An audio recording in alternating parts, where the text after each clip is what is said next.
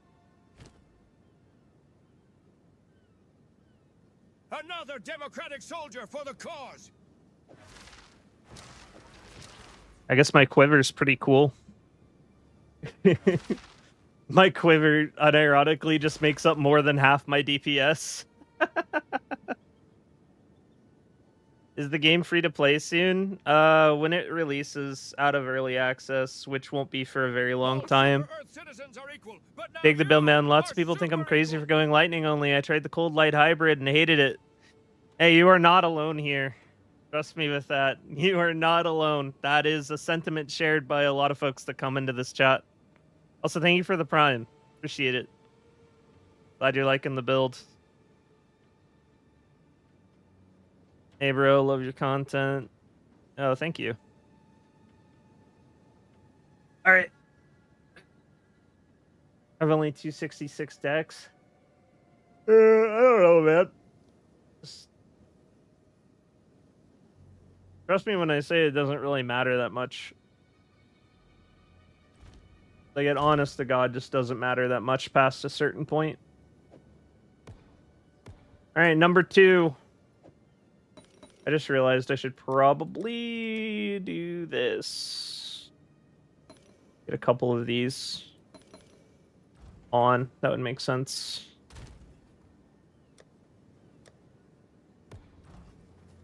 Okay, number 2.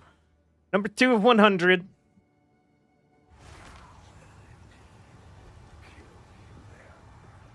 Remember this ramshackle place. A second home, and yet you've stood against so many horrors and I doesn't need more name. mana.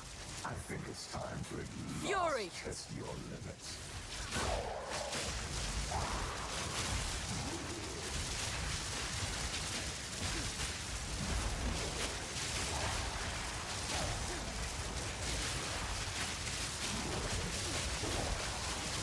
Barely broke a sweat.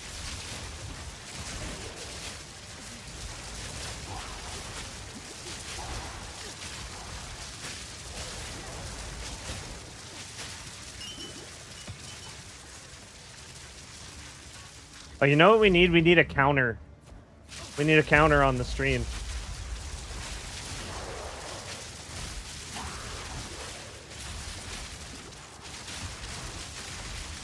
I don't know if I would want to update it every run, though. Not manually.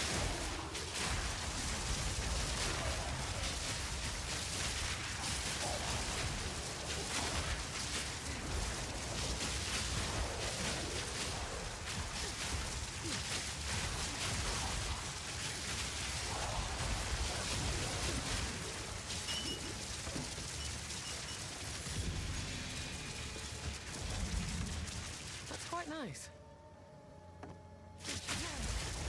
This is only the beginning.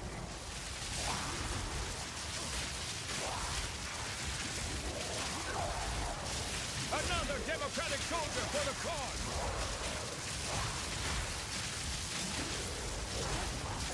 I think the reason, like, one of the biggest selling points of why I wanted to do this test is, you know, my build isn't Herald of Ice, so it doesn't. Like, obviously, Simulacrum's already still hard content, but I wouldn't say that this build struggles to complete Simulacrum, which is kind of a rarity in the meta of PoE2 right now. It's kind of like this and Spark and Gemlings, I think. An easy trophy. Oh, and Demon Form. Flame Blast Demon Form. Specifically Ice Flame Blast Demon Form. Pretty good at doing this.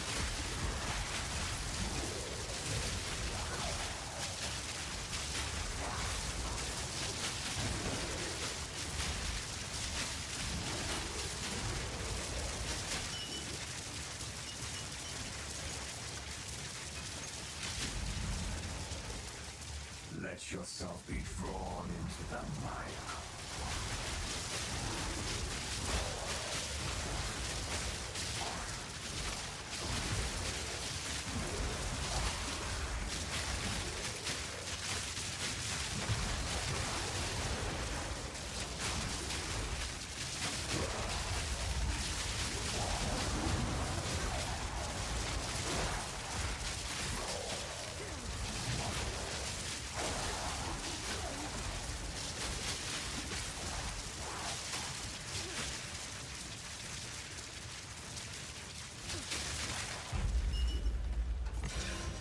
Stay light, stay alive.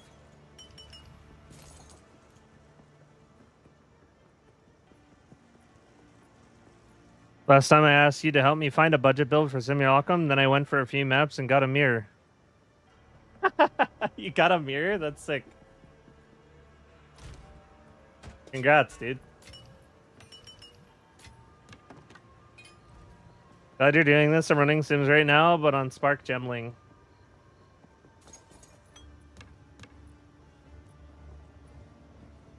Anyone have any armor scrap? Heard from someone that they're gonna go up as the patch dropped.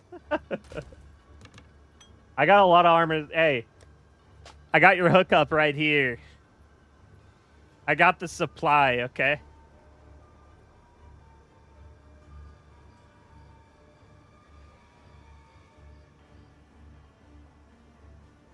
Well, when it comes to like the average time, I'm also like talking with chat. I'm not just locked in grinding my brains out. So the average runtime isn't going to be like the actual time. There will probably be a couple runs that'll be like locked in laser focus. Or maybe I'll do like 10 that are locked in laser focus just so we can figure out average time if you're like, you know, not doing anything else, basically.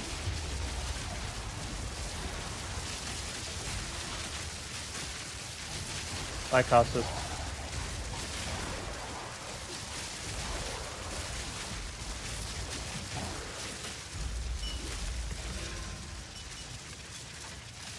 Don't mind if I do.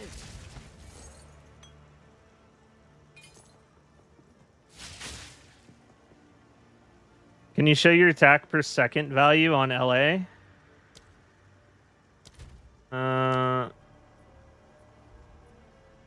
Attack damage per use 20.5 and then 22.3.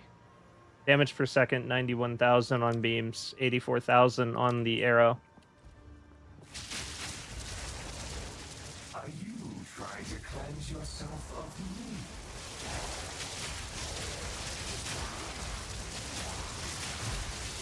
I checked the DPS on my bow, by the way, the other day. It's actually not as high as I thought. I thought it was a 411 DPS bow. This is a 399 DPS bow.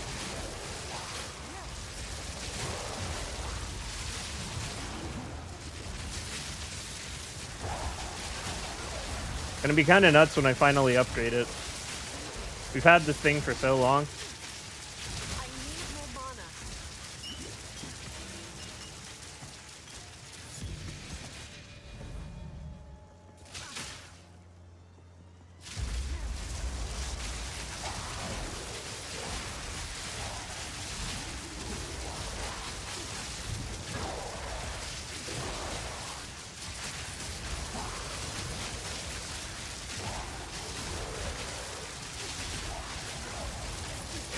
An easy trophy.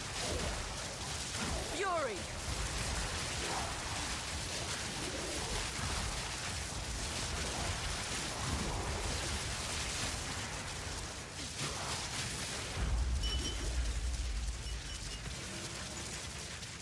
That's quite nice. Would you consider a Queen in the Forest build? Probably not. You can't get rid of the Exile. I am you.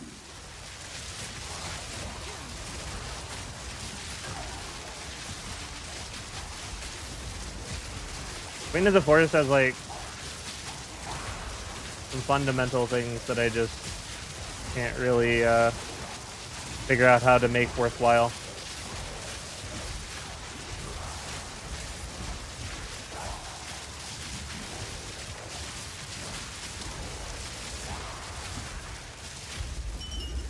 I'm already extremely fast. Rather not break my back. Like what is my movement speed right now? Movement speed plus 57.1%.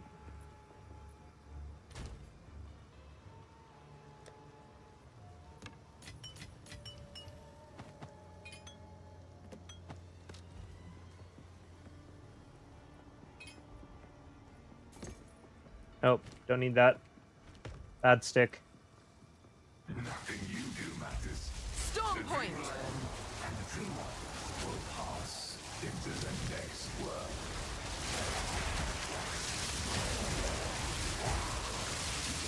An easy trophy.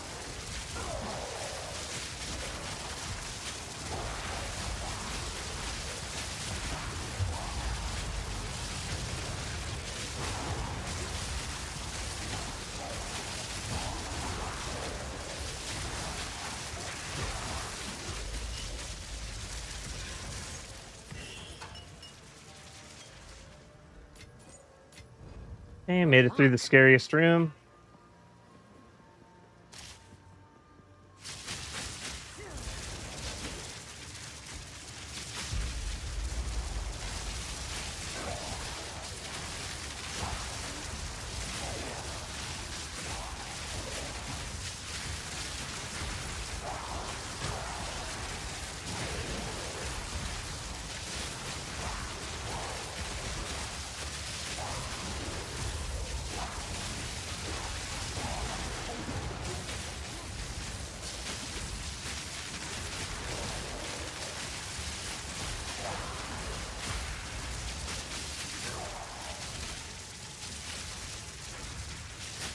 Also on the topic of like doing something other than full evasion with this build, or like shifting some of the pieces off of evasion, the other thing to keep in mind is if you're doing Simulacrum, you do not get a choice in the modifiers that you need to play.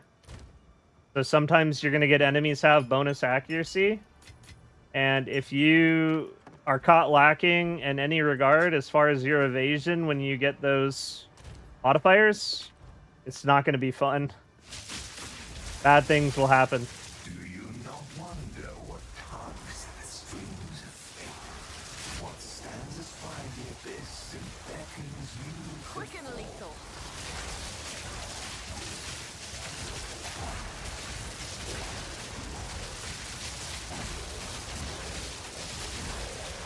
Fury.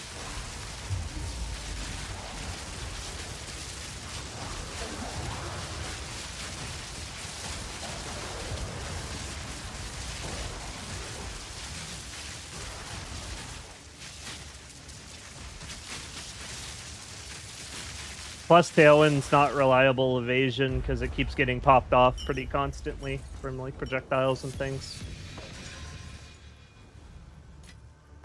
Well, the Tailwind evasion is good. You can't rely on it.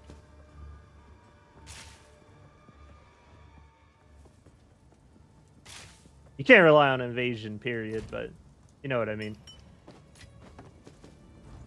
It just feels a lot better whenever you... That's why whenever I like give recommendations on how much evasion to have, I was very strict in saying if you want acrobatics, do 70% without your tailwind active. And that's because you can't rely on the tailwind to be active very often, especially whenever you're like just getting into acrobatics. That hurt. Wind Dancer down. Gotta play safe.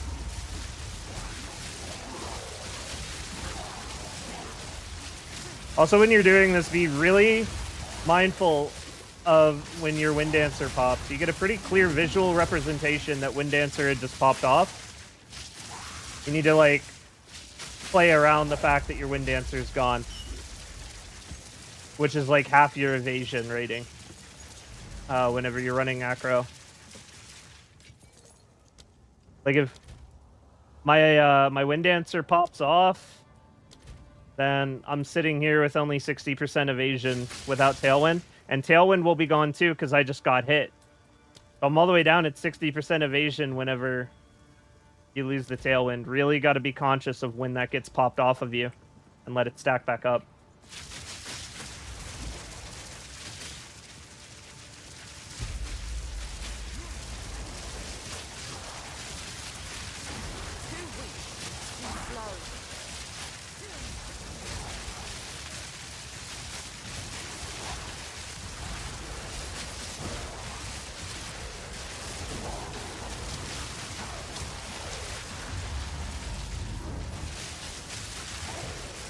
Another democratic soldier for the cause!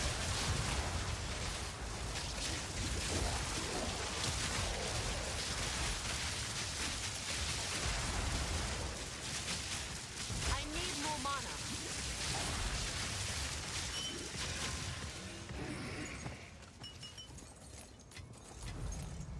Now this will come in handy. Yeah. Believe me, you will fall, Exile.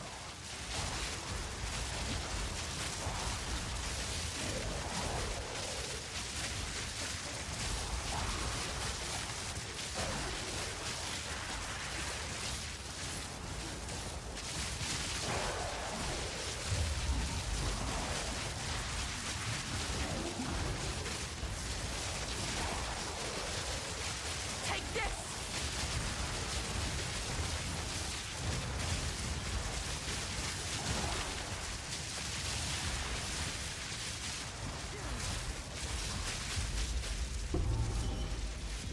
So be it. Keep your precious sanity, my agent of chaos. You shall serve me whether you like it or Hey, wait a not. minute.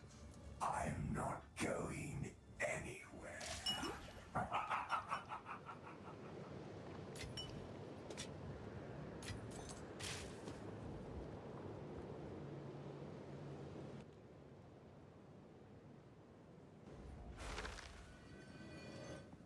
Speak.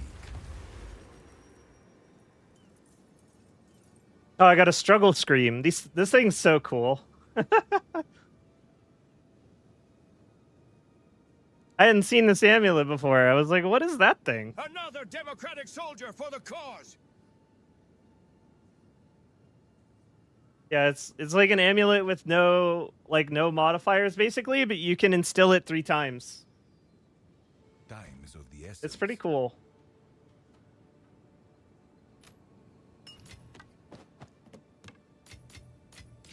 Or anoint. You can anoint it 3 times. That's what I meant to say.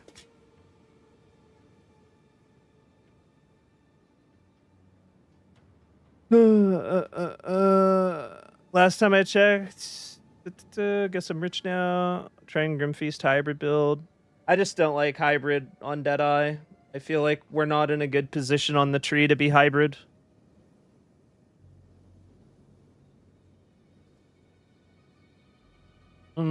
You only use lightning rod? I'm using lightning rod and arrow. What gems you put in the cast on shock? It's covered in my build guide. It's pinned at the top of the chat. What do you think of Spiral Volley Snipe? Spiral Volley Snipe seems fun. I thought about making another character to do Spiral Volley Snipe, but I just haven't gotten to it yet because I'm trying to do like baseline guides for all of the mechanics in PoE 2, and then I'm probably going to focus more on build guides in League number 2. Yeah, I know what you meant. It's just I don't like hybrid evasion ES on Deadeye. I feel like we're not in a good position on the tree to do it, and there's too much opportunity cost involved.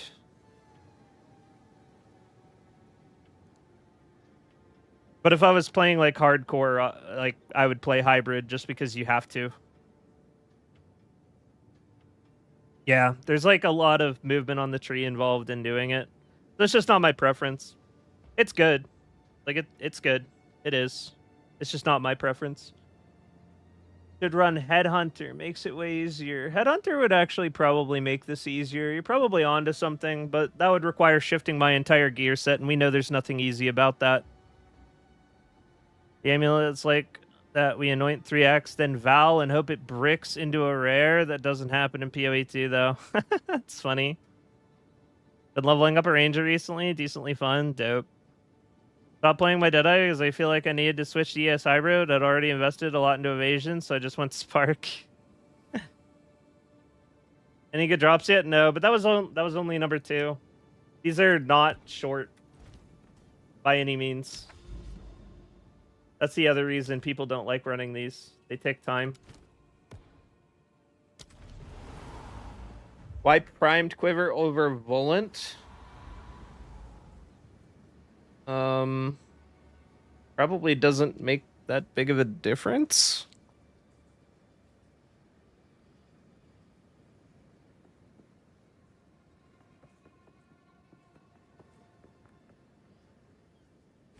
I think that's more a question for the perfect crafters in PoE 2 that make every perfect quiver on primed. I imagine there's a reason. 12 runs, I got a flask. Dope, congrats.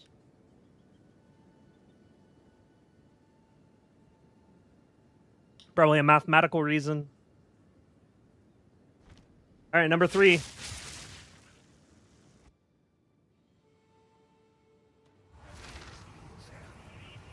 Why are you only running one ring? It's Thief's Torment. You can't run 2 rings. Thief's Torment, you are only allowed to run 1 ring. Charge the arrow.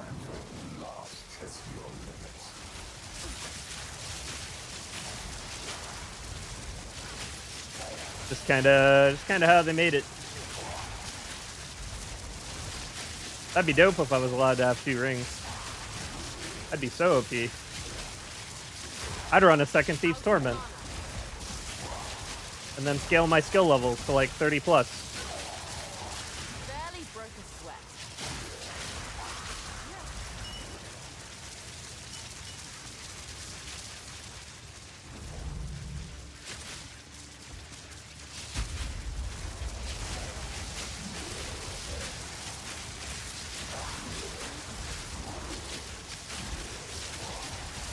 Generally what's happening here is I want to keep up 4 sets of lightning rods at all times because that's the maximum number I can have deployed at once. And keep them up as like a barrier between me and where the majority of the enemies are spawning. In between that, I'll fire off some lightning arrows.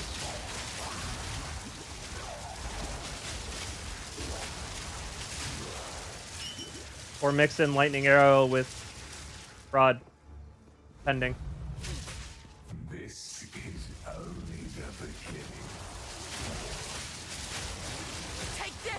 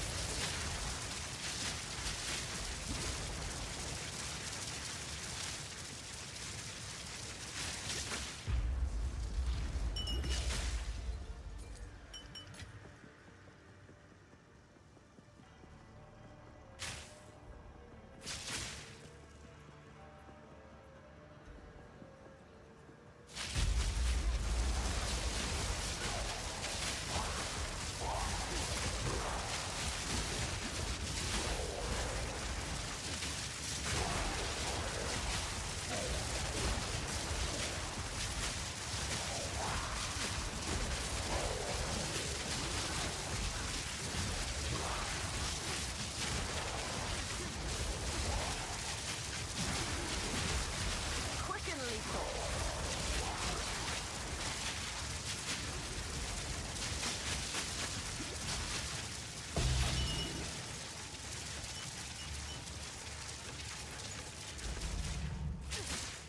Let yourself be drawn into the mire.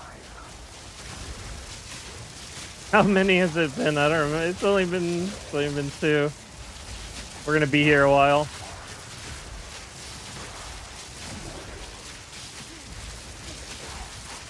Also, when the Wind Dancer pops, I'm trying to be more mindful of, like, towards the later levels, I'm keeping my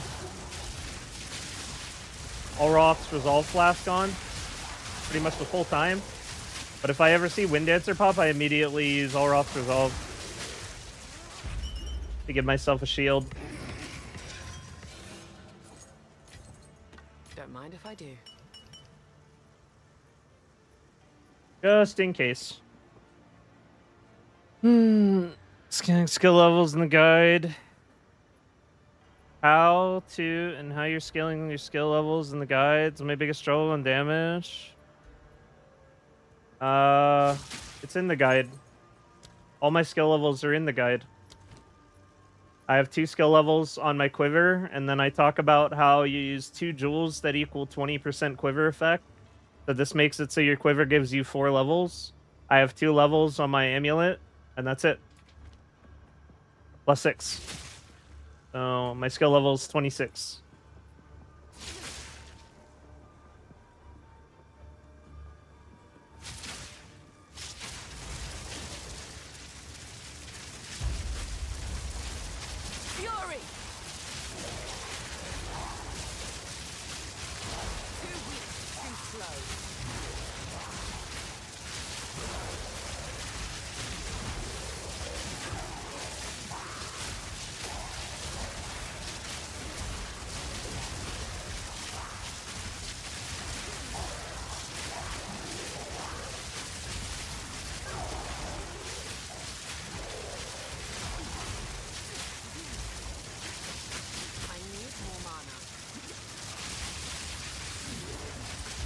I feel like we'll start getting deaths after I'm like 10 into this and start getting complacent.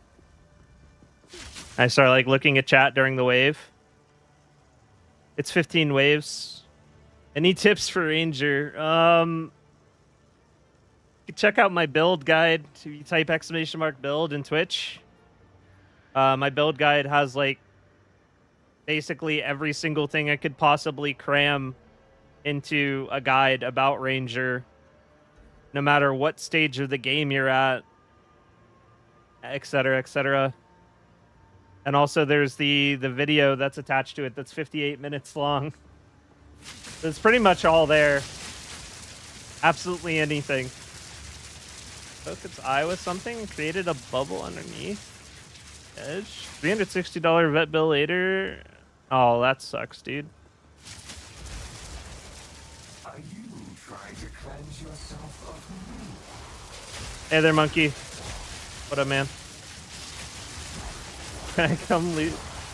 Leave some XP on your loot? An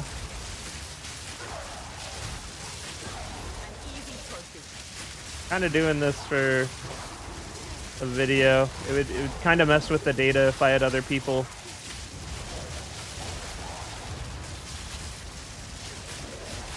More people equals more loot.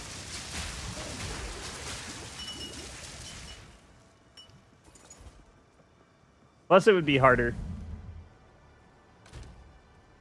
Potentially.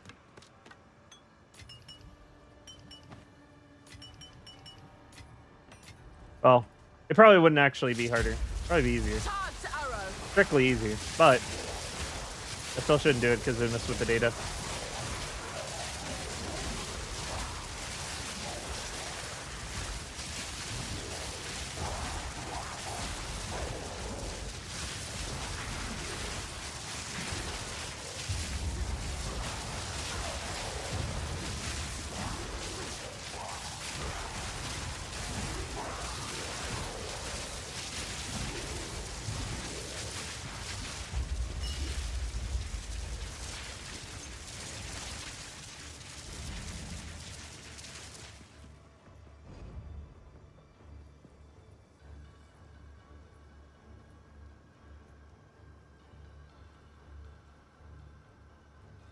I can clear the map and your GP and your GPU. You can't get rid of the Exile. Yeah, I would under normal circumstances if I was just like doing this to play, just like group up. But it's gonna be for a video.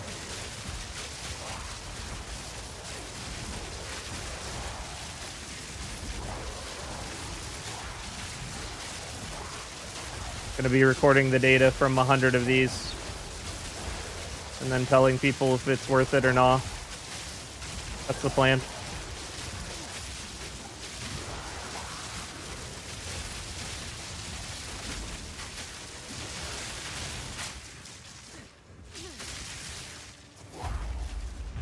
Didn't mean to do that.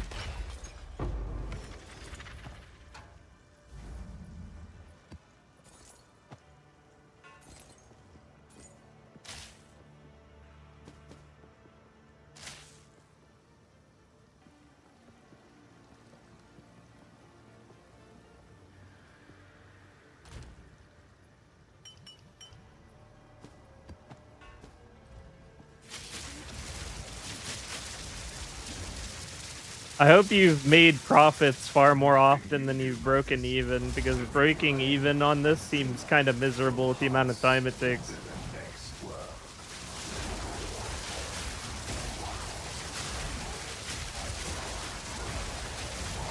I mean, it makes sense that, like, rarity would be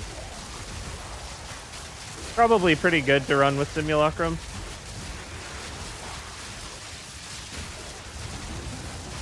Considering the way the emotions drop is probably based on an upgrade system that's affected by rarity.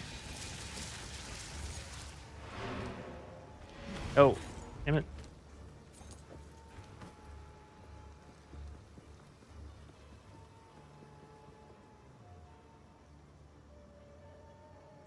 Per run, like every run you do, you make profit. I mean, I guess that kind of makes sense considering they're so cheap now.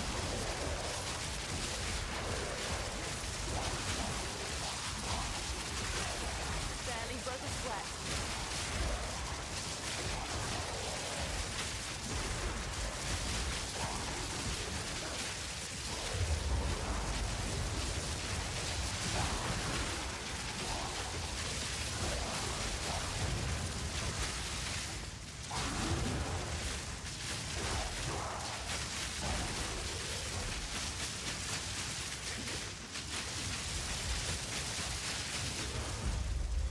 That guy was tanky.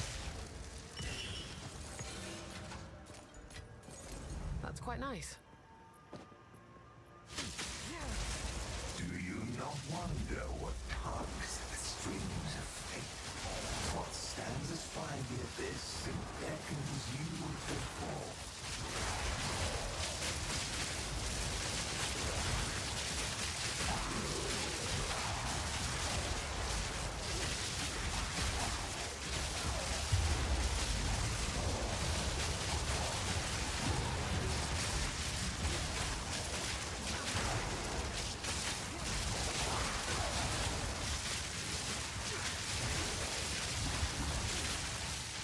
Must be bonus health waves. Thank you, the normal. Keep getting baited into picking up gloves.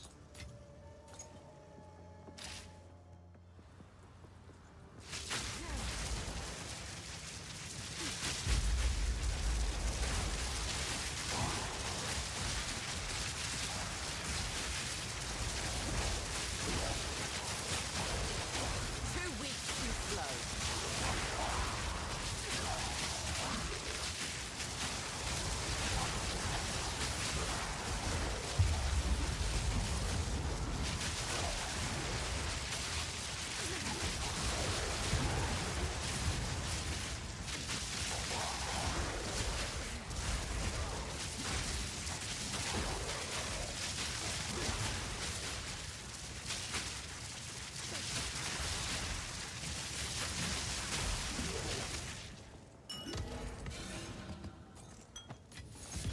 That's quite nice.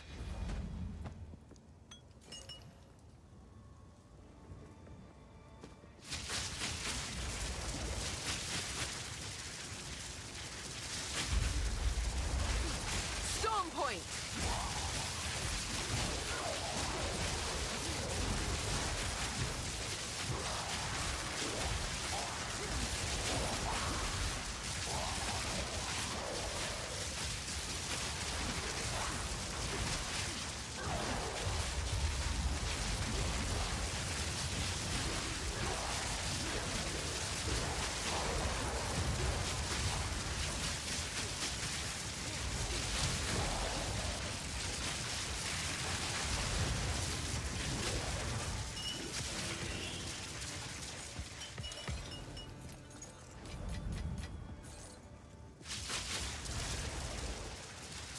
Believe me, you will fall, Exile.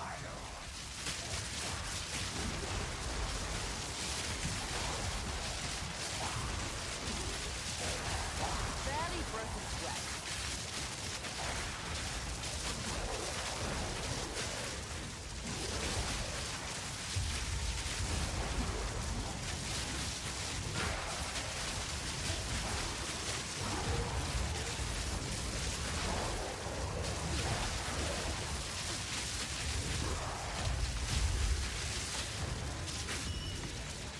So be it. They like Keep your to stay precious alive. sanity, my agent of chaos.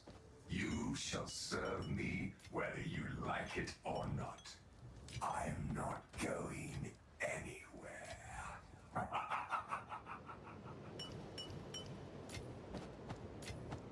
Don't mind if I do.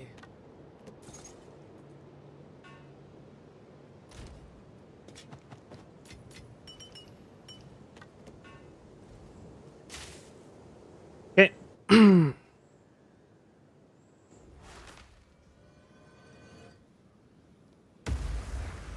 Apparently my last. Don't dodge roll. I'm good.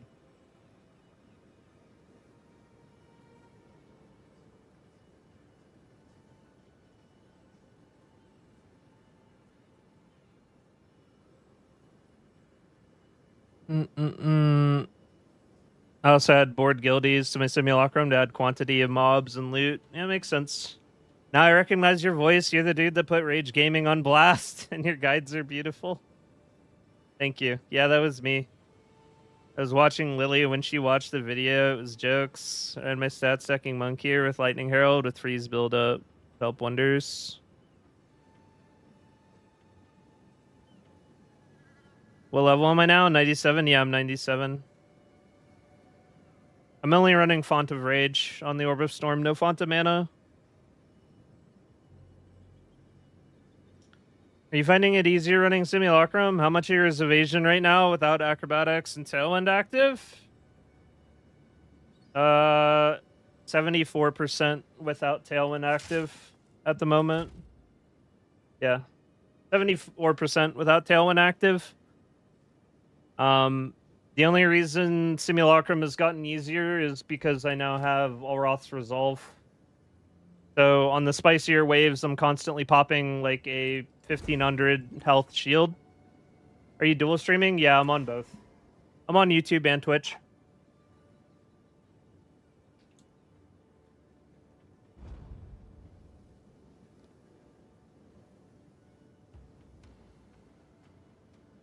No.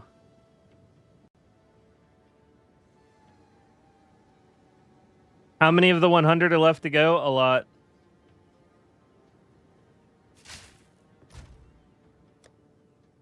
A lot. Too many. Too many of the 100 are left to go.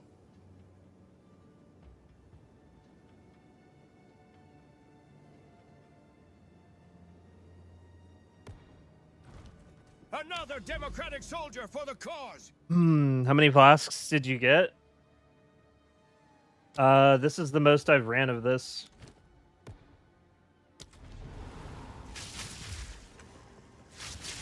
Before starting up this stream, I had ran max difficulty Simulacrum twice, and otherwise I had ran Simulacrum 4 other times to get the full points. Olroth really helps. Yeah, Olroth really helps. Well, the only time you ever die on this build is if you get one shot. So if you can increase the amount of life, effective HP, that one attack has to get through that would normally kill you, then it infinitely increases your survivability, right? Like, if I get hit for 3,000 damage, I'm just dead. If I use Olroth's Resolve, I'm not dead, and I instantly heal back to full. Just makes the difference, right? The one single time I get hit. Your ES is so low. How are you living here? Evasion.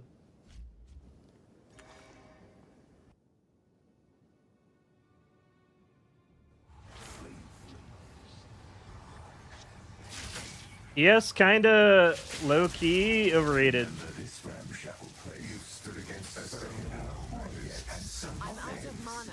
I think it's time to Fury! test your limits.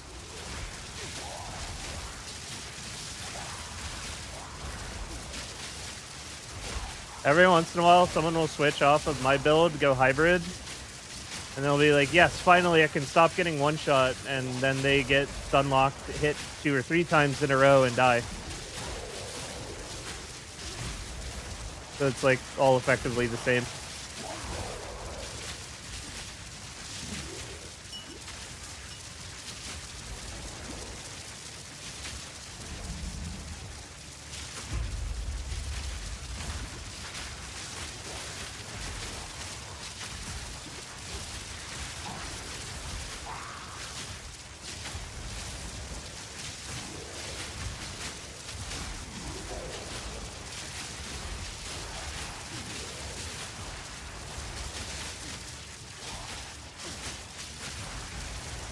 No. I'm just staying on my AoE setup the entire run. I don't use Pinnacle setup at all during Simulacrum. The bosses get pretty much insta-melted, so it's not really worth. This is only Just need the AoE. An easy trophy.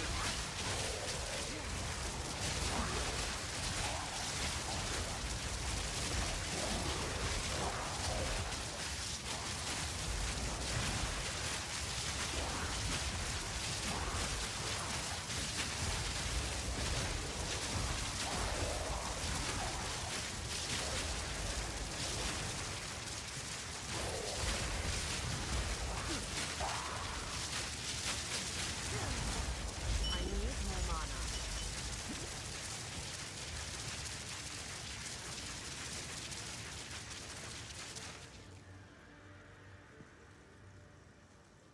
Was the pink and green color in the passive tree mean? So I have a setup. The red lines are attached to my weapon set 1. And that's for increased area of effect. Piercing. Nova damage. First hit damage with first approach. And then my weapon set 2 setup is focused solely on bossing. So currently I have it set to Force Wave because I wanted to see how it would feel to just have this amount of stun build up between this and Shattering Palm. To see if like I can insta stagger like Zesh T4 out of his first attack and kill him. That would be really funny. I haven't gotten a chance to test that yet. But it's just like as an example, right? And then the other thing I have it spec'd into is Giant Slayer, which is rare and unique damage. So whenever I go to fight a Pinnacle boss, like if I was going to fight T4 Zesh or Arbiter or whatever, I just do this really quick. And now I'm on my weapon set 2 setup. And I'm ready to fight the Pinnacle boss, basically. And then, like, I do also one little gem swap really quick. I could obviously get more damage if I did more gem swaps, but it's not worth the time. So I just do this one gem swap where I do concentrated effect. And then I fight the boss. Most of the time, I don't bother, though. But in my build guide, the setup is the way it is in case someone has like more mediocre gear. It's still good. Basically, if your gear is more, if it's like closer to mediocre gear, you benefit more from having the weapon set 2 set up and being able to stun lock the boss. Too weak. Too slow. It's part of what makes the build so budget friendly is you have a second setup specifically for bossing to get more value out of your build and push it further without putting more currency into it.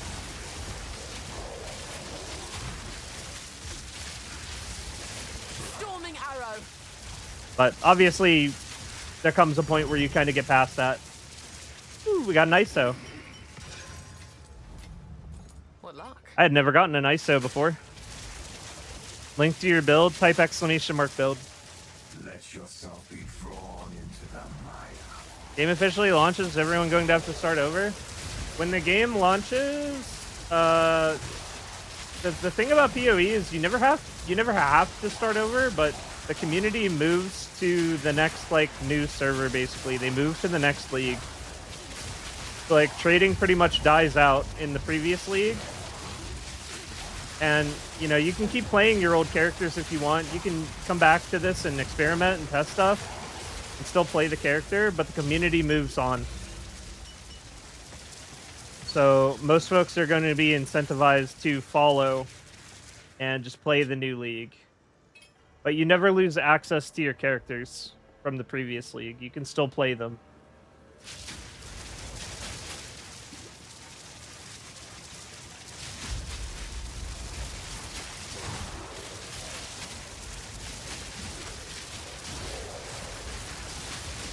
The most important thing everyone should be focused on with this first league of PoE 2, though, is just learning absolutely as much as you can about every facet of the game. So you can apply it next league and be turbo rich.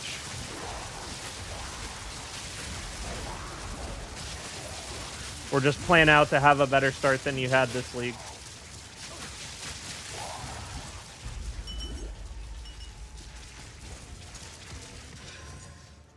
because there's tens of thousands of other people planning to do the exact same thing. And with, you know, less duplication and stuff in the game, less bugs, the economy will be more difficult in the following leagues than it was in the first.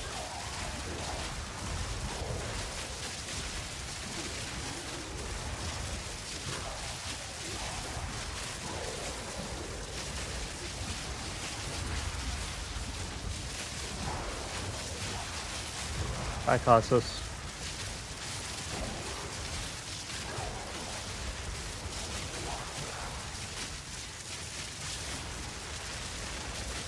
I need more mana.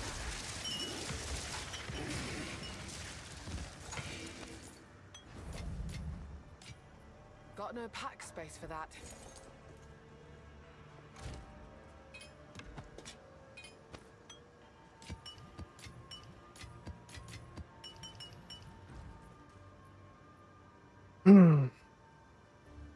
No.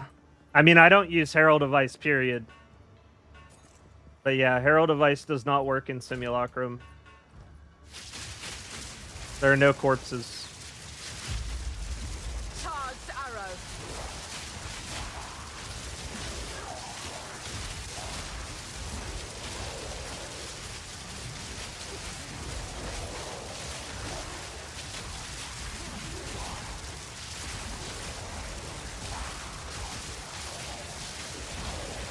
Quick and lethal.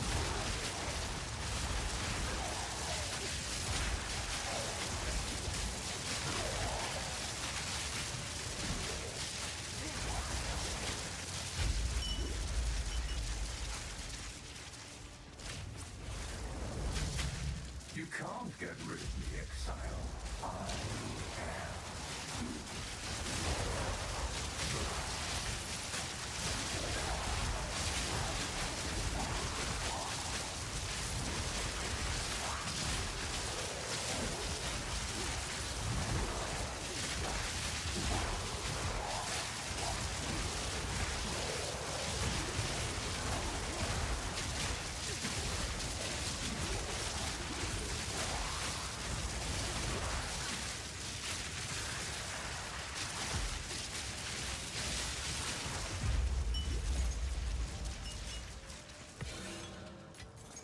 Don't mind if I do.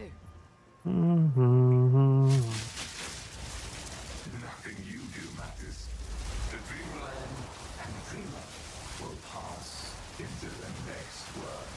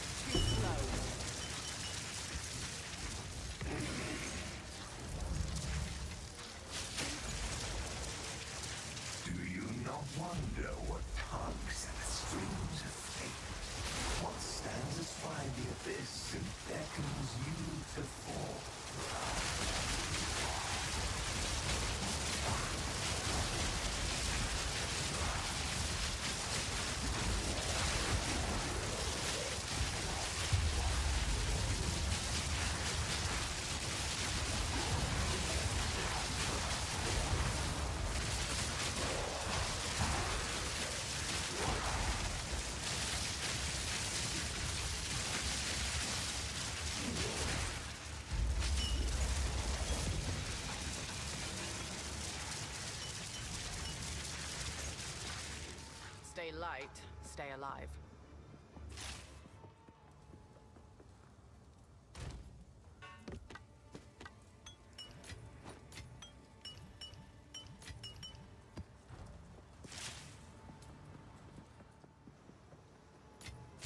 What luck?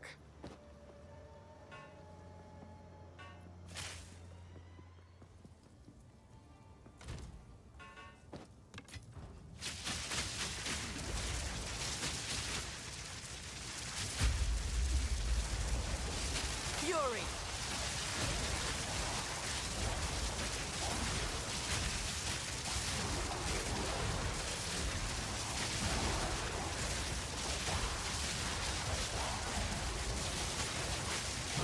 Too weak, too slow.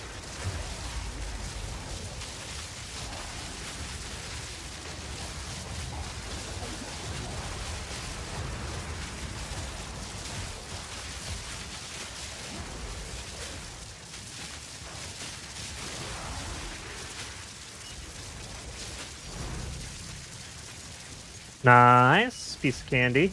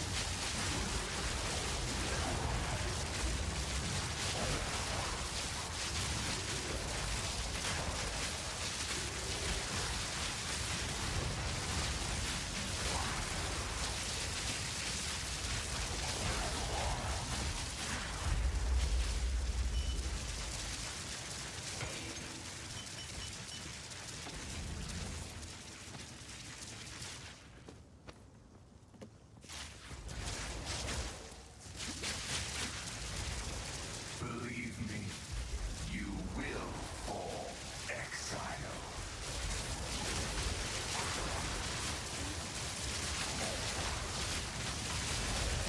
Too weak, too slow.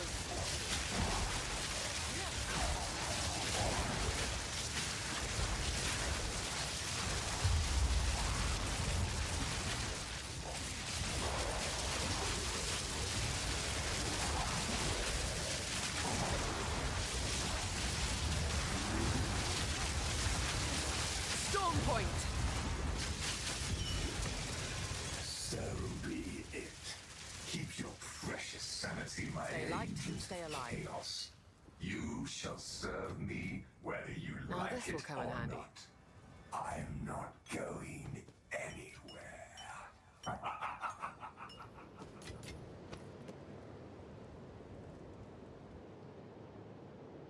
All right, we have to also have this be our gem tab as well.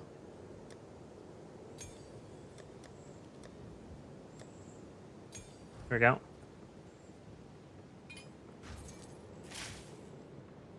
Armor drop. At least the armor looks cool. You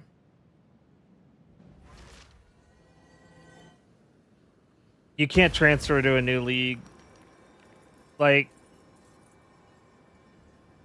you will not be playing this current character in future leagues. Every league is new characters. Your pure evasion, how much evasion do you have? With acrobatics active and no tailwind, I have 74%, 8,781. If I fully stack my tailwind, I have 80%, 11,725. And then I have 2,300 life, 200 ES, and I'm constantly, during the spicier waves, popping my Alroth's Resolve Flask for 1,545 guard. That protects my health and energy shield pool from being hit for 1,500 points. And I can use this as long as I have flask charges, basically. You guys know of any lightning build sockets for Annas at the very top of the tree? I got one that gives 4x rest control and some other good stuff, and I wonder if that's decent, really good, or worthless. Couldn't tell you. I haven't really looked at that jewel. That jewel is crazy. Show them your evasion without acro. Another democratic soldier for the cause. I could do that real quick.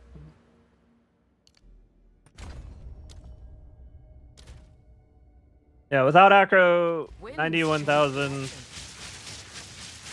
Or not 91,000, 29,000. Fully stacked up. 38,937. Evasion chance 93. Speak. Time to learn something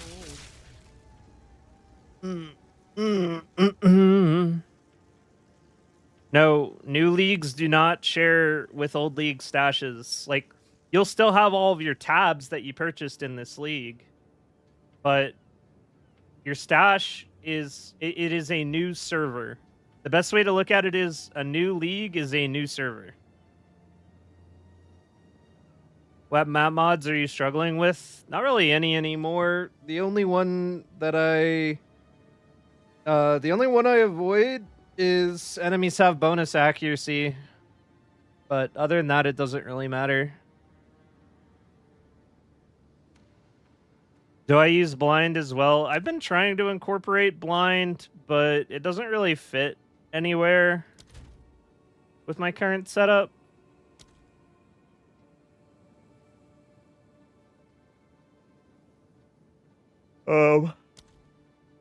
I just couldn't find the points for it. I really wanted to get pocket sand into the build because that would be like effectively pretty useful. New patch notes just dropped. I feel like I'm being baited.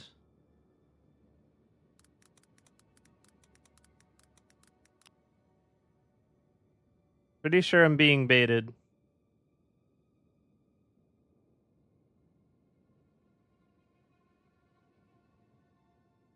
Oh, nope. I am not being baited. There are, in fact, new patch notes.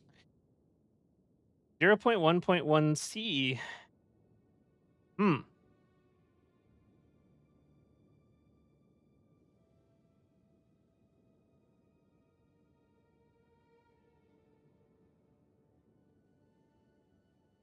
Yeah, there are new patch notes.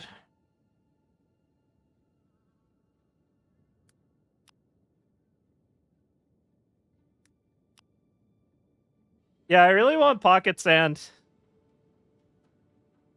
I just haven't figured out how I would get it. Be more evasive with blind, or is it okay without, just for low leveling? It would probably be good to incorporate blind whenever you're low level and your evasion is like more scuffed.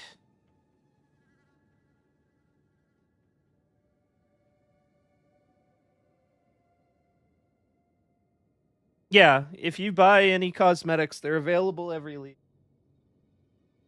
In fact, they're porting over PoE 1 cosmetics from PoE 1 to PoE 2. Like anything you buy as a microtransaction in PoE 2, you'll have forever. You'll have in every league, ideally. How it's gonna work. Yeah, I was trying to figure out a way to get blind chance pocket sand into the build. And also these nodes up here, sand in the eyes. Because it's a little bit interesting. If you compare taking sand in the eyes, this takes 4 points to get this. And it's 16% attack speed with 23% chance to blind. And then I was working with the idea that, like, well, what if I get rid of acceleration, which is also 16% skill speed, and instead did sand in the eyes to get blind? Problem is, I was trying to do the math with path building, and path of building is so incredibly scuffed. I don't know how it released the way it is, that I could not get an accurate reading on what that would actually affect as far as enemy hit rate. Because anytime I tried to increase the blind percentage above the base rate, it just wouldn't be able to calculate it. So I couldn't get an accurate read on how good blind would be, and I scrapped the idea. No Waystone tab. 1 out of 10 bad patch. All right, let me read these real quick. 5 respawn attempts added to Twisted Domain based on difficulty. 5 respawn attempts to the Olroth Origin of the Fall boss fight. 5 respawn attempts added to Crux of Nothingness. I can't help but notice that there's no respawn attempts added to Simulacrum. Like the only actually difficult Pinnacle encounter? Hello?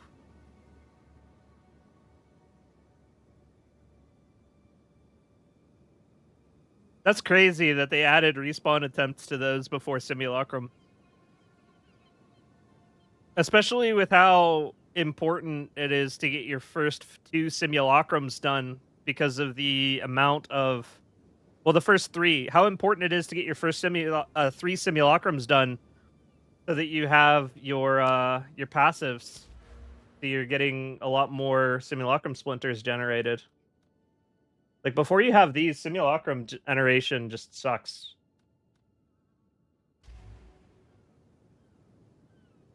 Minimap icons for League mechanics now remain visible regardless of how far away you travel from them. Thank God. More checkpoints to several map areas and improve the placement of some checkpoints. Can we just make the map smaller? Like, oh my God. There's going to be like 17 checkpoints in the maps, and they're still not going to realize that they just need to make the map smaller. Minions can now briefly squeeze through smaller gaps if they fail to move for a short period. Good for minion builds. Bug fix, bug fix, bug fix. Crashes, font size. All right, so nothing too crazy.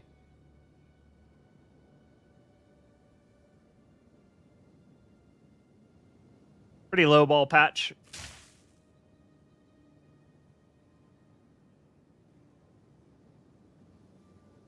How many times do they change League?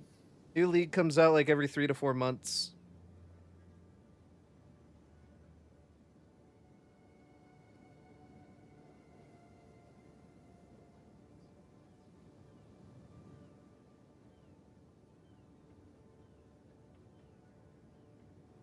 I don't need to scan the whole map for the breach I didn't do and I get 12 plus. Yeah, Pog. Gold Charm now meta because it refills on the 300 checkpoints on the map. True. It's funny. All right, I'm gonna stop this recording, start a new one. I don't want to risk filling up on storage and then a big chunk of this gets deleted. That would suck. Just gonna do this in chunks. Ugh, I have set myself up for quite the daunting task. We're gonna be here a while.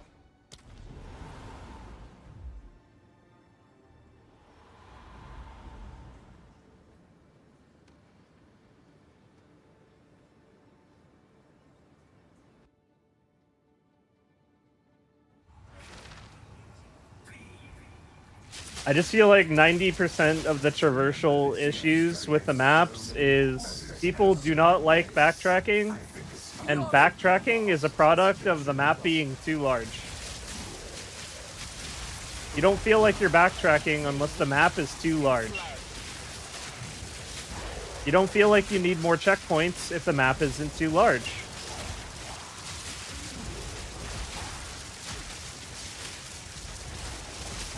Simulacrum is carried out in this claustrophobic little cubbyhole. And meanwhile mapping like a continent of space, like an America-sized amount of space per map. It just doesn't make sense.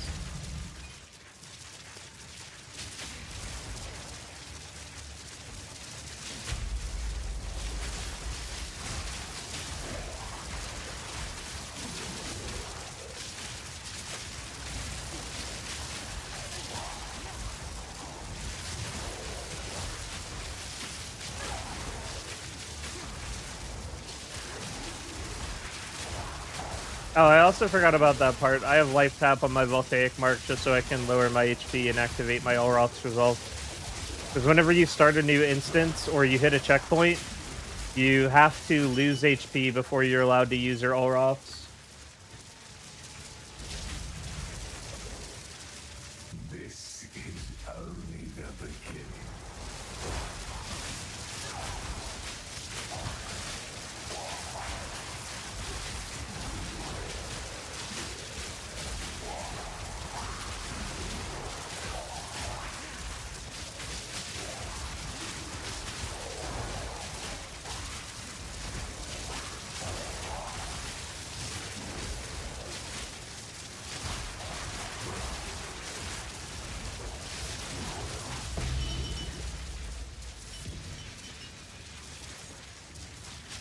Despair's a little bit more exciting than it needs to be. Remembrance 7267 Songworthy Deeds on the Timeless Jewel mean anything? Bro, the heroic jewel is like crazy. I think the only reason people knew what was up with the PoE 1 version of that jewel is because people like basically crowdsourced the information on what each of the combinations of numbers and names meant and eventually created a database of it. I would say this early on in the game's life, we're pretty much in the dark as far as that jewel. But the thing about it too is like you can always just divine it to reroll both the number and the name. So technically someone can just like keep re-rolling it until they get something they like. It's kind of the only reason it has that value.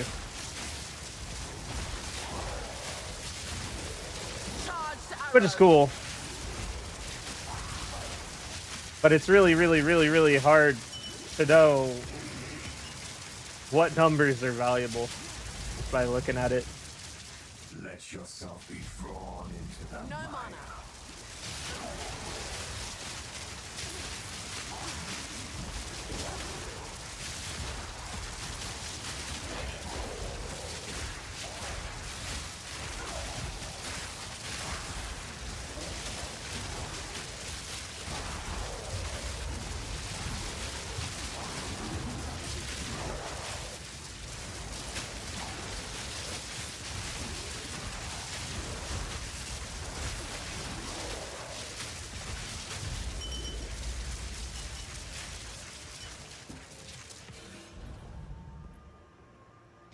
If you were going to buy one of those jewels, yeah, you just buy it. Like, if you know the jewel is good for your build, you just buy it and you divine it until you get one that you like.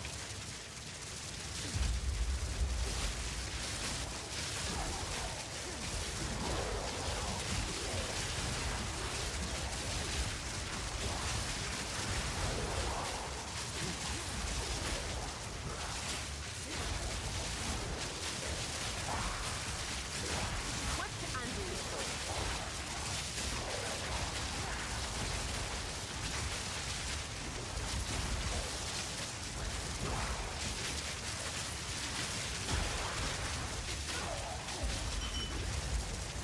I'm out of mana. One thing's for sure, I'm never gonna need to buy it. The emotions again when I want to instill my maps. Are you trying to cleanse yourself of me?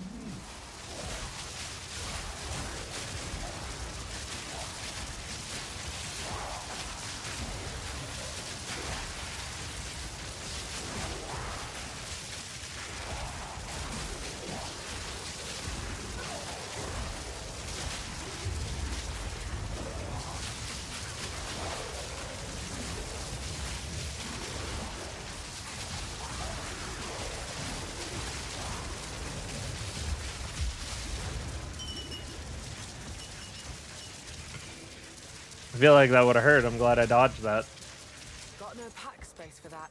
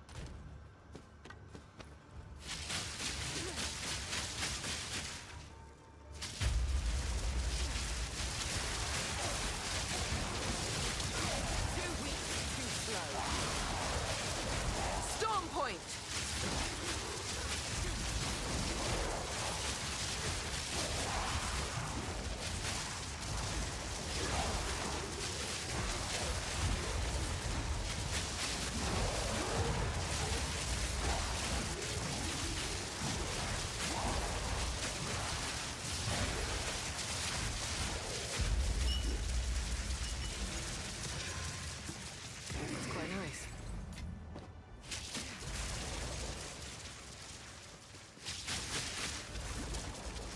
You can't get rid of the Exile. I am.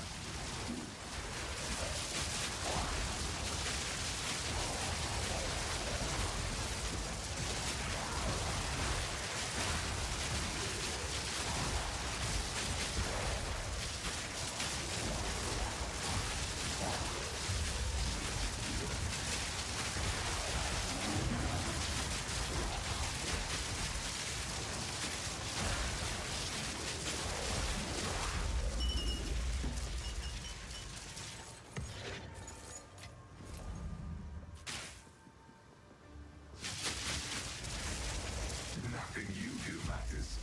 The dreamland and the dreamer will pass into the next world.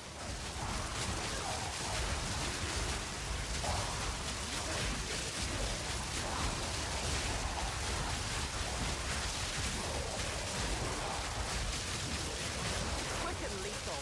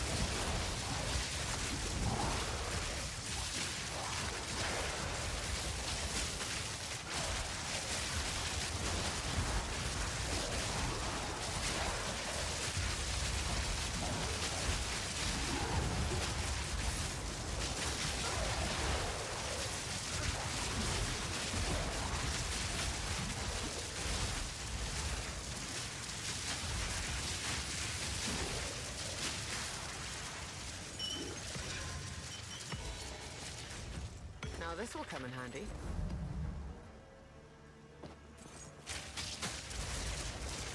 Do you not wonder what tugs at the strings of fate? What stands astride the abyss and beckons you to fall? Charge arrow!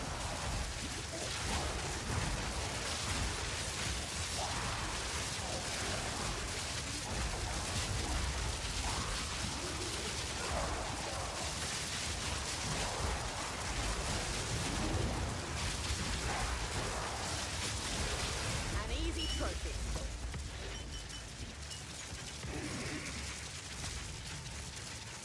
That would only slow me down.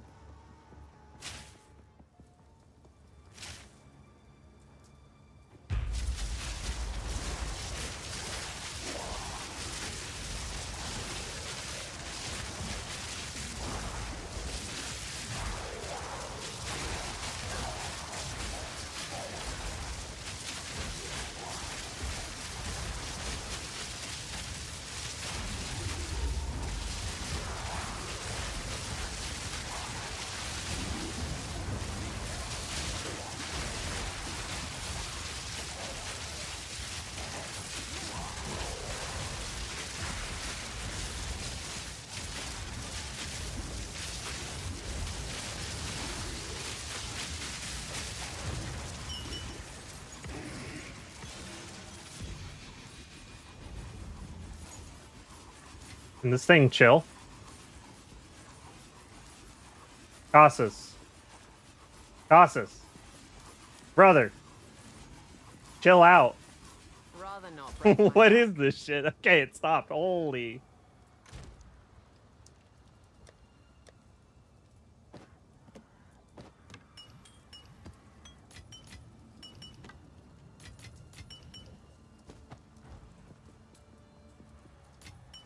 He's Now been this dead will for come in 5 handy. years. What would... That thing still hits me. What? Got it then?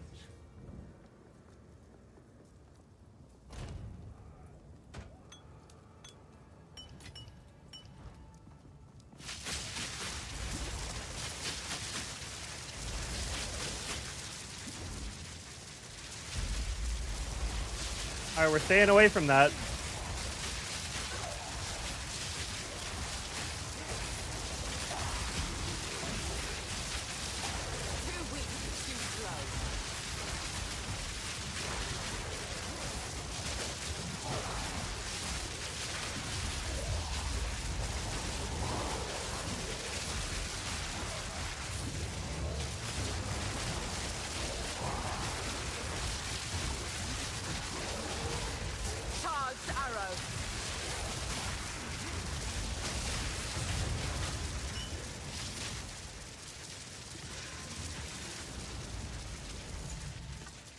I didn't read it, but that felt like a negative.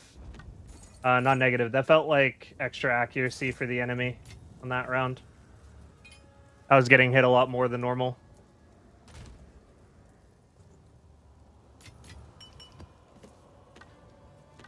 Ordinarily, like, in here, it pretty much doesn't do you any good to actually read what the modifiers are, because it doesn't matter what they are. You're going to have to deal with it either way. You will fall, Exile. Like, this is a 75% more HP round. Like, okay, cool, that doesn't help me. Knowing that doesn't change anything.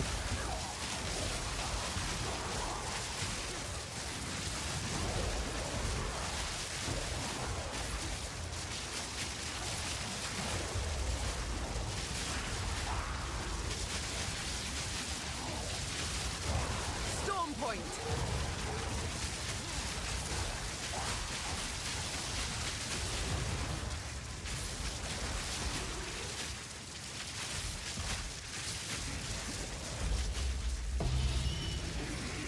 So be it.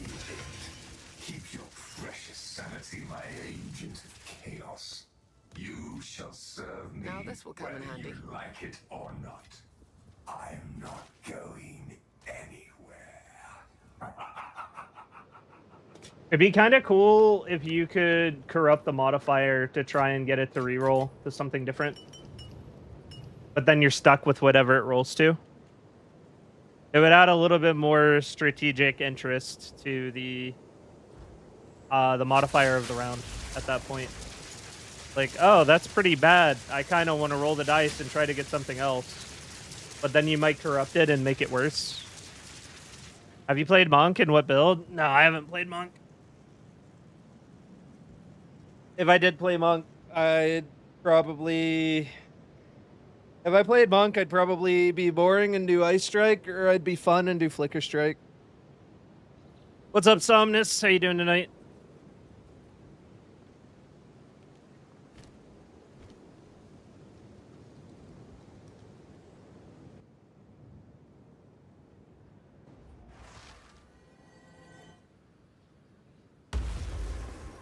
Soft locked in a map. Boss can't portal out. RIP. Speak.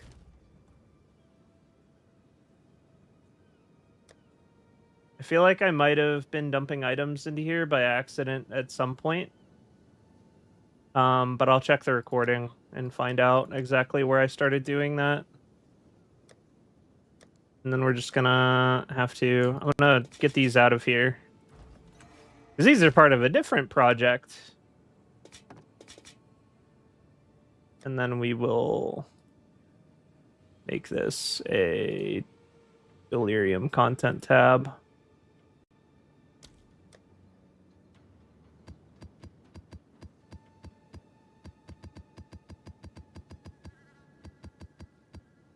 Get these out of here as well. Oh, shit.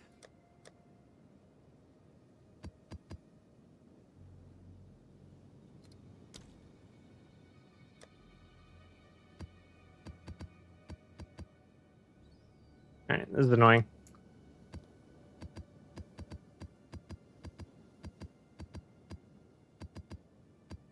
Okay, cool. And Delirium. Well, that won't matter right this second.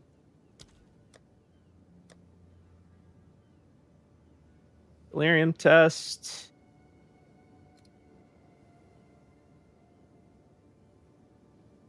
Cool.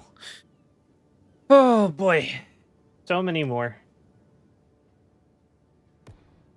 Was this like number... I want to say like number 6? Number 7?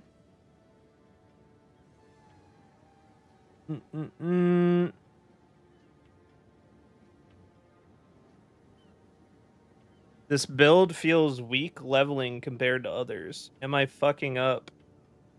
I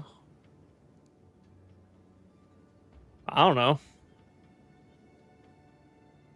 Didn't feel weak when I leveled up with it. Felt pretty good. Made it to endgame before any of my friends did.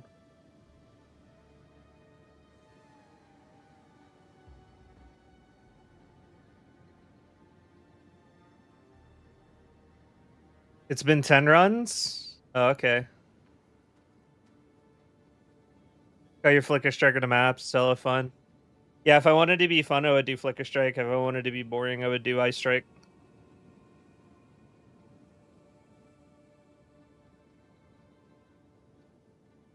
How did you get this portal? It looks sick. This portal? This is the portal to Simulacrums. That's just the portal that pops up when you're doing Sims. Any drops yet? Nope. Another democratic soldier for the cause. I don't think I'm at a net loss because the Simulacrums have crashed so hard and they're so cheap that I'm probably still profiting off of them overall.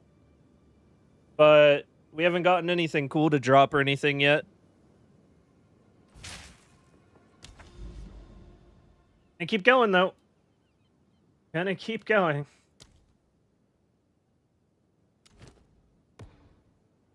I do believe your mind.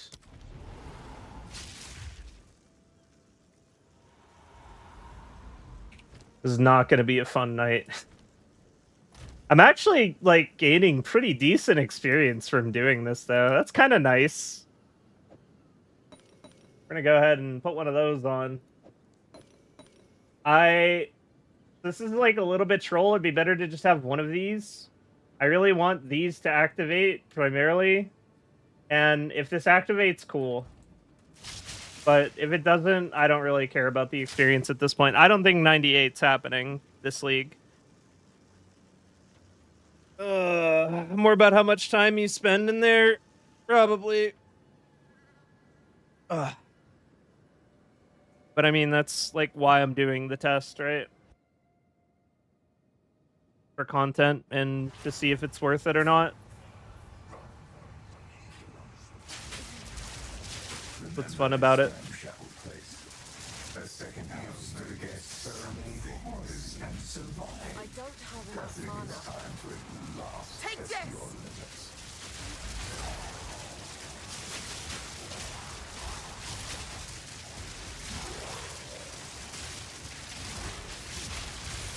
Too weak. Too slow.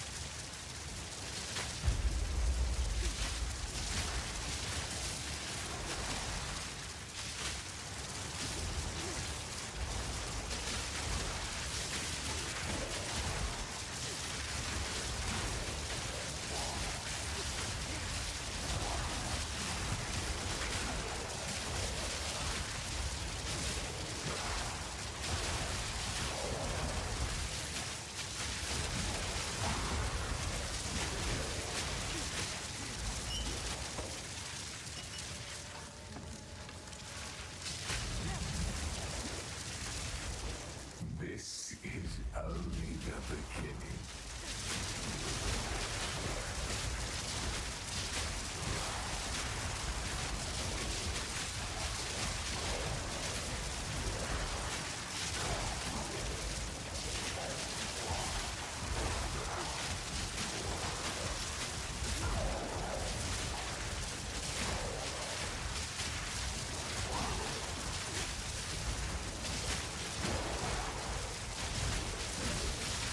Barely broke a sweat.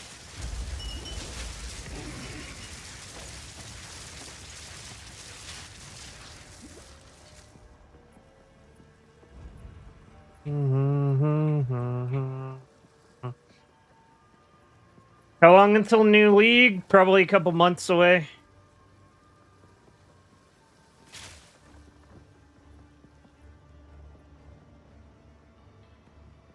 Level 78 with Ice Strike Monk, having trouble getting my third ascendancy. 3800 ES with Chaos Inoculation. Survivability is my issue. Do you have any evasion? Or are you just pure ES?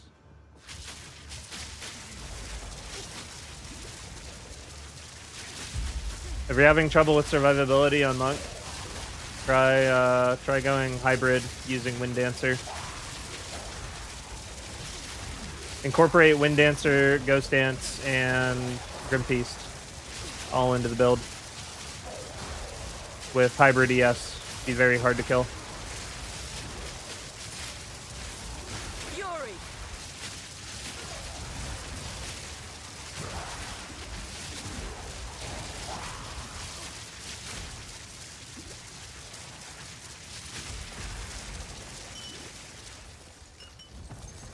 That would only slow me down.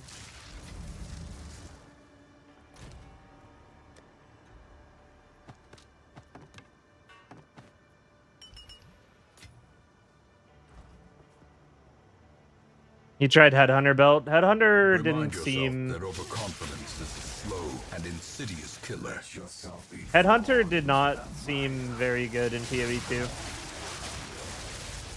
It's probably pretty good for doing Simulacrum, but I did not want to buy an entirely new gear set just to incorporate Headhunter.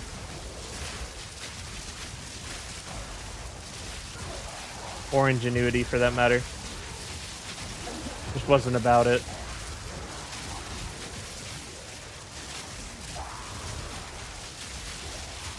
Charge to arrow. If there was ever a time for Headhunter to shine, it would be right now, though.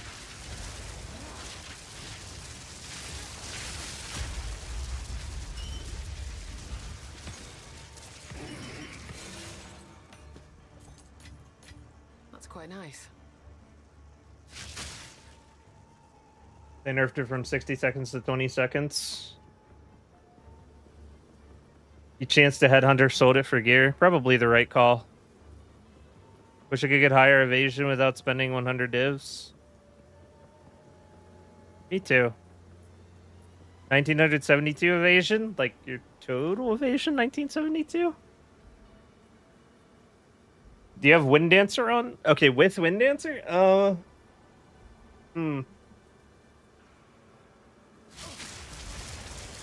Do you have acrobatics as well? That feels really low. If you're running acrobatics, I would definitely drop acrobat.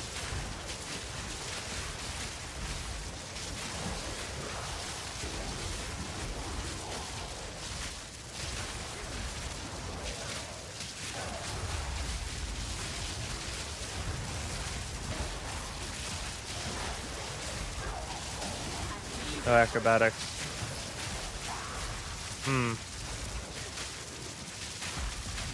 If you want to join my...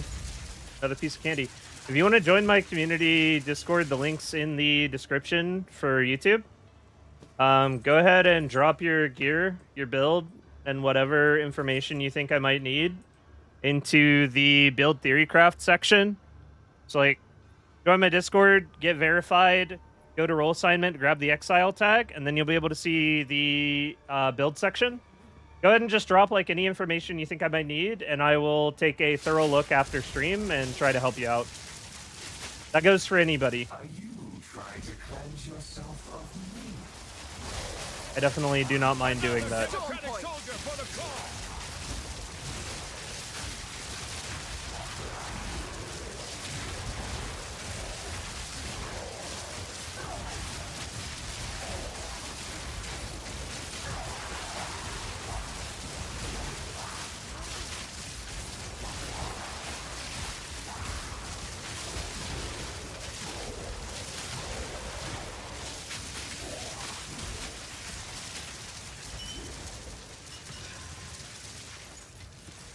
Rather not break my back.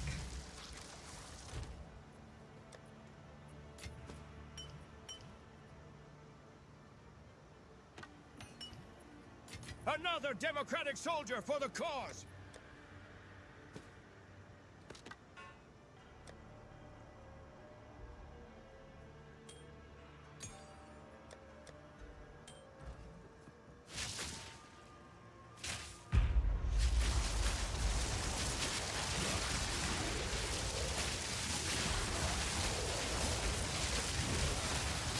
Too weak, too slow.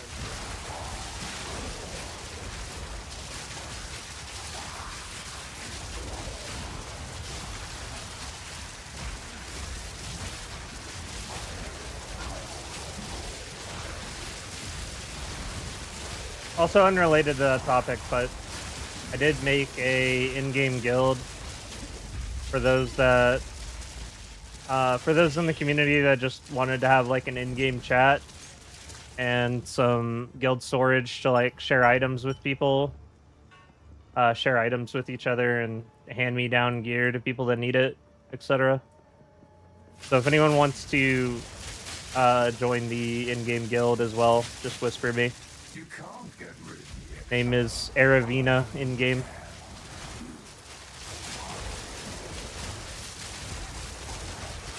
Still plenty of room. Storm point. It's kind of funny because like most of the community right now hangs out here is playing Deadeye. So the community chest for like hand-me-downs and stuff is just all quivers and bows and evasion gear.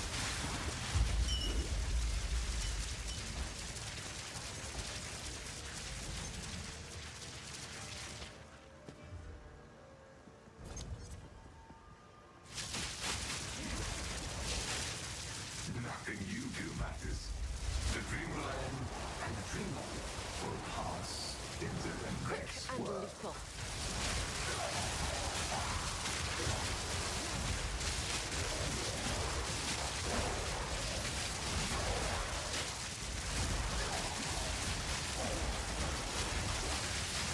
Also, while I'm just rambling, I cannot believe how far and wide the armor scraps meme has spread.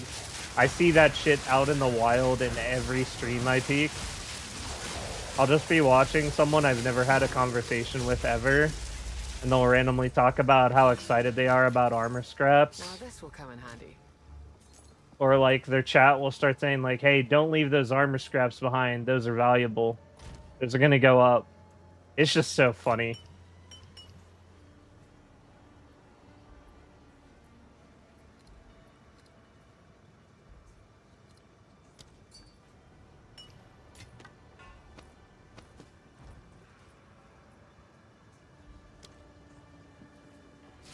They're actually just going to be getting clowned on for that the rest of existence. And PoE 2 is going to be a very old game someday, and it's still going to be a thing. Take this.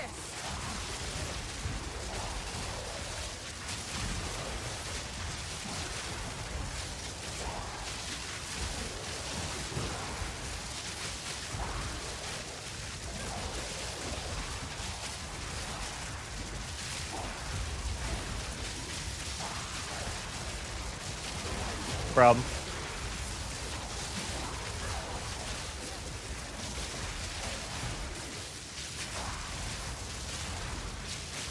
Welcome in.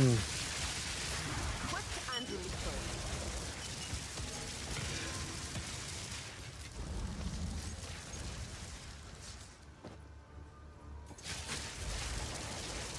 Oh boy. 76% bonus monster life, 56% ES. I'm so happy for them.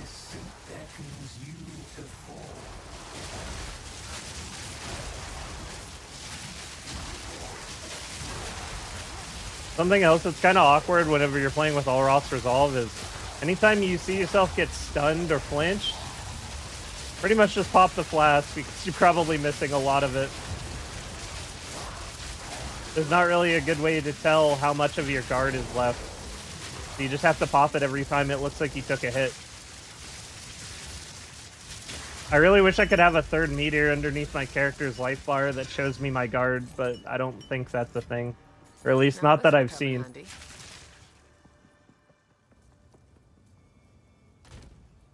Be a nice quality of life. I know guard's like not a super common thing, but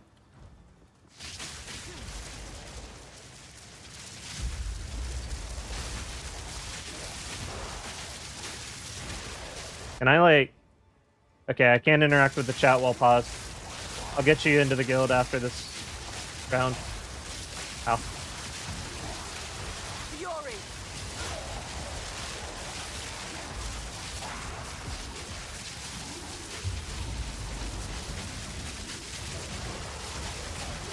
Barely broke a sweat.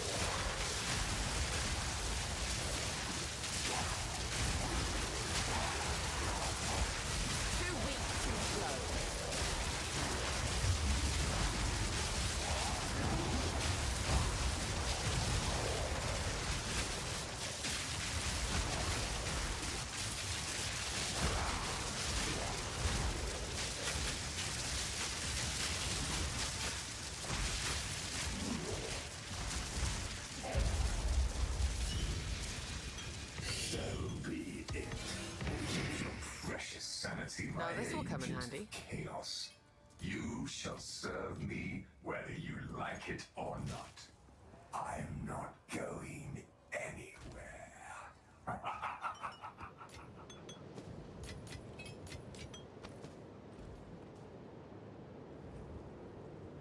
Okay.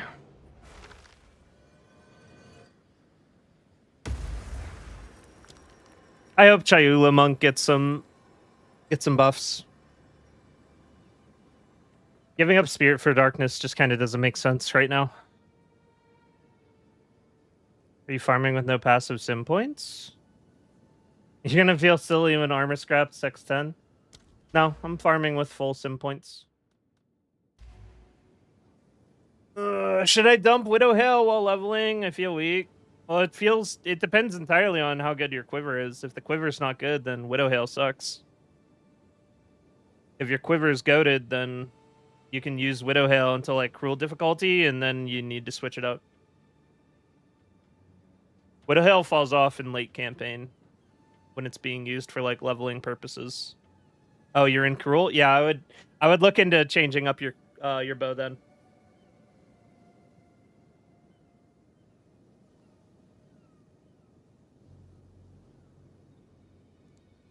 Yeah, no problem. Is Pierce on my quiver bad for Fork? And if so, what would I swap Fork with? If you have Fork... Okay, so if you have Pierce on your quiver, then the life hack is you should save yourself these 2 points instead of getting Pierce the Heart. These 3 points, actually. Instead of getting these 3 points. Actually, I just realized that... Oh, I feel dumb. I could make this a weapon set 1. Yeah, if you have Pierce on your quiver, then take these 3 points away and use them on something else. That's how you deal with that.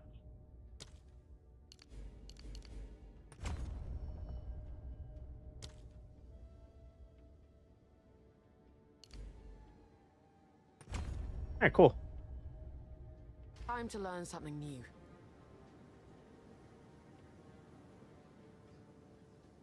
I heard the drops for Flask were better at low sim, but can't do the higher ones anyway. Well, if you do... The thing is, you want to do high sim because you can't get the jewel at low sim. So even if that is true and the Flask has a slightly lower drop rate at high sim, it's outweighed by the fact that you also get jewels.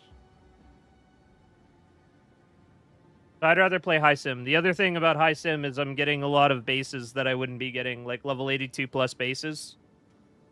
And that's all gear that can potentially become either a Regal Shard or something worthwhile.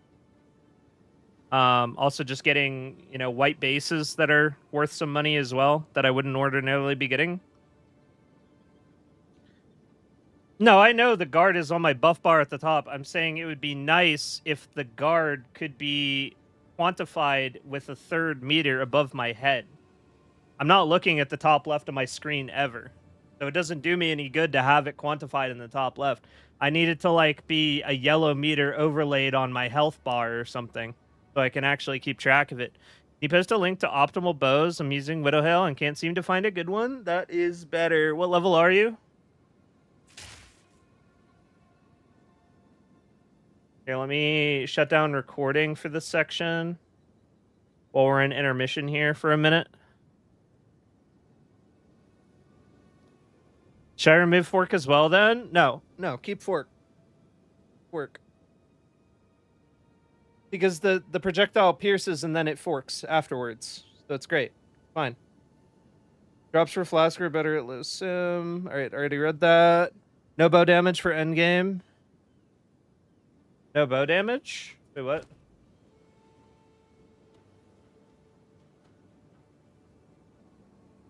On the bow, sorry. Level 91, using 273 Widow Hail. Okay, so you can use anything then. You just need me to give you a link to trade that has, optimal bows. Here, 1 second. Let's see if I already have this pulled up. I have a bunch of trade windows that I'm, sitting on currently. So we're probably looking for 400 DPS somewhere in that ballpark.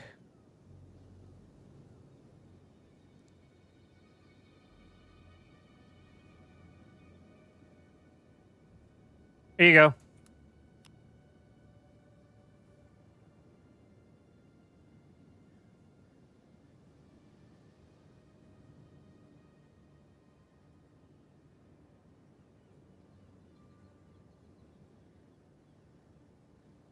Really enjoying this build still. Also enjoying your content. Well done, sir. Thank you. I'm glad you're having a good time with the build, man. What the optimal bows look like? That's $1 million question, isn't it? It's really hard to say. The thing is, most ace crafters are going to make full fizz bows because they please everybody. Even if there is a world where potentially like maybe cold or maybe lightning would be better than one of those 3 lines, they're not going to craft them like that because they lose out on potential buyers. And a perfect physical bow is like always going to be better than, you know, something with mediocre rolls, of course. So the best bows in the game that are crafted are always going to be full physical on the prefixes. They just will be, because that's how people are going to craft them. The suffixes, however, best in slot suffixes, it's probably for crits, it would be, or for non-crit, it's +2 arrows, dexterity, attack speed. For crit, it's probably, like if I was playing a crit build, I would still want +2 arrows. I don't care. But the thing is, then you don't have attack speed, which is DPS. So then it's a toss-up on if you do critical chance plus critical damage plus boast, plus additional arrows, or if you do attack speed crit. I would never ever buy a bow that was attack speed crit. I would rather have arrows if I was buying, you know, the best bow in the game. So I'd probably always weigh on the non-crit bow just on that alone. I think my ideal bow, and I don't know if this is mathematically correct or not, but if I had the choice, then my bow would probably be suffixed with 2 additional arrows, attack speed, and base crit chance. I think that's what I would want. I would sacrifice the critical damage for arrows. If you have Pierce on your quiver, then I said to drop... If you have Pierce on your quiver, I said to drop Pierce the Heart and these 2 nodes from your tree and do something else with these 3 points. Because you already pierced a target. You don't need to pierce 2 targets. You'd rather pierce 1 target and then fork. How much is the Life Blast going for now? I think it's pretty expensive. I can't remember. It's either 27 or 47. I don't remember which. I wanna say 27 though.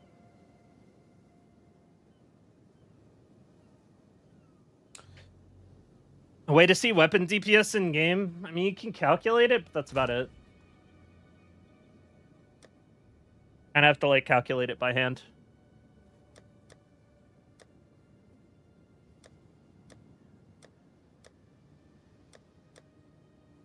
Okay.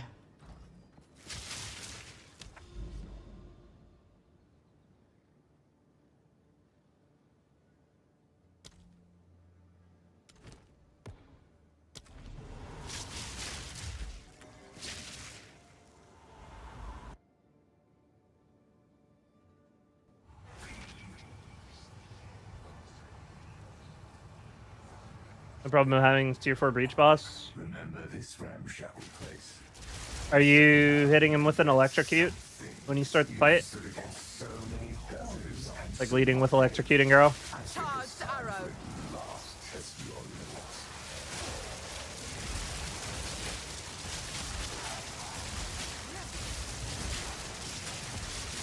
Open with an electrocuting arrow so that you can get an electrocution proc on him around the time whenever he's supposed to be phasing to 50%. He'll get electrocuted, he'll come out of the electrocution, and then he'll start doing his stupid animation to enter phase 2 instead of fighting you. Because he can't skip that animation. He has to play it. So if you sync up a stun or a freeze or an electrocute on him right before he's supposed to do that, he's just screwed. He just sits there and dies.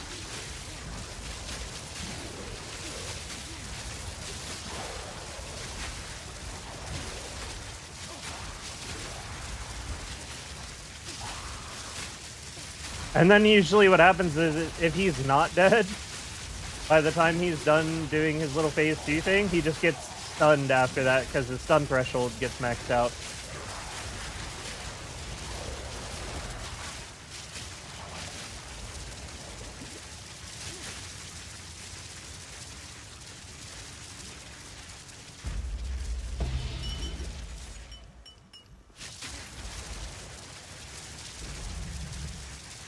This is only the beginning.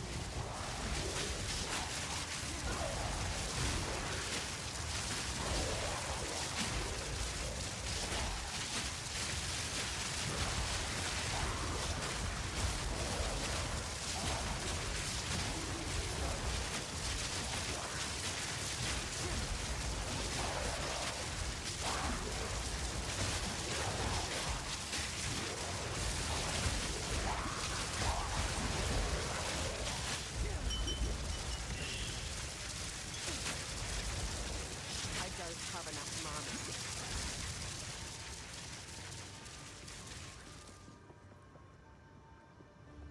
Only the beginning, and again, and again, and again. Slaps you with the big hands to death. Yeah, that's phase 2. Yeah, if you can somehow get a stun or a electrocution to happen before he's supposed to go to phase 2 at 50% life, then you'll probably just kill him, and then you don't have to deal with that. If that doesn't really work, then another way I see people deal with the hands is they'll run off into the cubbies located on the west and northeast section of the arena, like the little walkways. They'll like walk into there, walking away from the hand spawns. Let yourself be drawn into the That way you only have to like avoid one of them.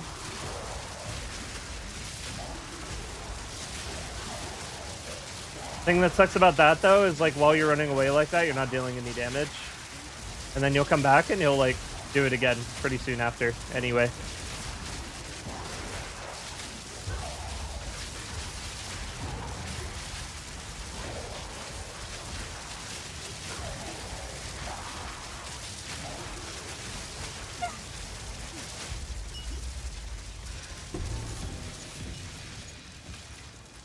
That's quite nice.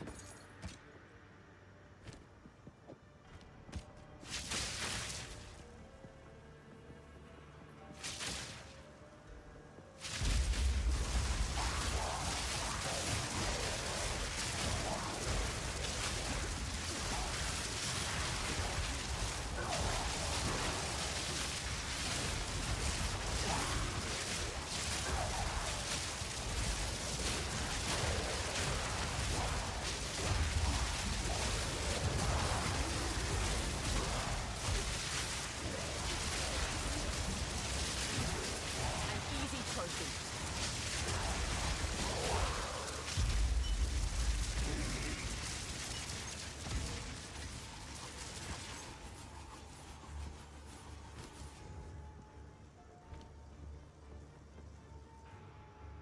The fact that this shit following me counts as a melee attack is so illegal. It pops off my wind dancer. Are you trying to cleanse yourself? That 87 more, is that where we're at? We're at number 13. Number 13. Oh, it sucks. Wonder when we're gonna get a flask. That would make me happy. We just get a flask.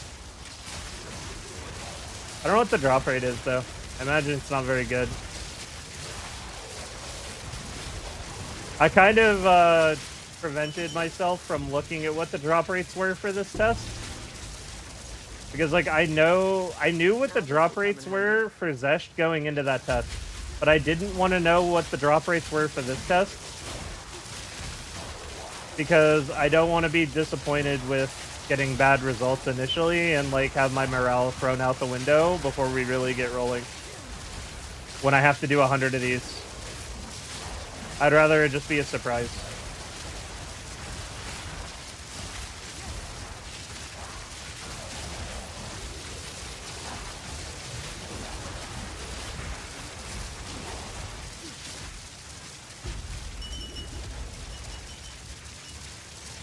Got no pack space for that.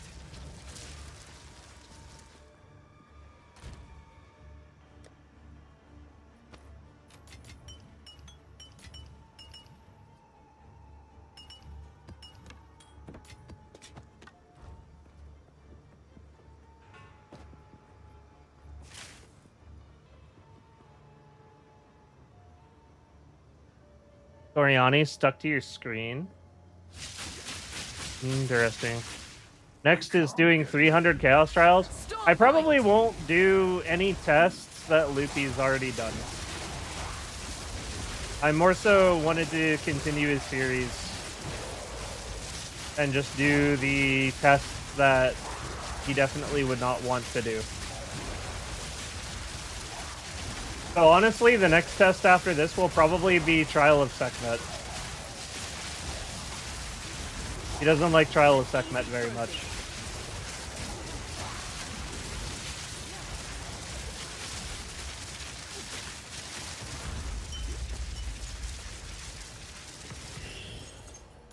Armor scraps, yo. I need more mana. Maybe we'll do a community poll for what the next test is. You guys can choose. Honestly, I probably should have done that instead of just being like, you know what, I'm going to buy 100 simulacrums on a whim. I should have done a community post first.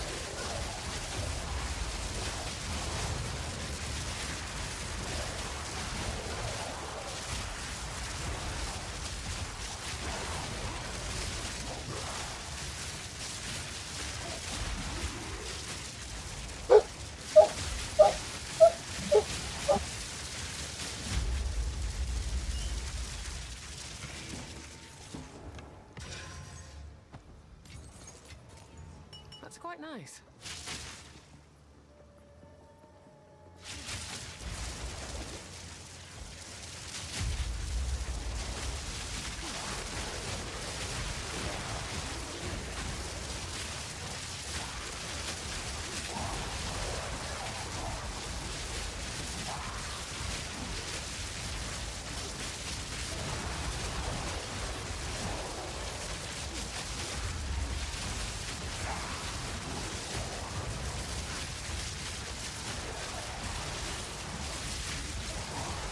Take this! Too weak, too slow.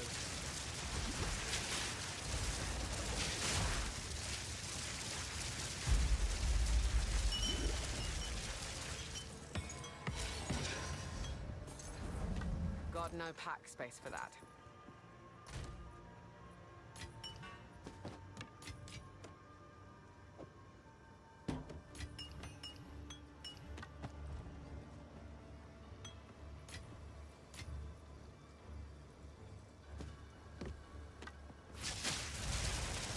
Do you not wonder what tugs at the strings of fate?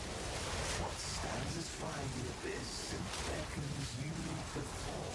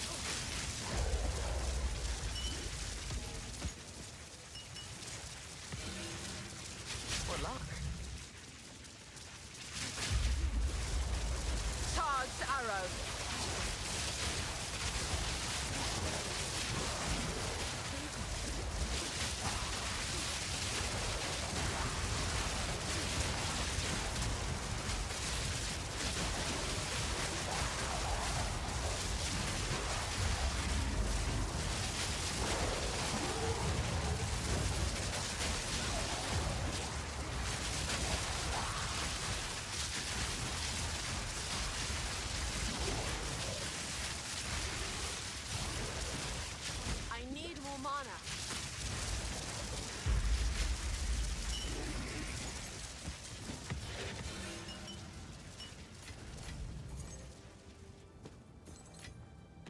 Rather not break my back.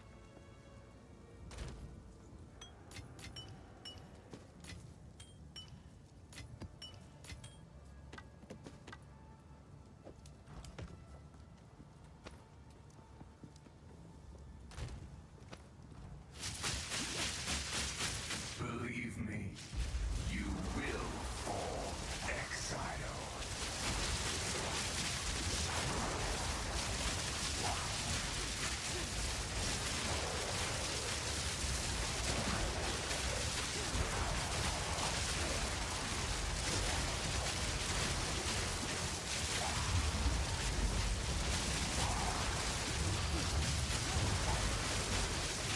Barely broke a sweat.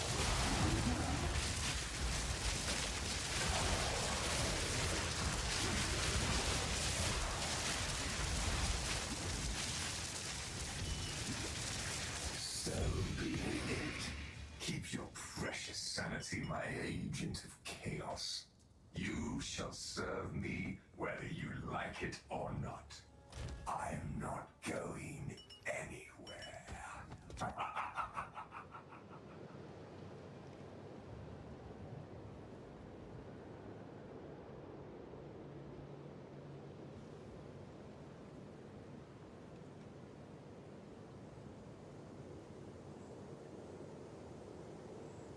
Okay.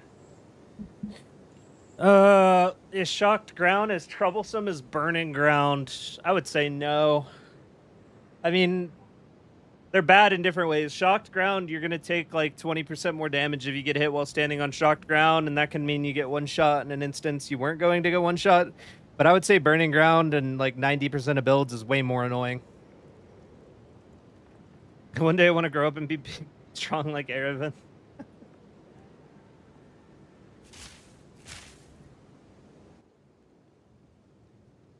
And still have time to switch to Gold Charm. Think about it. How are you sustaining your mana so well? Thief's Torment. I have basically infinite mana.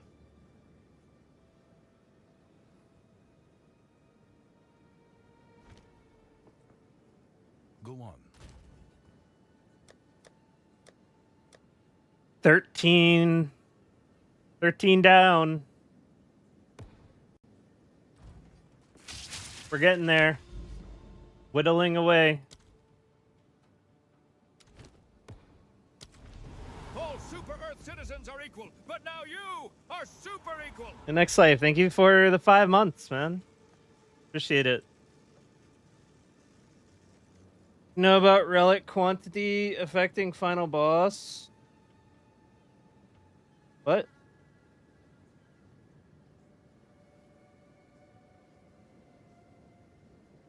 Oh, are you talking about Trial of Sekhmet? No, I did not know about that. All Super Earth citizens are equal, but now you are super equal. Squid, thank you for the 10 months. Thank you for being you. Appreciate that.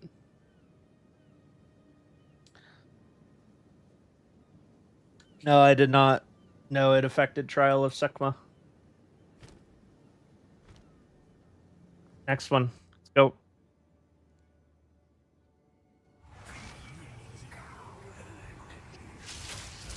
It seems pretty OP.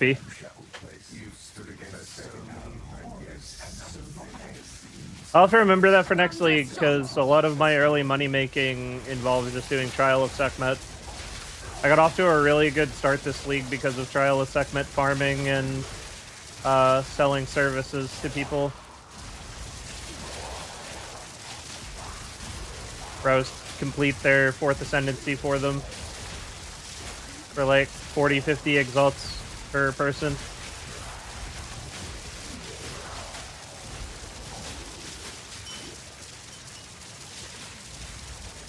I'm out of mana.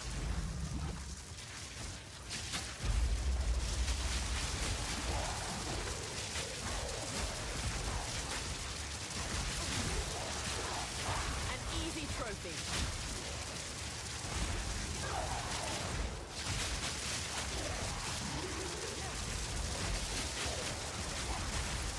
How many waves do you think I can do this way? Just standing in one spot. Keep the flask up. Keep 4 stacks of lightning rods up. Keep the ball down. The only thing that sucks is these dudes, the range dudes, they won't walk into it. And they'll keep taking my tailwind off. This is only the beginning.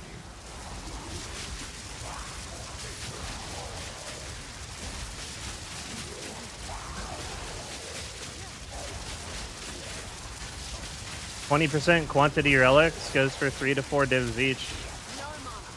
That makes sense.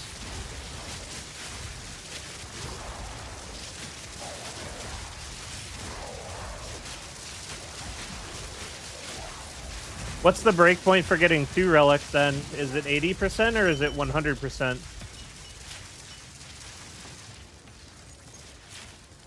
%, seems like it'd be a lot more viable. And then you could just spend the rest of your relics on making the run faster or more efficient. Like movement speed, honor res. Take this. Probably more achievable.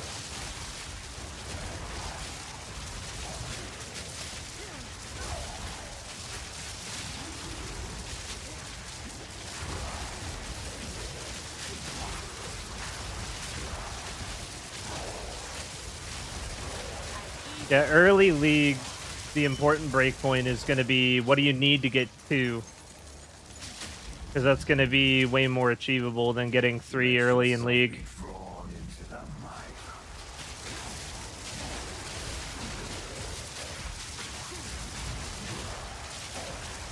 That would be dope to know how much relic find you need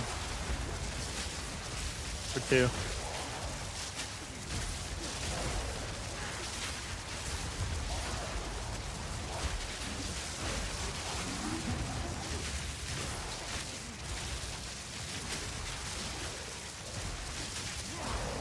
We're 8% of the way to 98. We're scaling.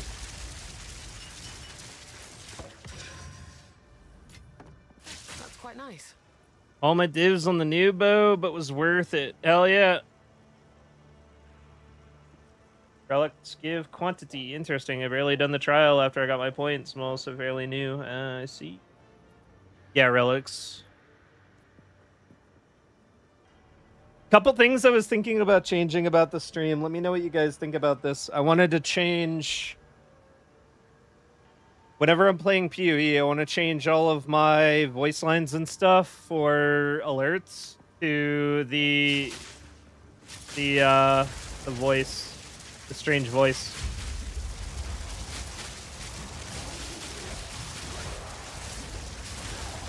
And also, I'm probably gonna put YouTube chat and Twitch chat on the stream so you guys can talk to each other and see the chat on the other side so it doesn't look like I'm talking to myself all the time. I didn't do that for a really long time, and it just kind of slipped my mind that I should start doing it. So originally what happened was my YouTube guru, like the guy who taught me everything he knew about Guru initially and helped me get started and understand what's what, he basically said if you're going to use any footage from your stream, early on, whatever you do not put your chat on the stream. Because when you have no one watching you and people know that the chat is on the stream, you look like a scuffed streamer from their POV when they're watching the video. And then he said, but the opposite is true once you have, you know, quite a few people coming to watch you, because people will watch the video and they'll see a very active chat. And I was like, damn, that's smart. And I kind of forgot about the other half of the advice there, the back half of the advice. And I never really turned the chat back on.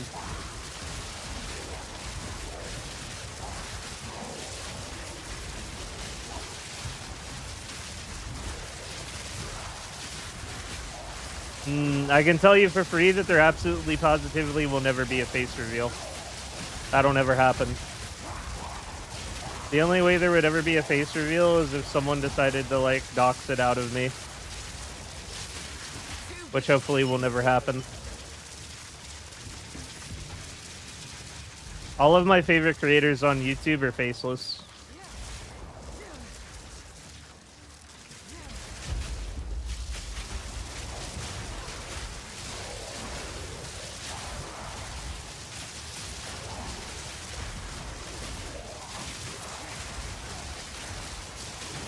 If at all possible, I'd like to remain the same.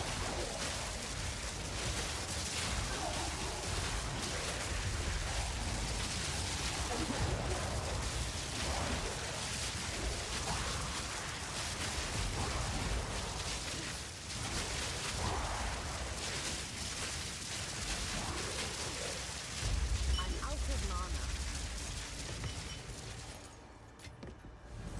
Keep getting baited into picking up staffs. I need to get it out of my filter.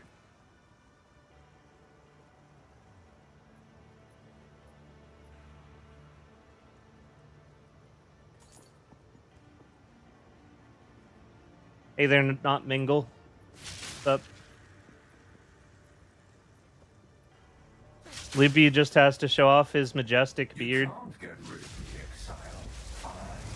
I think Loopy was thinking about doing faceless at first too, but he had also streamed with a face cam for years and years and years. Fury!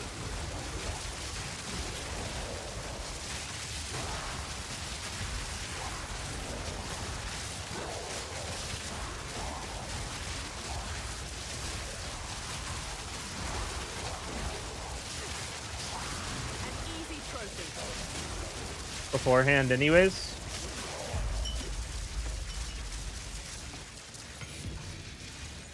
Got no pack space for that.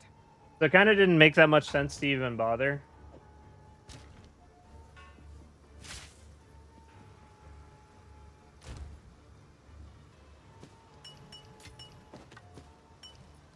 He's also just got this Viking aesthetic going on. Like, why would you not want to show that off? His big personality.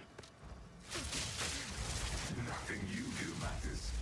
The dream will end, and the dreamer will pass into the next world.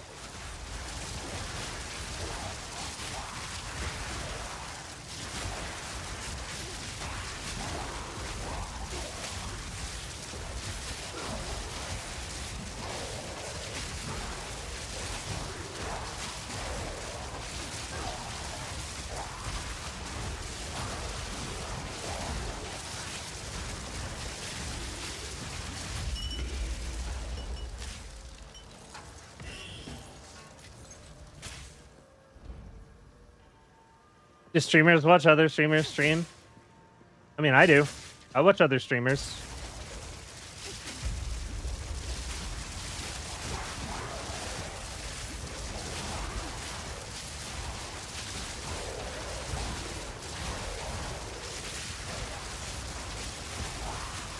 I don't watch too many live streams. I watch a couple. An easy trophy. I mostly just watch Take this! YouTube. A lot of my favorite streamers are like retired.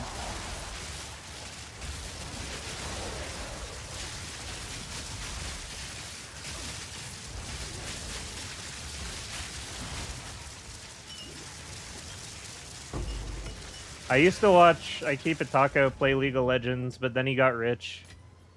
That's quite And then nice. he soft retired, and now he's not really fun to watch anymore.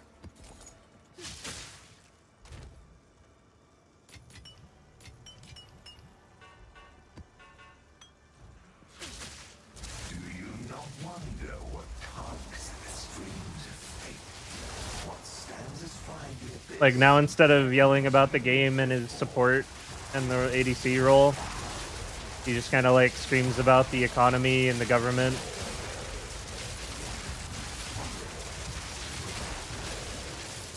A lot less entertaining.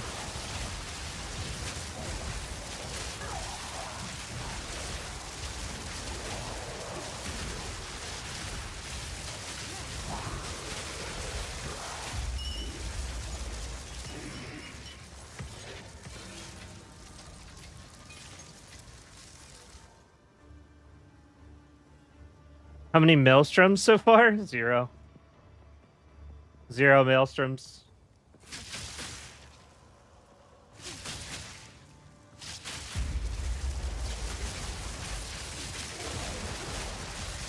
The one thing I regret about my Delirium guide, and I'm not going to make this same mistake whenever I do the 100 Simulacrums test video, I should have put the final 2 floors of Simulacrum music in the video, and I did not. I only put the basic Simulacrum music, or the basic Delirium music in the video. And that was a misplay.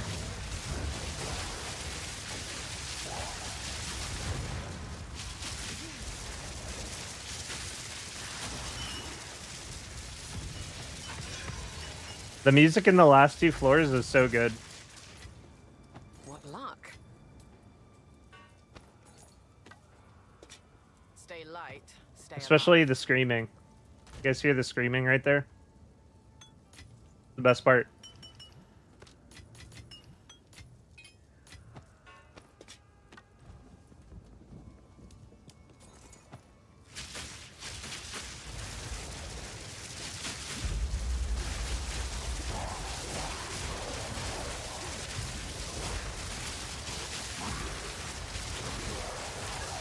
It's like a little greedy, but I'm trying to just stay on the side the bosses are gonna spawn with my 30 stacks of rage, so that I can blast them the second they appear. The safer thing to do would be to stay on the other side of the arena from where they're gonna appear.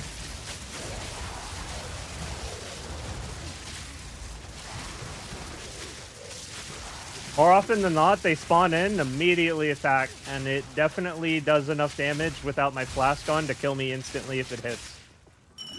More often than not. But as long as you dodge it, it's chill. Believe me, you will fall, Exile.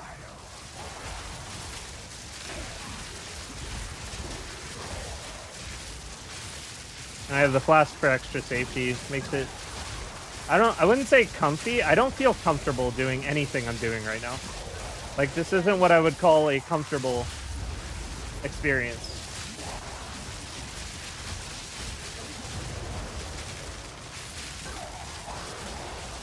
But it's almost like, I don't know, I have more fun playing PoE when I don't feel comfortable in the content I'm playing. Like, I'd rather feel like I'm engaged and have to put in some effort.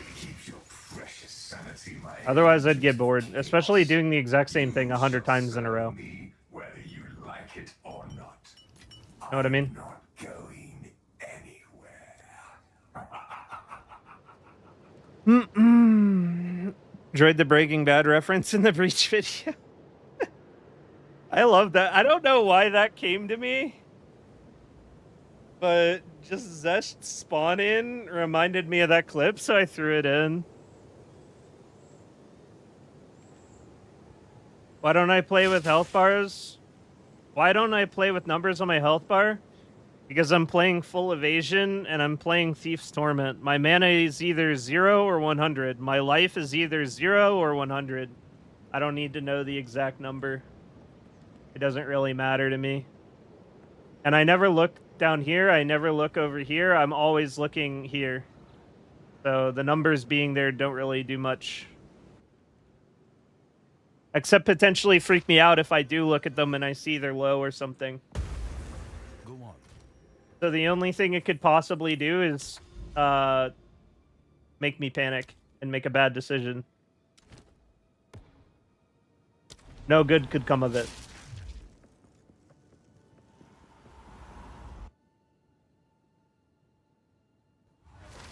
Doing this as a witch, you need movies or a show going.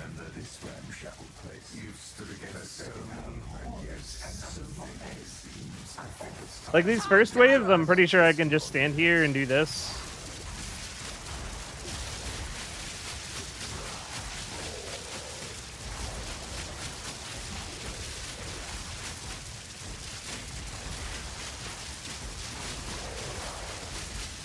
And hold down right click.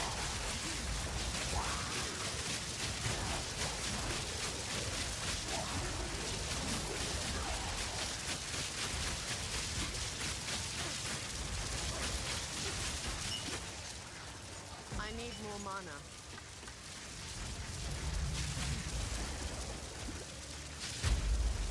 Yeah, the later waves, I don't want to die, so I kind of lock in.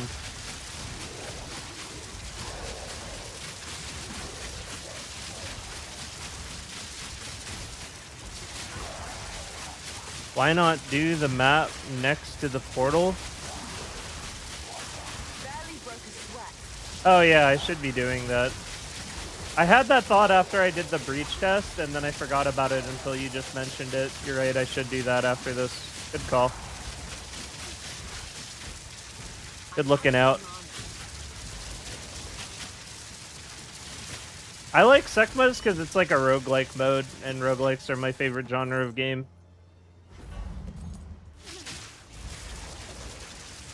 My favorite activities in PoE2 are Trial of Sekma's early league, and then Delirium Ritual,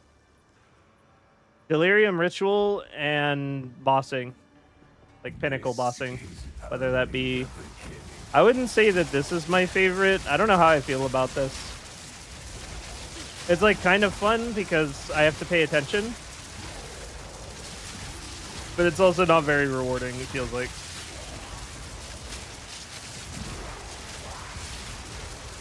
For the amount of time invested, it doesn't feel rewarding.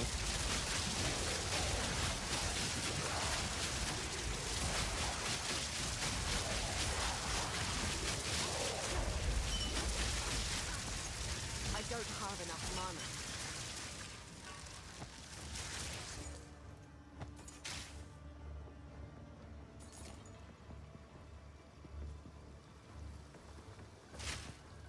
Isn't the way. Just started playing. Any tips? Just started playing, like, new to PoE, haven't played before. Just like playing PoE 2 for the first time. No PoE 1 XP.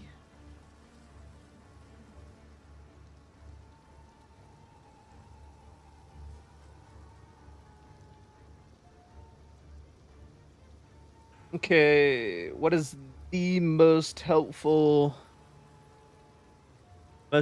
things?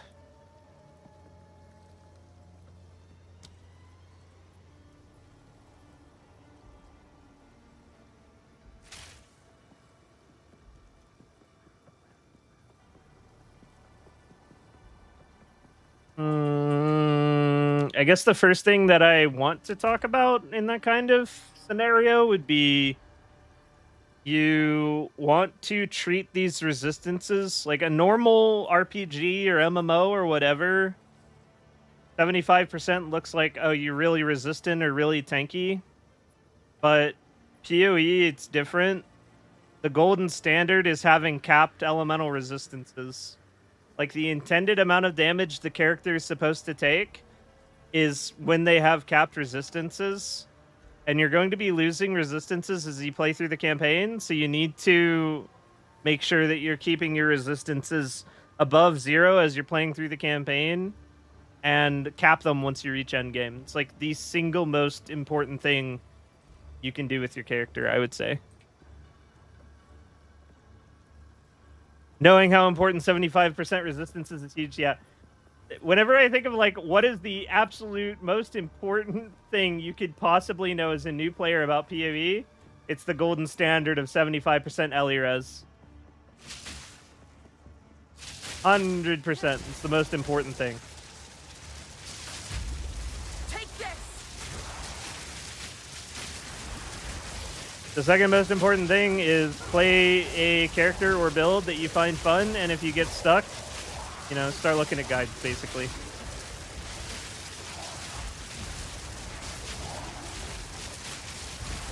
If you're playing in Trade League, then you want to look into, like, how to use the trade site, because there's no formal auction house in PoE.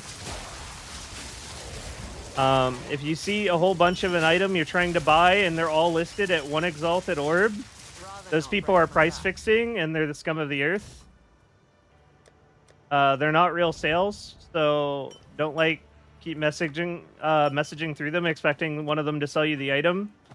Chances are good the item's actually much more expensive. Let yourself be drawn into And those guys just suck. Very toxic. If you ever are trying to buy an item that's very heavily price fixed, then at the bottom of the window in your trade, set the time of the listing to be within the last 1 to 3 hours, because that'll dramatically cut down on the amount of people price fixing in the log. You'll see like the most recent listings, and people that have recently listed are the most likely to actually be selling the item instead of just price fixing. Doesn't work all the time, but gives you a much better chance of actually getting to buy the item. How do you know what an item is worth picking up to sell? It just comes with playtime, really. As far as like knowing, yeah, you keep the resistances capped through your gear. Like, my boots have 35% res on cold, 38% lightning. My belt has 33% fire, 28% lightning. Chest has 36 fire, 41 cold. Hat has 33, 44, 41. And you won't need to worry about resistances too terribly much early in the game unless you're playing hardcore, of course. But as you get later into the game, especially as you get into cruel difficulty, resistances are going to start mattering quite a lot. As far as like figuring out if an item is worth picking up or not, it mostly just comes with like game experience, game knowledge. If you look at what like other popular builds in the game buy, what other popular builds in the game besides your own need for their build to work, or what stats they're looking for, then that's one more item you know has value when you see it. A prime example is Spark Archmages, right? Like Spark Archmage Stormweaver is like the most popular, most meta build in the game. What luck? And it's like, okay, what is the most popular, most meta build in the game use? They use mana on all of their gear. They use intelligence as much as they can on all of their gear. They use energy shield gear. So, say I get some boots and they're energy shield, and those boots are like 30% movement speed or something. Like, oh, okay, these have some movement speed. Well, these might become good for several different builds I can think of right now if I roll them up. I'm going to roll them, see what happens. And it's like, okay, I rolled mana, I rolled intelligence, and then like maybe some scuff resistances or something. All right, that item has some value. Someone will probably buy that. It's like a mid-tier Archmage item. Or another good example is like monks. Monks will tend to buy like the same kind of thing. Like hybrid ES, some of them play full ES. If you get life instead of mana, like if you get life instead of mana and you get intelligence, then like a monk will probably buy it because they're all stacking Hawa. Or, you know, maybe you get like an amulet with a bunch of stats on it, like a bunch of attributes in the suffixes. And it's like, oh, okay, Stat Stacker is one of the best builds in the game. You know, lots of people play Stat Stacker Gemling. I can probably sell that amulet. It's the kind of thing that just like comes with experience. And it's going to change every league too, because the build that's popular this league probably won't be the same build that's popular next league. So really, it just comes down to doing your research.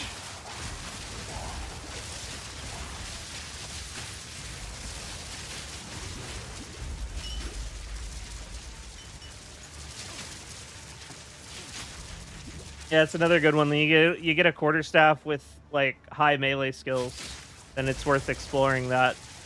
You can't get rid of the Exile. You get a quiver with like projectile skills. It's worth exploring that quiver to see what you can get out of it. Barely broke a sweat. Thunderous shot. A big part of how I learned what was like worth money in this version of PoE came from like watching what Belton was profit crafting. So I would like watch Belton's stream or videos, and he'd be profit crafting some kind of item, like when he was doing breach rings and stuff, and he was talking about like these are the stats that these builds are looking for, these are the stats that this build's looking for, and then you like take that and then you apply it to every kind of item. You get curious. It's like, oh, that build's popular. You know, this guy's profit crafting for that build. I wonder what other items they use. Like, what do they want on their amulet? What do they want on their boots? You know, you just have to look into it, basically. Another thing that can really help with like determining if you should pick something up or not. Okay, so I'm kind of getting ahead of myself. Like that was kind of a yap, not gonna lie. Like it's all relevant, but it's not in the right order. The first thing I should have said when it comes to determining value of an item, especially this late in the league, is most items that have value this late in the league are item level 81 at least, or 82. The reason for that is below 81 to 82, you cannot roll the highest tier modifiers on those items. On like pretty much any item, basically. So that's why my filter like filters out every item that isn't level 81, 82, depending on what it is, based on whether it can roll its best modifiers or not. So I'm only picking up items that can potentially roll max tier modifiers this late in the league, because it wouldn't make sense for me to do it any other way.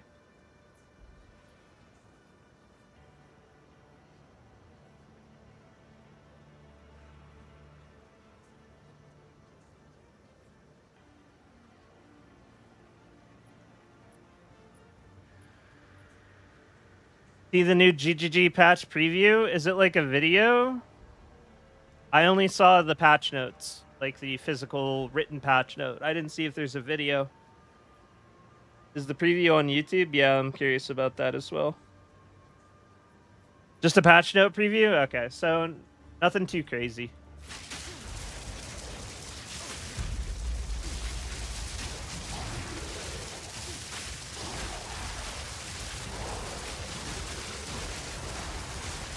Is it a waste of time to go Gemling Legionnaire with crossbow skills? The only worthwhile build is Stat Stacker? I wouldn't say so. No, you can still Stat Stack as a crossbow Gemling. There's not really a reason not to. You're still going to go for Halas, I imagine. Because lightning damage from Dex. Or not Dex, lightning damage from Intelligence. I'm pretty sure you can play literally any weapon with stat stack Gemling and it's going to pipe. Correct me if I'm wrong, but I feel that's probably the case.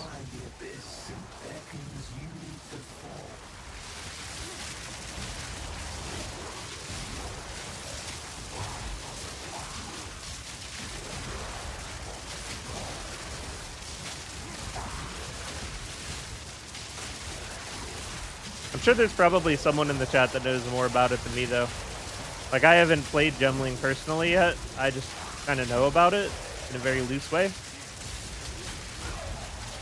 So if anyone has, like, some expertise on that, go ahead and, you know, let her rip.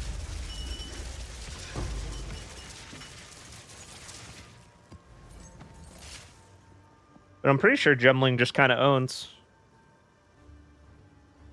Major thing for me is being able to find league mechanics on the map. I agree with that. That is a nice quality of life, but it just feels weird that we're adding more and more checkpoints instead of addressing the actual issue of the maps are just too big.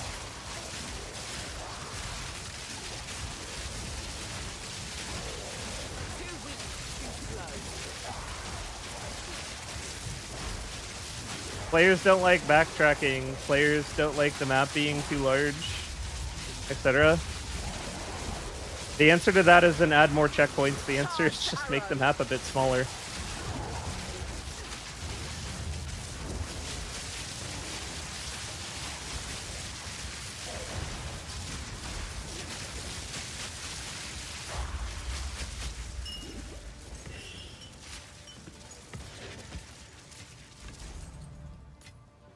Got no pack space for that.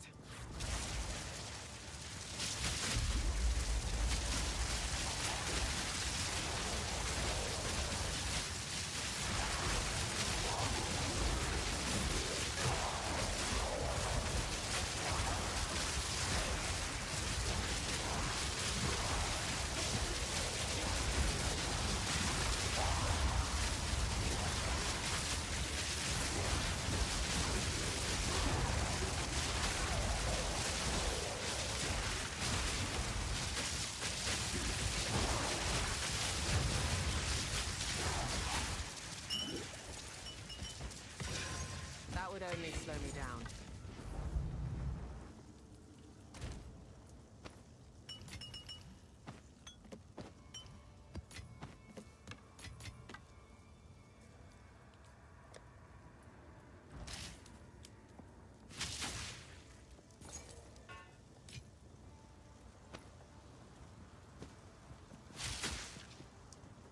Believe me, you will fall, Exile. Barely broke a sweat. Take this!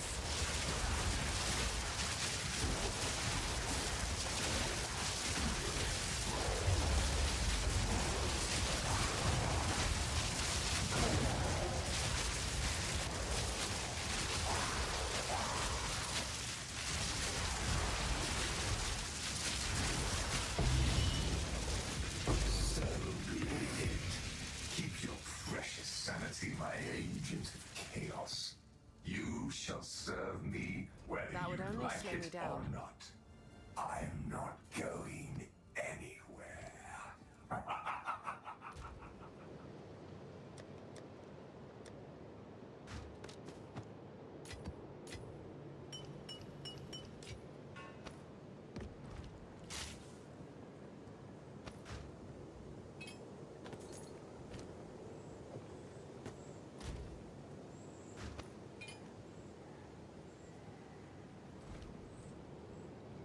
0.2, they're doing what they can before that. Yeah, probably. It's probably just a band-aid thing.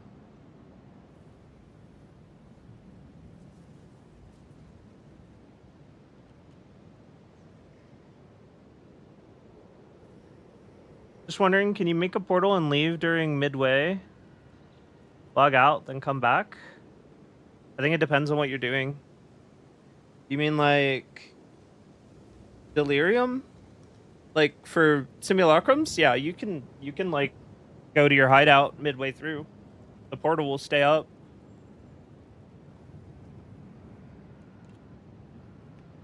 I think all portals and instances end if you're gone for 8 minutes, though. So if you like logged out for a really long time and came back, I'm pretty sure the portal would be gone. You speak.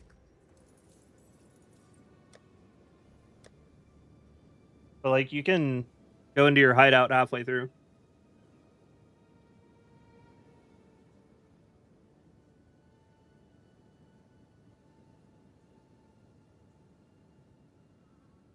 Absolute unit of a character sheet is OP.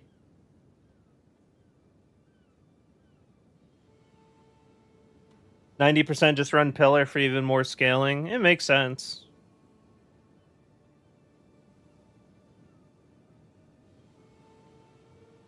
I'm just saying it wouldn't like be a waste of time to play a gemling like that. It would be viable. It wouldn't.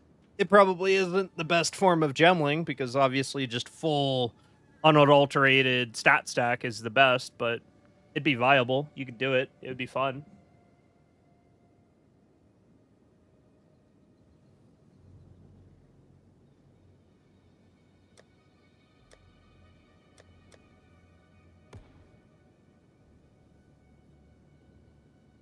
Can feel my sanity waning every simulacrum.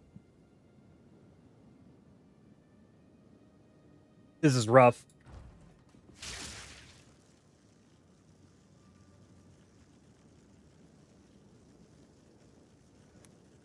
This is rough. Maelstrom.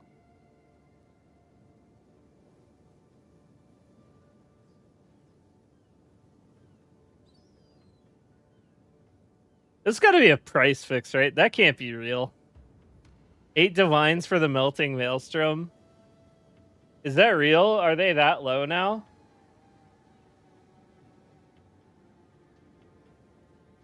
If they're actually that low, what am I doing with my life? I guess you still get Megalomaniacs. At least it's not 30 waves. That's true, I guess. Erevan's getting delirious. I am. What's the primo drop in Simulacrum? Melting Maelstrom. Melting Maelstrom and Megalomaniacs. Man was not made to infinitely run Simulacrum. No, man gets delirious. And that is disgustingly low. That sucks. What am I even doing? Why am I here?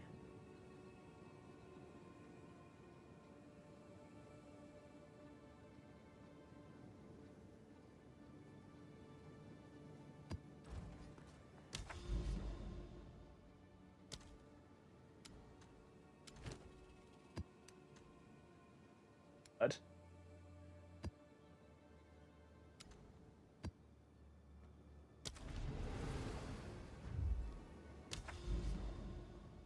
Wait, really?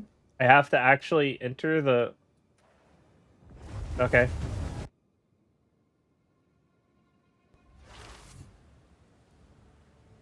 My resistances are bad. I have negative 10% cold. Yeah, you're starting to feel the effects of campaign. It's not going to be a huge issue outside of cruel diff. But like once you're in cruel difficulty, you want to like start paying attention to your resistances, and after you finish campaign, cap your resistance.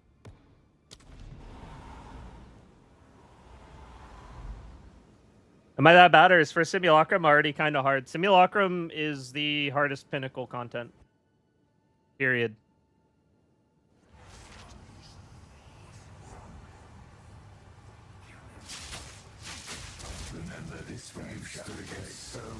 Like, Tesh in Breach has like 6 million HP, and that's it for tier 1.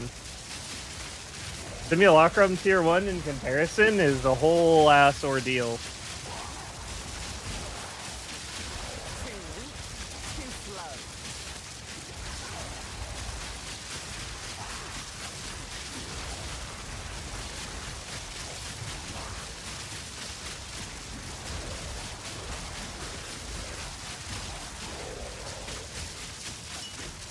I've scored absolutely nothing doing this. We have gotten no premium drops running this yet. I've got a bunch of helmets, and I've got a lot of knight armors. That is it. I've gotten 1 amulet. I don't know what the amulet's worth, but I bet it's not very much. I did kind of want the amulet just for my collection because it's cool.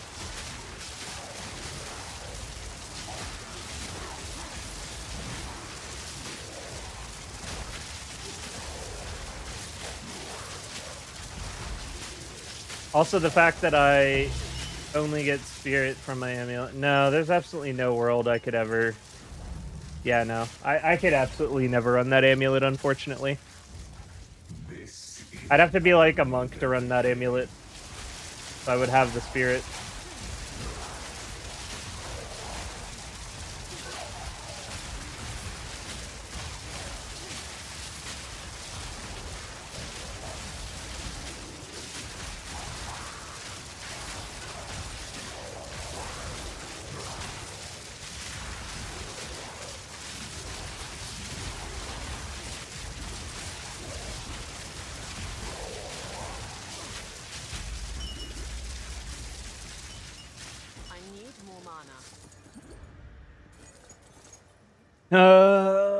I'm level 38, just started Act 3. When does it start to matter compared to this point? I would say you should probably try to keep in a softcore playthrough where dying is fine.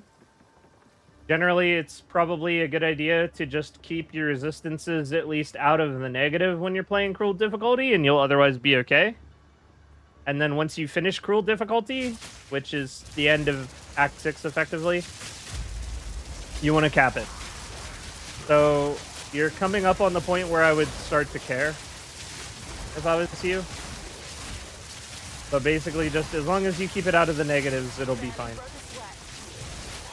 You might get one shot sometimes, who cares, right? It doesn't really matter.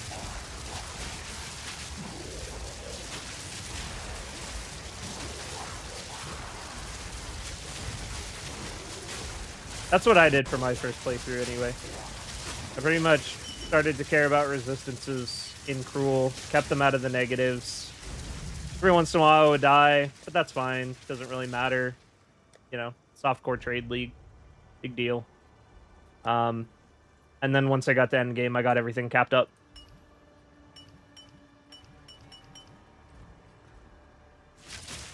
You give me some cold resistance. Didn't even think to look at that till you showed me. Nice.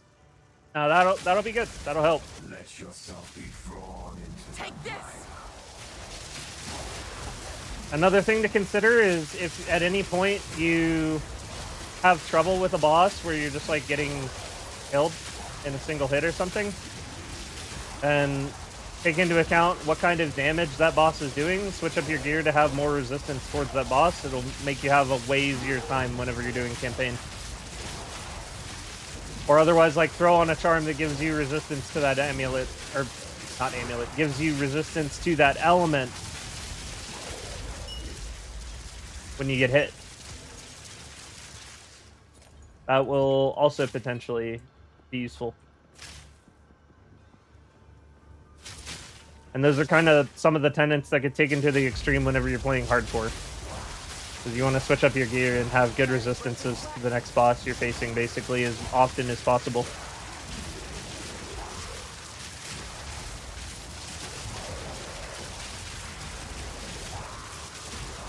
And then have good resistances for the area you're playing through. Some elements are favored in certain parts of the campaign.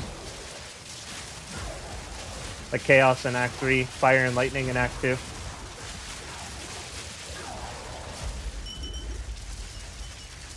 Cold appears pretty often in Act 1. That's quite nice. Just thinking about it.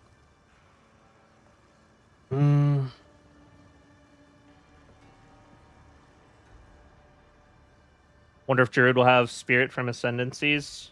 That would make sense. Out of about 150 runs the last 3 days, I've gotten about 13 Maelstroms. This is like close to a 10% rate for you. That's interesting. Looking to make a second character. I'm between Spark Sorceress and Gemling Legionnaire. Which seems like better? I would probably say... I want to say Spark Sorceress. Just because it's super relaxed. And easy to build.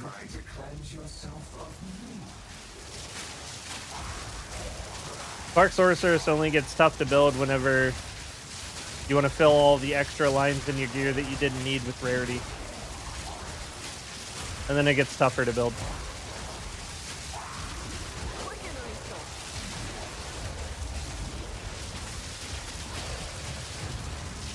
Crap.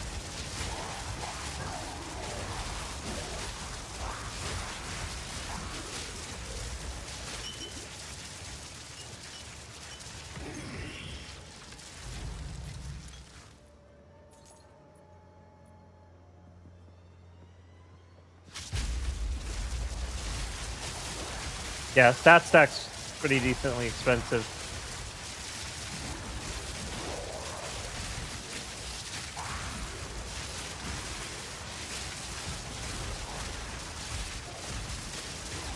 People craft breach wings with like omni stats and the suffixes, and their dollar signs pop in their eyes.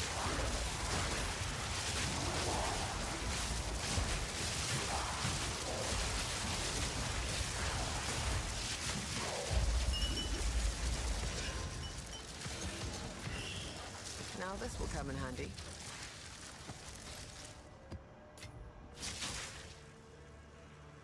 $120% relic drop gives 2. Going to remove 1 relic at a time and get a number for you. Thanks, man. Appreciate that.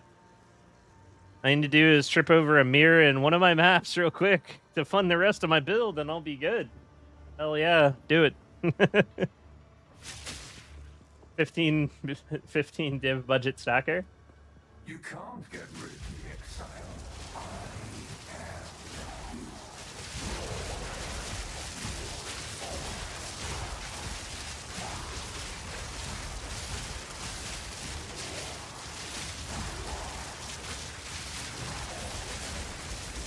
Thunderous shot.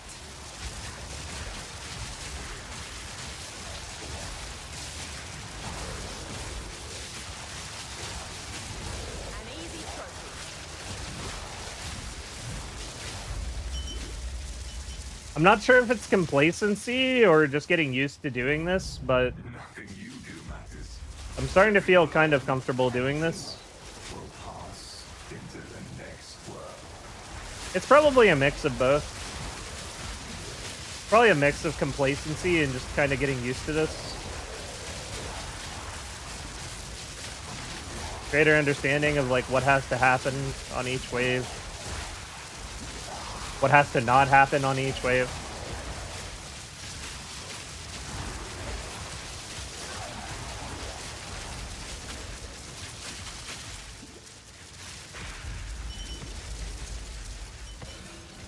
Armor scrap. Now this will come in handy. I hate the waves where the stash moves. It's so unfortunate.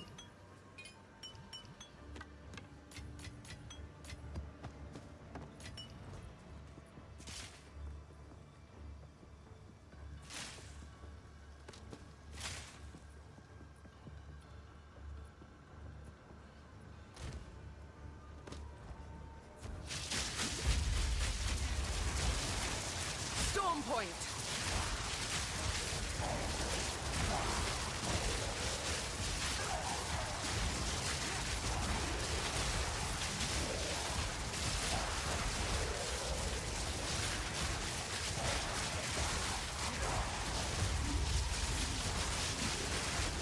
An easy trophy.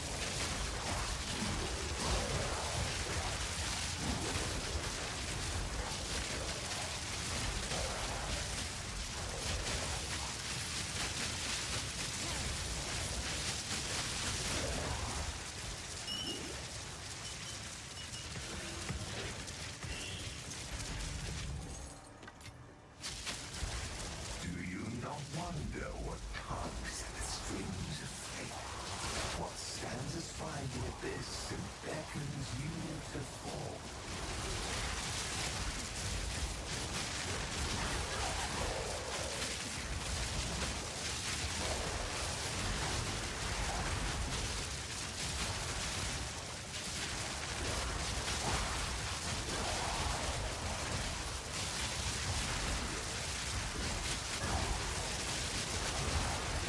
Take this.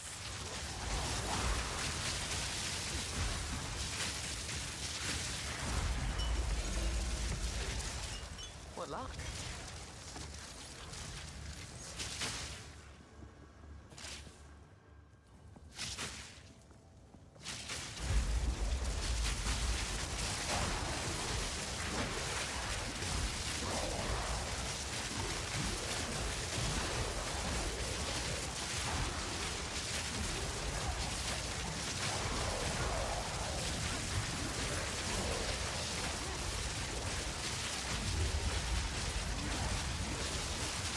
Barely broke a sweat.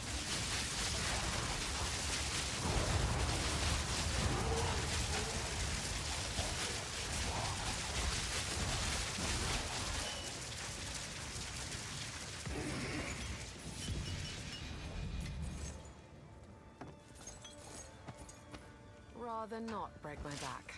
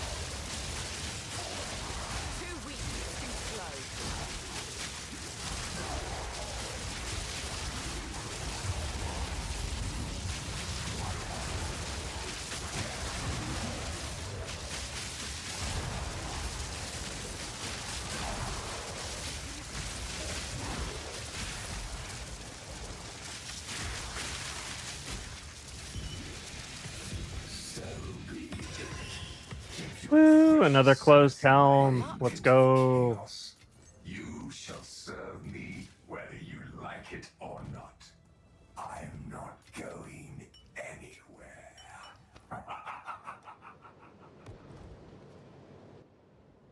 Was watching video once told me to buy scraps. Made a killing. The armor scraps market is booming.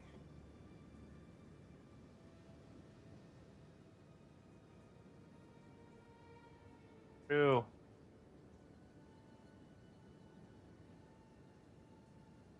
More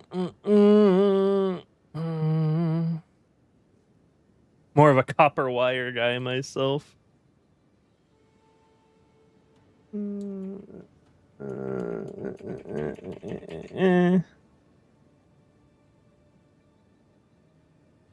got a good roll for 9 divine. Cool. They're on T1 Simulacrum. I heard that you have a higher chance of dropping melting, less uniques in the drop pool. No. You're better off just running T4 because even if the percent goes down a little bit on the Maelstrom, that chance is funneled into having a chance to drop a Megalomaniac, which is also worth money. So your overall chance of actually getting a hit of an item that's worth a damn is better running T4 difficulty. If you run lower than T4 difficulty, you're also screwing yourself out of level 82 bases. Like more level 82 plus gear bases. So it just kind of doesn't make sense to farm it on low diff. Are there relic drop chance relics? Never. Yeah, there are.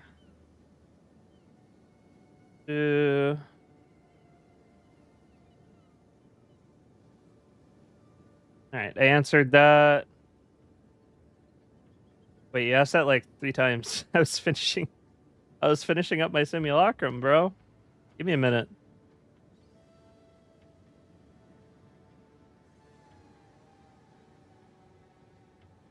Have you considered 6-unking your lightning rod to throw mobility on there? I feel like that would be a huge quality of life improvement.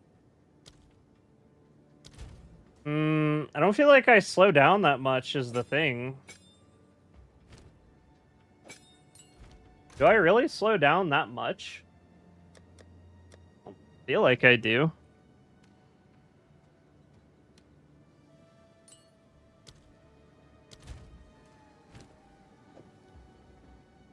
Wait. Oh, I already have mobility in my Voltaic Mark. Oh, Voltaic Mark loses yet another gem. Nothing special there. Nothing new.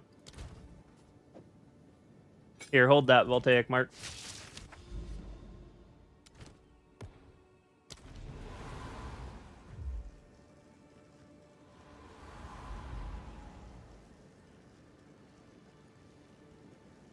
No, that's fine.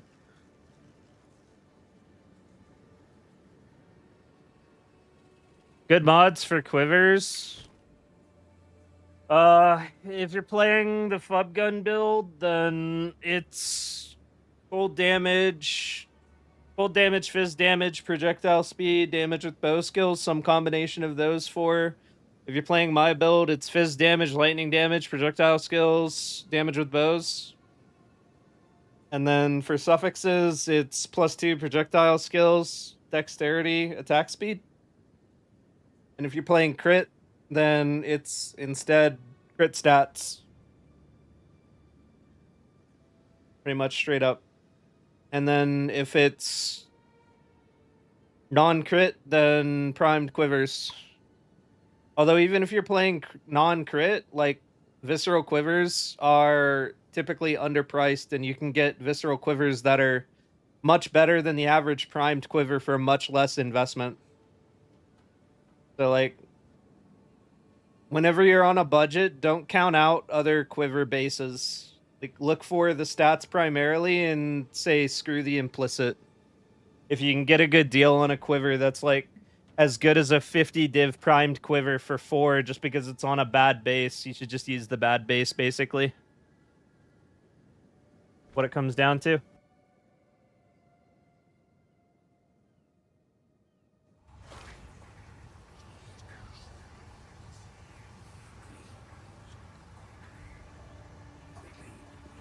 remember this ramshackle place? You've stood against us so now, and so long. I think it's time to remember that's your limits. Storm point!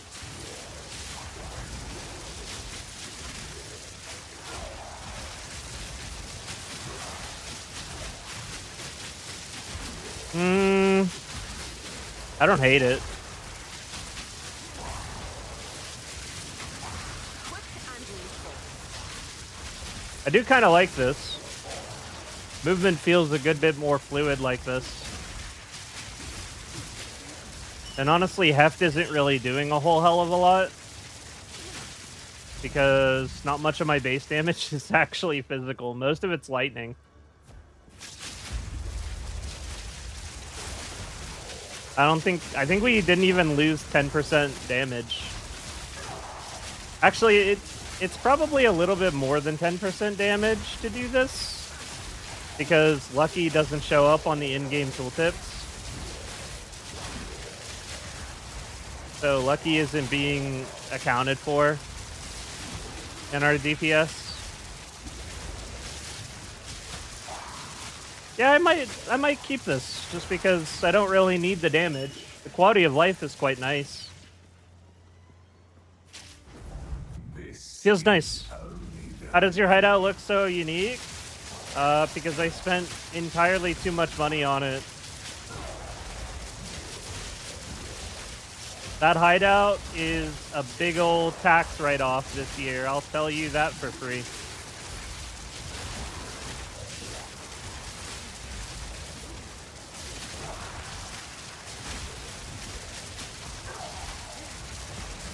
I bought the biggest EA package, and it comes with that hideout, basically. Because I plan to be here playing this game and making content on this game for a very, very, very long time.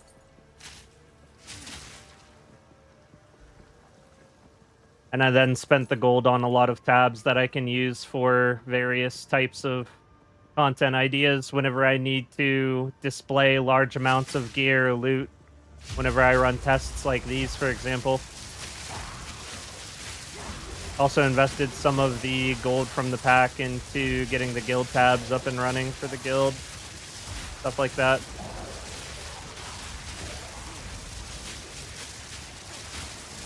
My current gem usage? Besides the fact that I just switched Heft out of my lightning rod for mobility, is exactly the same as what's pinned at the top of the chat. Under the ultra endgame section. That's like what gems I am running. And what is in my gems.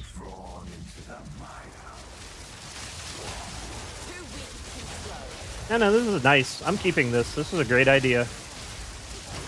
Movement feels so much more fluid. I probably wouldn't need this, to be fair, if I had a +2 arrow bow.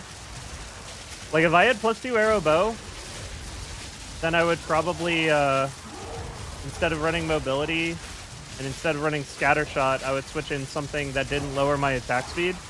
And then I wouldn't slow down as much. My attack speed would be higher.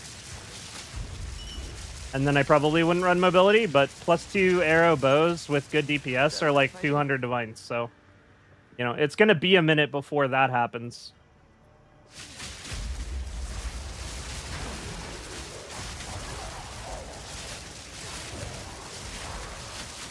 Yeah, I got rid of Heft because my bow isn't very physical heavy. It doesn't really add all that much damage, and I put mobility in because it feels nice. Not to mention I really don't need the damage at this point. Everything just kind of spam dies anyways. I might as well have the quality of life of mobility, I guess.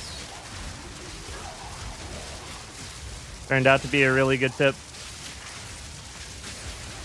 Hadn't considered that.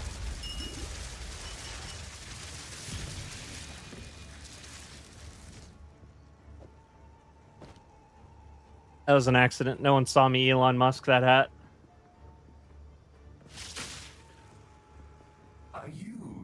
I had my hand off the keyboard.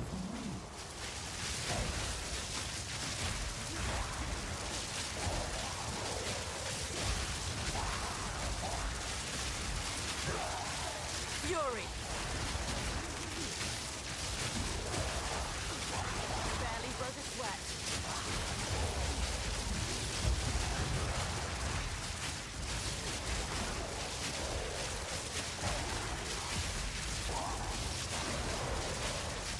Yeah, no, mobility feels real nice.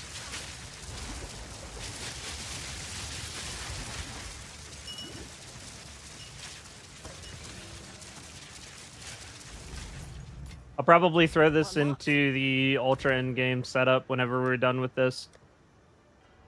Because anyone following that does entirely too much damage anyways. They might as well enjoy some extra movement speed while they're spamming rods.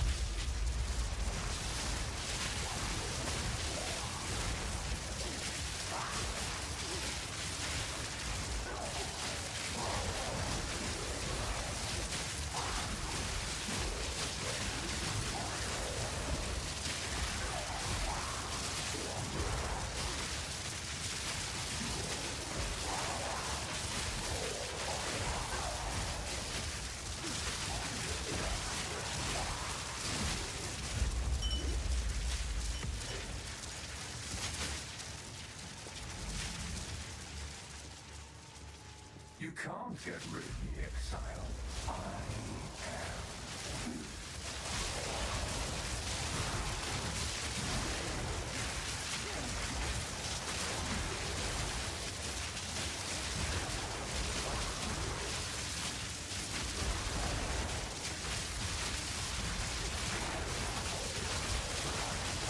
Too weak, too slow. Storming arrow.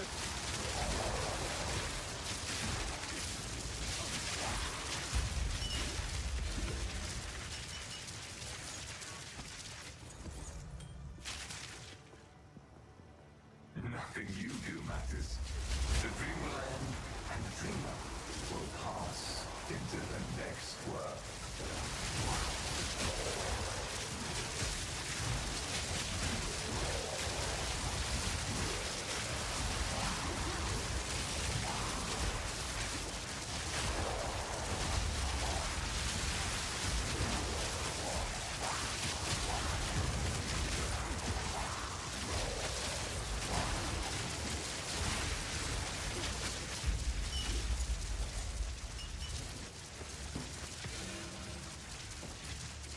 That's quite nice.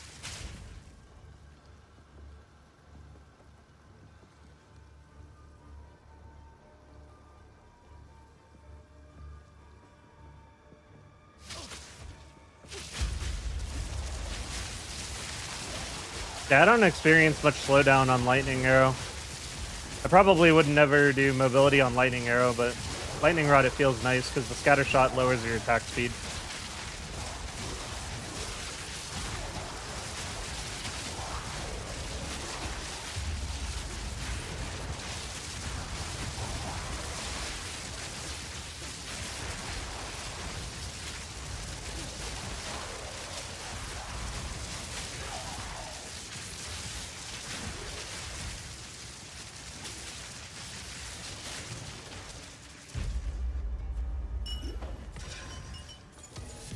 Got no pack space for that.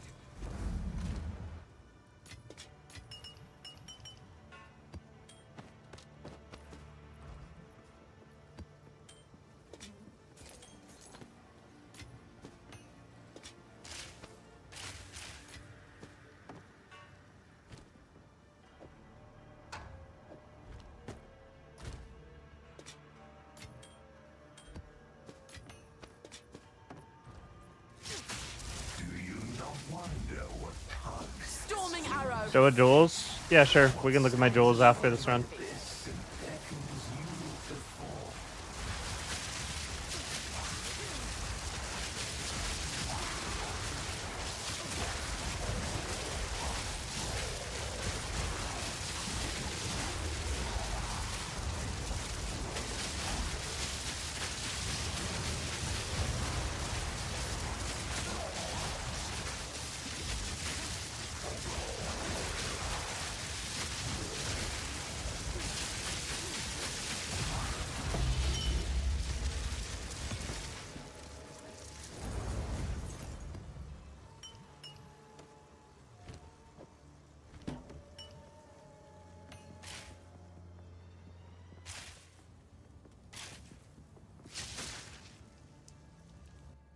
Whoops. I hate how close all of these are together. You plan to play another character, and if so, which one? I was thinking I want to do a Molten Blast Deadeye after this. I think I want to play Molten Blast Deadeye, and I want to do Lightning Molten Blast. So I want to play Thor, basically. With the hammer from Expedition.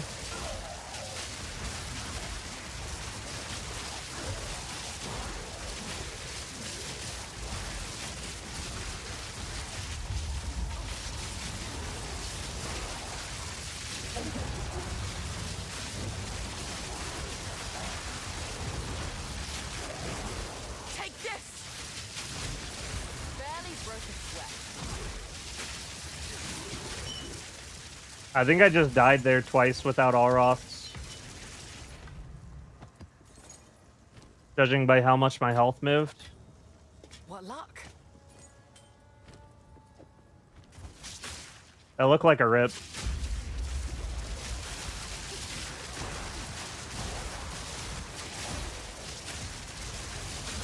I think the boss hit me with a basic attack twice.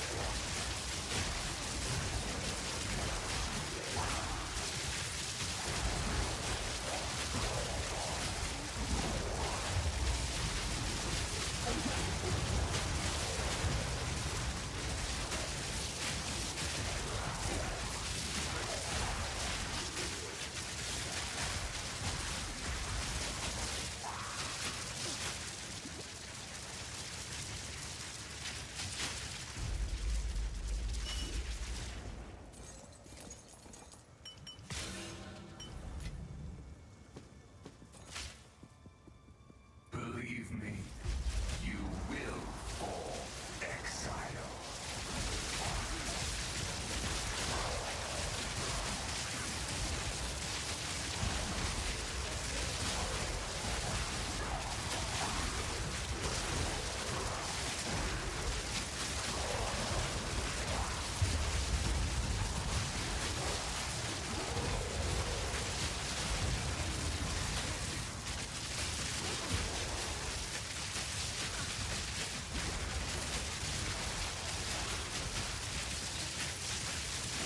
Quick and lethal. So be it. Keep your precious sanity, my Rather not agent break my of back. chaos. You shall serve me whether you like it or not. I'm not going anywhere.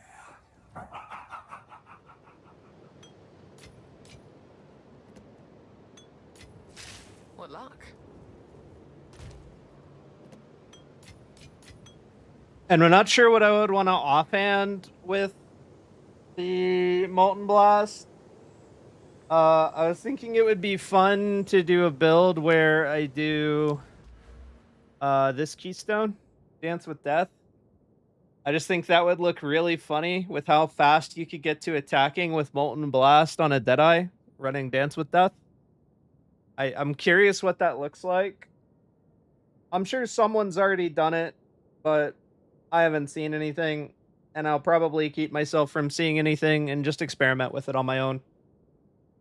And then if that doesn't seem very good, then the other idea I had was just to stack a shitload of block chance and evasion and just like never ever get hit and just hold down Molten Blast. I think that would be funny.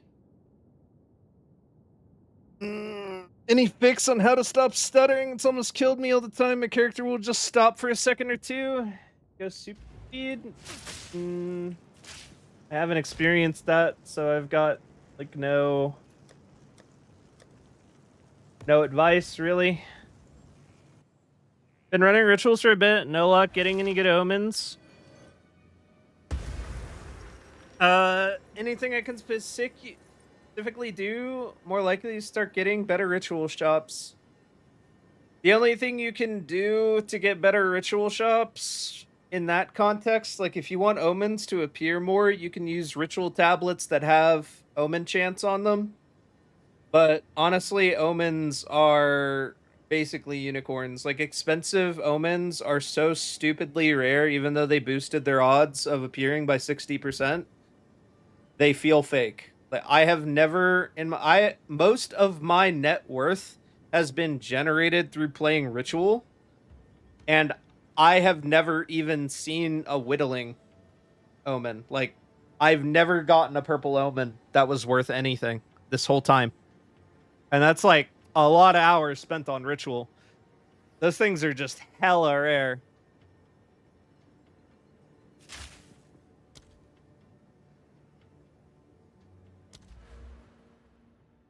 Yeah, so jewel-wise, I've got a Quiver Jewel. The goal is just to get to 20% Quiver effect. So you don't need like a 13, 14, 15% Quiver Jewel. You just need a couple that are like 9, 10, 11, 12, whatever. The few extra percent is more damage, obviously, but it's not worth breaking your bank over. So I've basically got like 3 lines that matter, or I've only got 2 lines that matter on this one. I actually should replace this jewel. Like, there's no reason for me to not replace this one at the point in the game I'm at. But basically, like, the important thing is just quiver effect plus damage, and then some throwaway lines, basically. This one I think is a little better. Yeah, it's... Wait, where's my other quiver jewel? Oh, it's right here.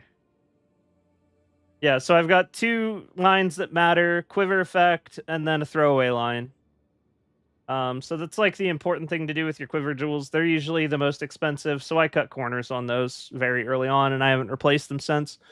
And then all the other gems, all the other jewels in my build are basically attack speed, crit, or attack speed, movement speed, or attack speed, suffix. And the prefixes are always damage plus evasion. So, like, this one is 2% move speed, 20% evasion, 4% attack speed, 12% projectile. This one's 4% attack speed, 4% attack speed, 18% evasion, 13% damage. 18% evasion, 4% attack speed, 4% attack speed, 13% damage. And that's what I did for all of my, like, 3 jewels here.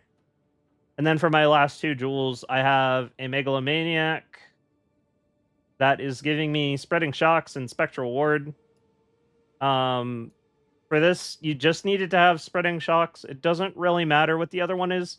Ideally, you get something that has some kind of synergy with the build or is decent. In my case, I currently have a Spectral Ward, which is giving me my 200 ES that you see I have. Basically, all of my ES is just coming from Spectral Ward. And the reason for that is it just helps. The only thing I am concerned with as far as my survivability at this point is mitigating that one big hit that manages to get through my evasion. And the only way to mitigate that is to have more EHP when that moment comes. And it felt like the easiest way to do that is just like to get some cheeky evasion here. Or not evasion, cheeky shield here. Where I just like have 2,500 EHP, and then I've got 1,500 more from the Allroth, so my EHP is like 4,000 whenever I finally do get hit through that evasion. And that feels like it's genuinely enough to survive just about any individual hit. I feel like the only time I will just die outright, where I'm at right now in the build, is if I'm doing an incredibly spicy Citadel, and something hits me. But that's like, every build in the game dies from that. So, you know, there's nothing you can do about that.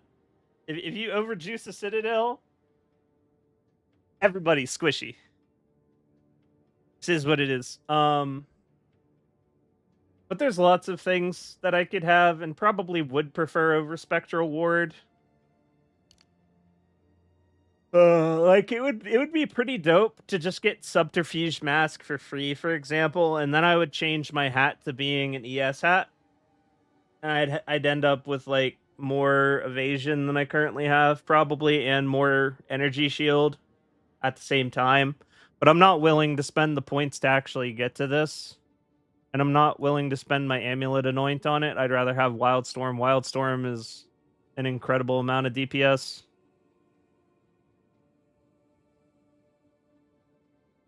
And my last jewel is my Against the Darkness Time Lost Diamond with 3% Chaos Res on all small passives and 4% damage as extra lightning damage on notable passives. This gives me a hell of a lot of extra lightning damage. And also gives me the majority of my chaos resistance. Pretty sure. Or like, not the majority, but a lot of it. Yeah. I go all the way down to 38 without this jewel.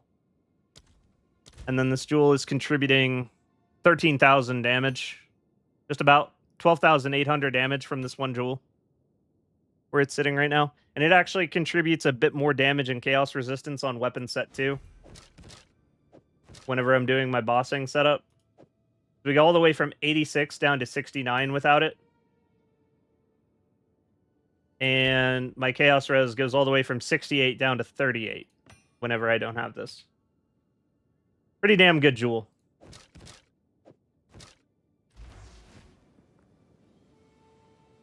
Drop rate for the TOC boss. Trial of Chaos? No, I haven't really looked at the drop rate for that. I'm sure the information's out there, though. Congrats on 95, Silverin.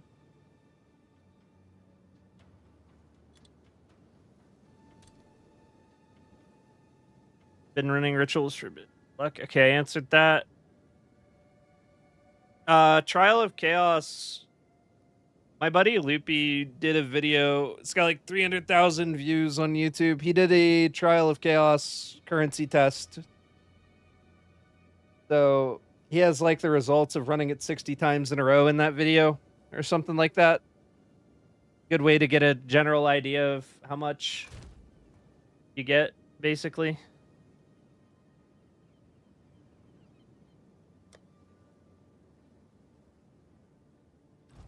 All right.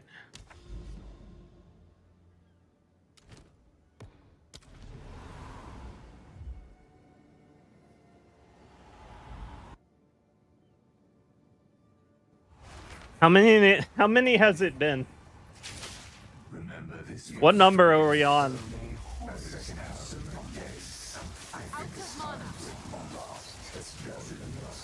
I'm gonna lose my damn mind.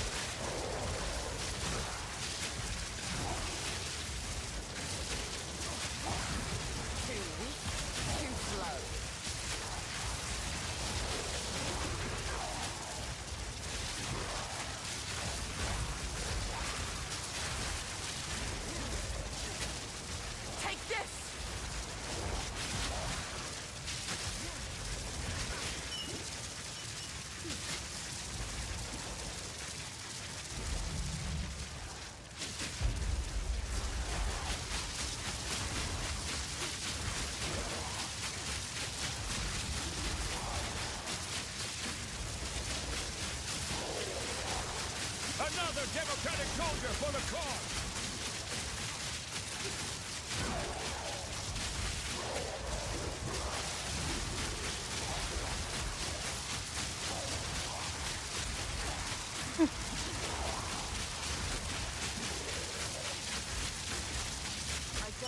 Hey there, Affy. Thank you for the follow.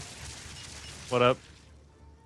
Do you have a build planner for this build? I do. If you type !build in Twitch, the build link will come up to the Mobalytics, which has a different written guide for every stage of the game with this build, from starter to ultra endgame. And also linked on that Mobalytics page is the video guide I made for this build that is 58 minutes long. It is very in-depth and comprehensive and has absolutely everything you could ever want to know about this build. And it is also chaptered, so you can skip around pretty easily as well.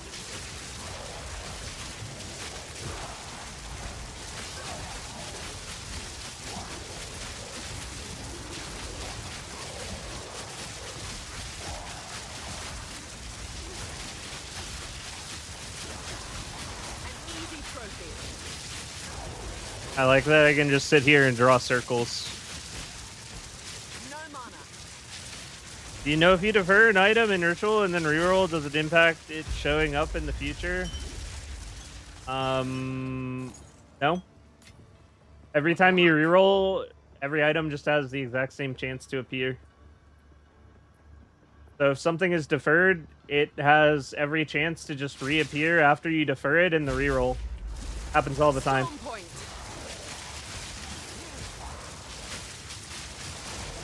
What's my character name? Aravina is my character name. Added the A at the end because I wanted to be incognito and the ranger is a chick.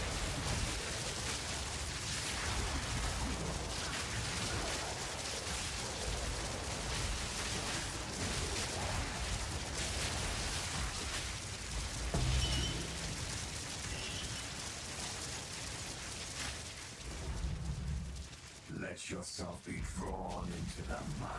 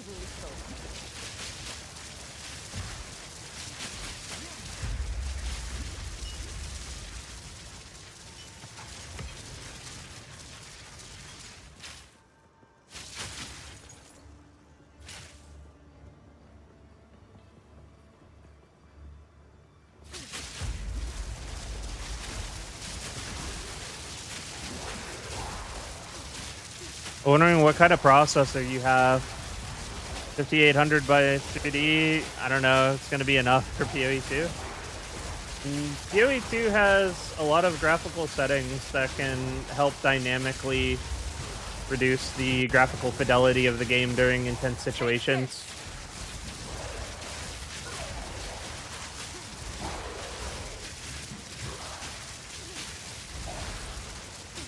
So typically, no matter how crazy things get, if you put on like dynamic culling, worst case scenario, you put on dynamic culling and then things are okay. Now this will come in The thing I don't like about dynamic culling is sometimes it hides important attacks that I would like to be able to see that are a problem if I can't see them. But, you know, if it comes to it, you know, might as well put it on. Also, dynamic resolution. If you have dynamic resolution on, you'll probably be okay. And then if you're not okay, then throw on dynamic culling, and then you will very likely be okay.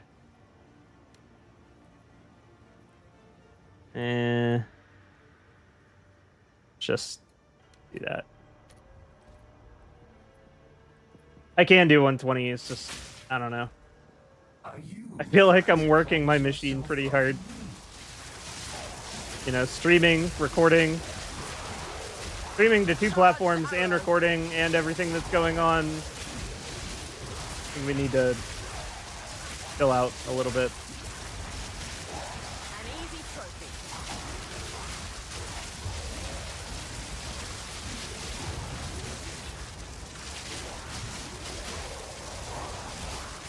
So I was definitely getting like a few drops.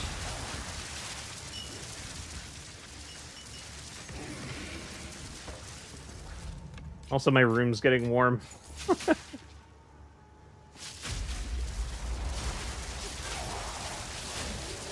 Use the electrocuting arrow. It took the last tier reach boss. You're right. Unlocked him. Sick. Yeah, electrocuting arrow is like God's great equalizer.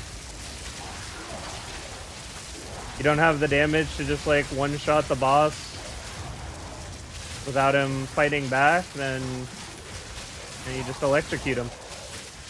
And then it doesn't matter.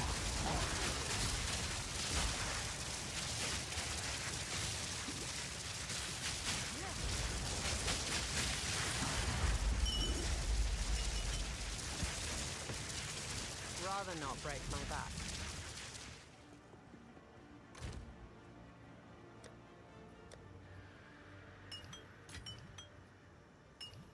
These content boxes are getting kind of full.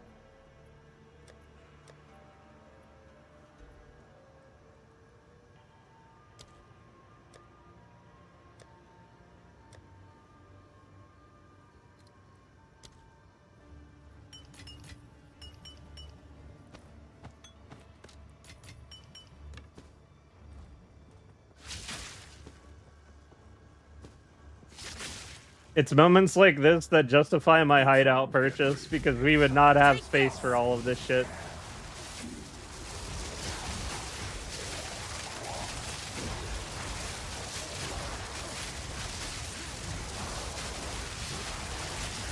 easy trophy.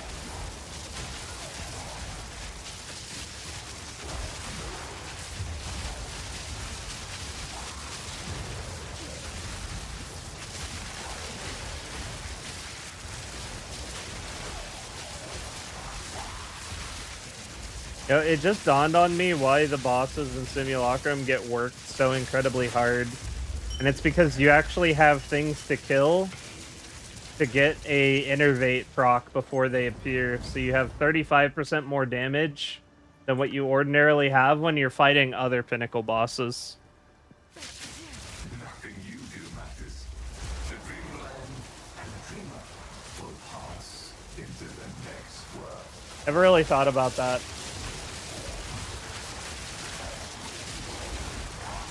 Storming arrow.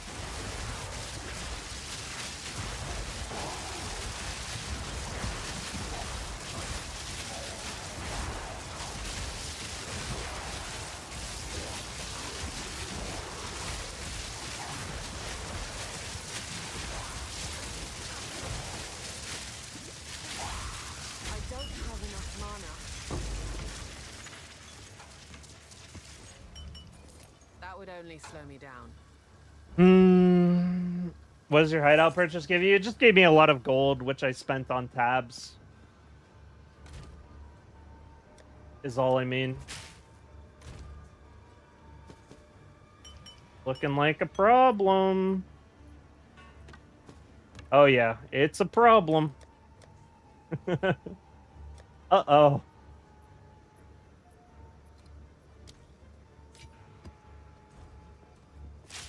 Gonna have to start using the actual Simulacrum tab here in a second.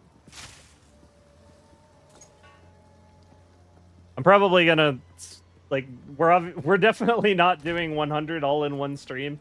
That is just impossible. I mean, unless it isn't. I don't know. Is it impossible? It'd be a hell of a long stream. An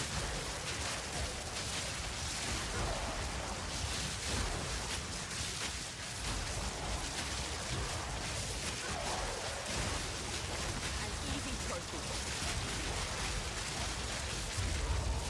It's already midnight.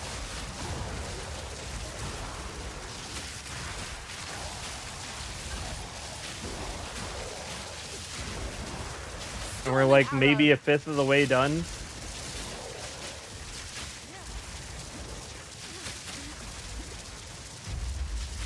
That doesn't seem good.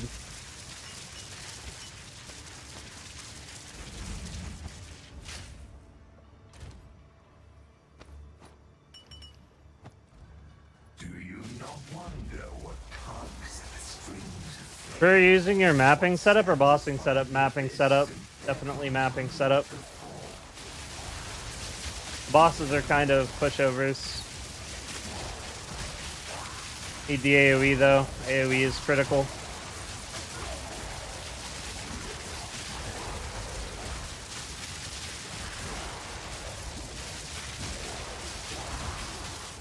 The bigger the AoE of your odds, the more safe you are.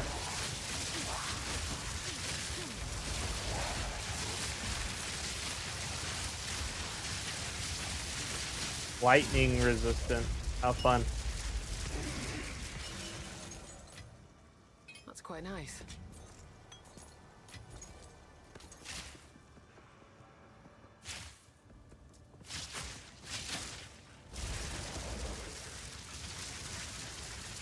Pick up those ultimatums, sir. I'm almost through the last ones I got from you. Another democratic soldier for the cause. How long do you think it'll take to reach next level? I have no clue. I don't think it's happening. I feel like the league will be over by the time I reach the next level. Too slow. Level 98. Well, I don't know. I'm actually going to have quite a bit of experience at the end of these 100 simulacrums. Maybe if we do like some kind of XP heavy test after this, I could hit 98.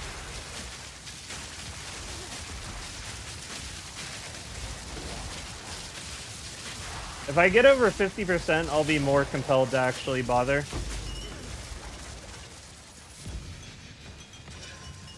Because at that point, I won't want to be holding on to a bunch of...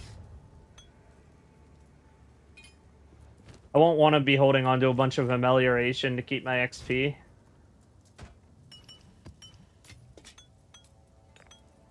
At that point, I'd rather just like actually get the level over with.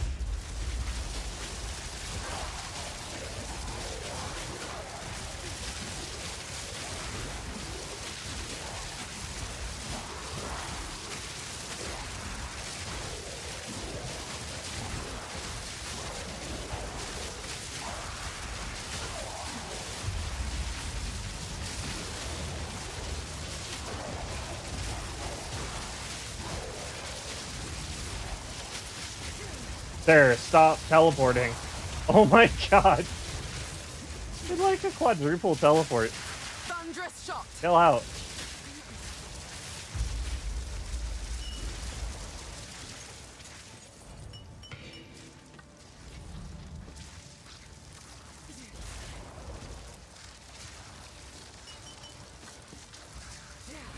Believe me, you will fall, Exile.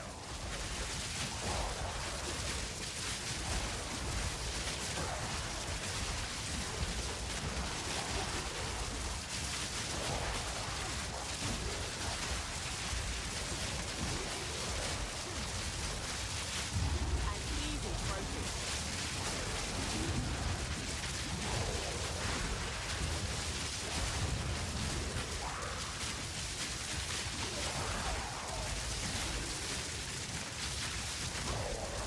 When Omniphobia spawned there, he hit me for 1300. Oh, I got a Megalomaniac. Keep your precious sanity, Conservative my casting agent of and Briny chaos. You Carapace. shall serve me whether you like it or not. I'm not going anywhere. Don't mind Those if I do not sound good.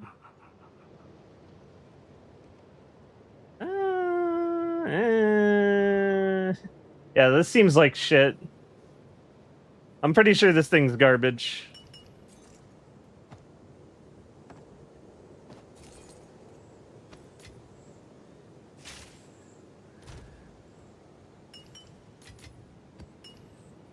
That actually sucks that you can't just sell these unidentified as lottery tickets the way you can with the metamorphs. That makes this even less reliable as a profit strat. That just sucks.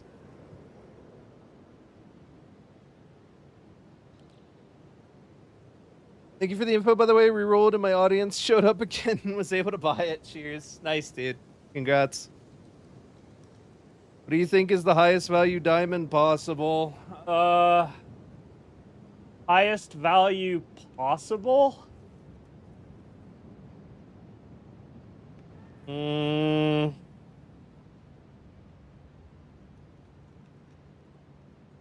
I imagine it's something like Wildstorm plus something else, maybe.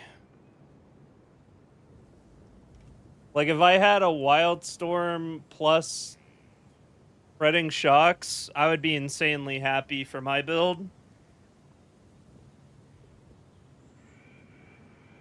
But we're talking about Megalomaniacs. Like, Adorned is the most expensive jewel, but we're talking about, like, what is the most expensive Megalomaniac combination, I assume.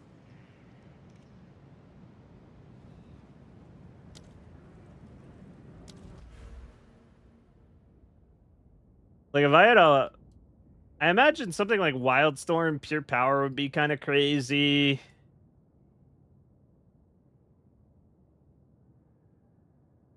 Ugh. A lot of good ones. Like, there's so many good combinations of Megalomaniac, but there's like a billion more shit combinations.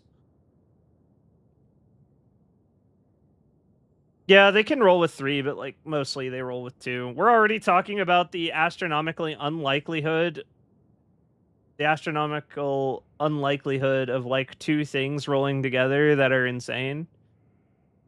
If we want to add a third one into it, then I don't know. That's like a unicorn diamond at that point.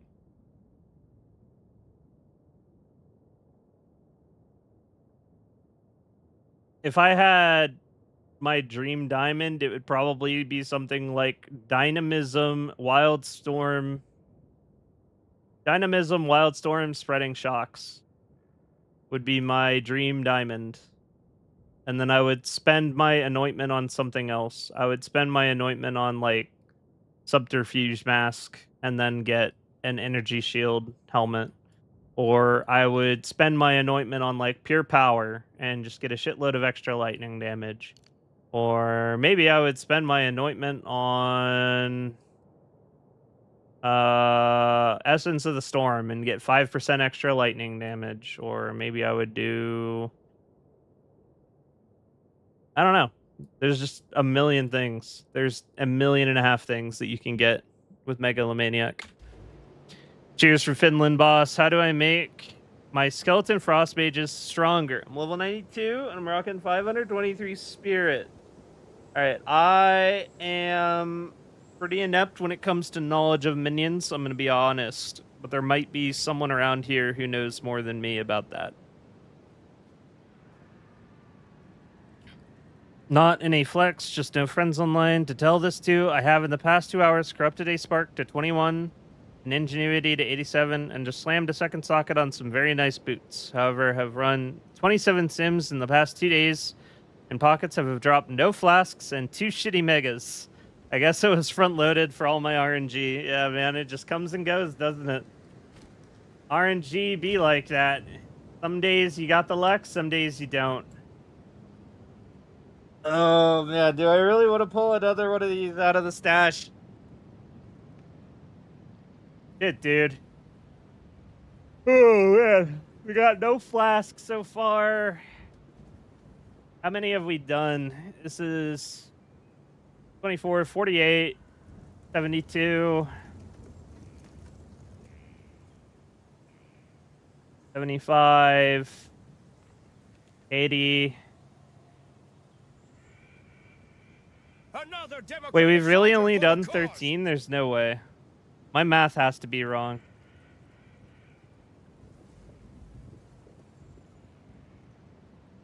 Okay.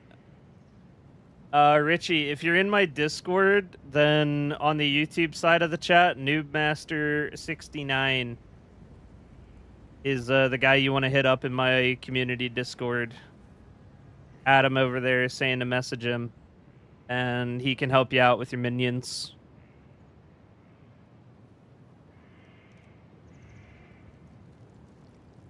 Do it, I'll load one right now, dude. I'm so fried on this mechanic. Oh my god. This is gonna be torture. Beat Simulacrum, beat T4, now I never got to touch these again. Congratulations, I wish I was you.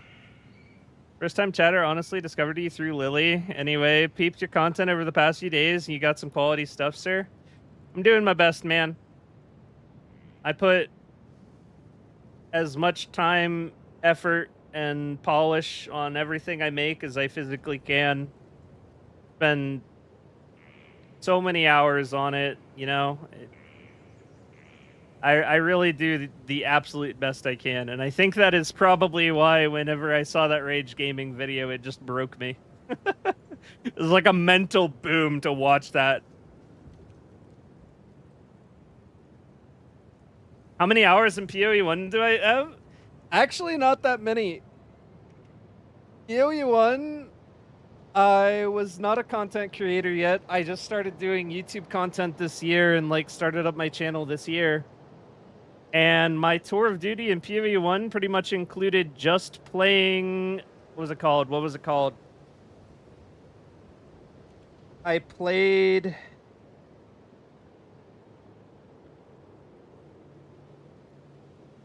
Oh my god, my brain is so fried I can't even remember what the league was called. But anyway, I played one league of PoE 1. I played one build to completion through every piece of content in the game. I did absolutely everything I could possibly want to do. I played Crackling Lance, Inquisitor. That was just what I did. I had fun, had a great time, enjoyed the game, and then I put it down forever. I had a good time. You know, I played through the game, I experienced it, I saw all there was to see, and I was like, that's good enough for me. PoE 2 came out, though, and I had the option to do WASD movement, and I was like, hell yeah, let's do it. Sounds great.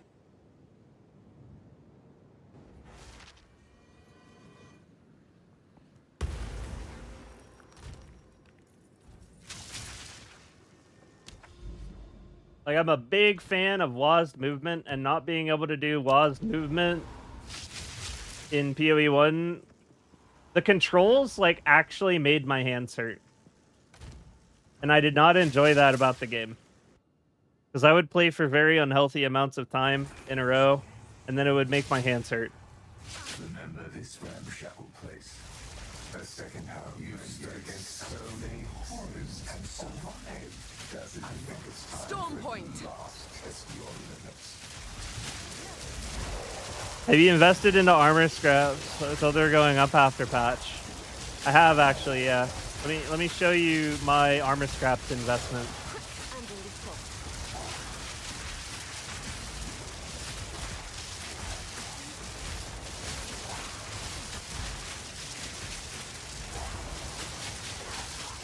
I have been investing in armor scraps.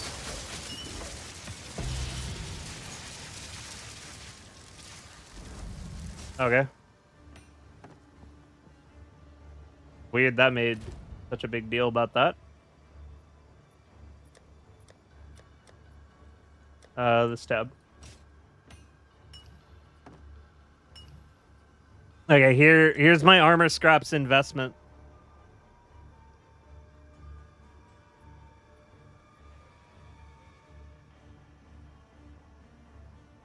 I'm rich.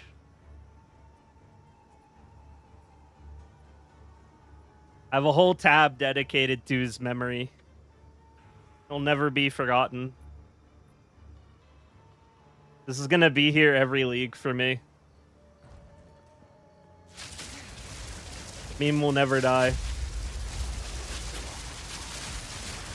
It's been some of the funniest shit this week. I'll like pop into someone else's stream, like another creator's stream or something. And then we'll, even the ones that I've never even held a conversation with, right? And they'll just randomly mention investing in armor scraps, or they'll make a joke about armor scraps, or their chat will make a joke about armor scraps, and it's just the funniest shit how widespread of a joke rage gaming is. I love it so much. Actually deserved. Quick and lethal.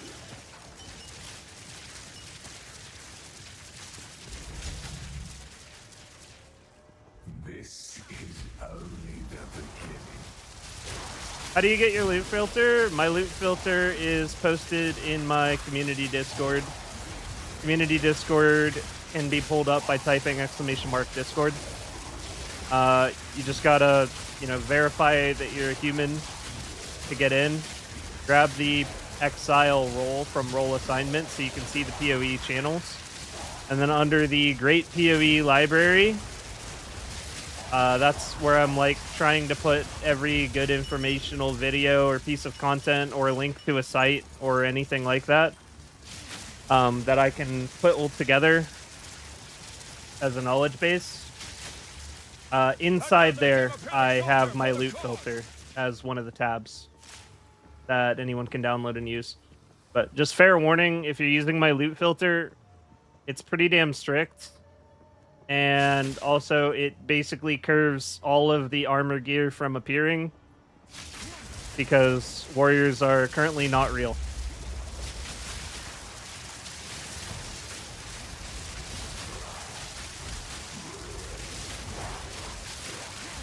And all I mean by that is I don't want to try to sell warrior gear or have warrior gear in my stash.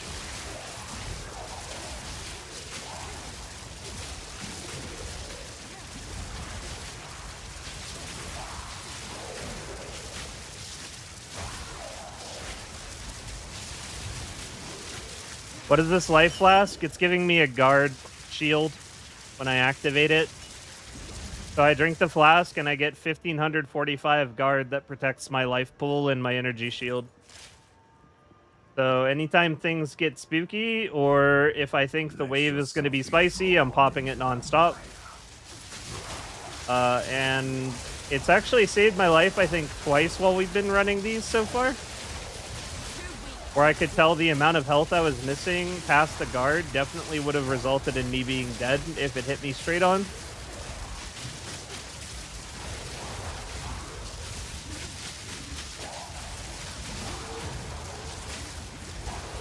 Like Omniphobia spawned on wave 14 and just punched me in the face.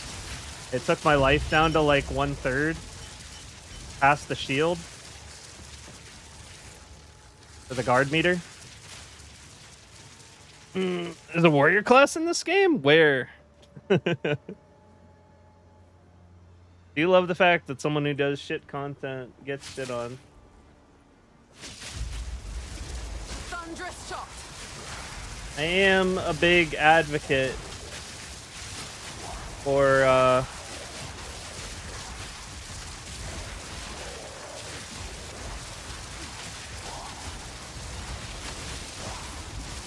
people who do bad things generally being shamed for doing said bad thing. And wasting other human beings' time is definitely something that registers for me as a bad thing. Especially knowingly wasting other human beings' time. That's actually fucked up.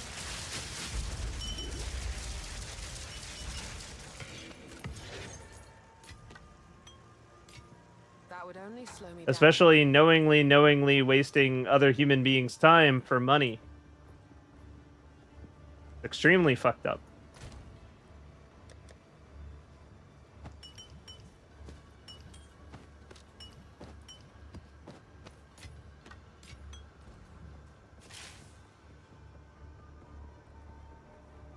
I think it's the type of thing that should be called out more than it is. At least whenever it's excruciatingly obvious. Are you trying to cleanse yourself of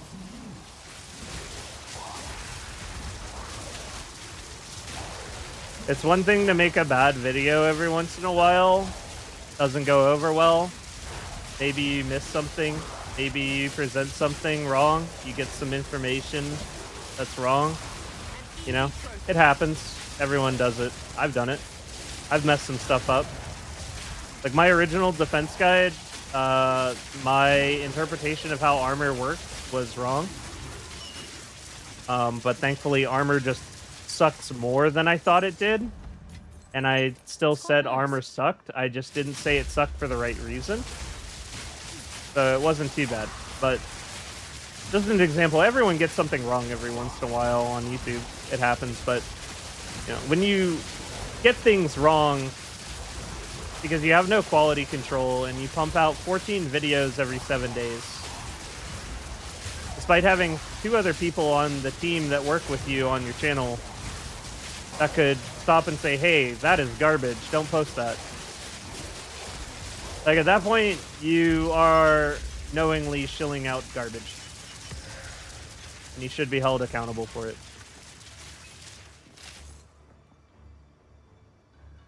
I thought they were pretty cool, new to Elden Ring years ago, but now seeing them in PoE and literally saying armor scrap is their best money-making method, like, huh? Sure, how do I chance a Temporalis? Yeah, you just gotta get some silk robes, you know? Like, go into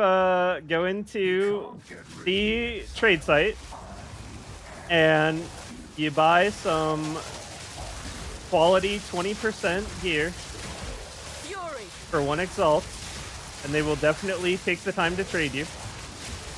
And then you salvage it for some armor scraps. You sell those armor scraps to make 2 Exalted Orbs.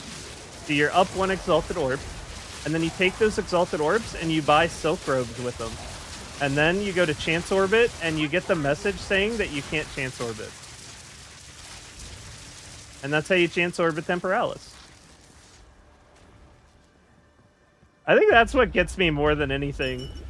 How does that even end up in your script? There's like only one answer that makes sense, and it's because the script was AI generated and no one proofread it. Will pass into the next world.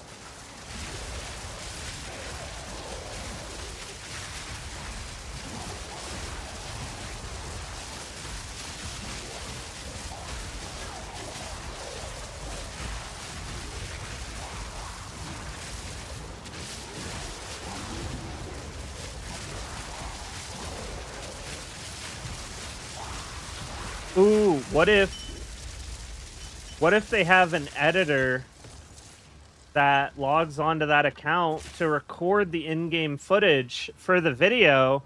The script is AI generated, and then Hollow just reads it off. That would also explain it.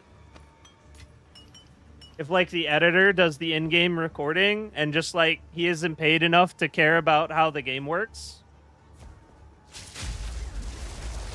Another democratic soldier for the cause!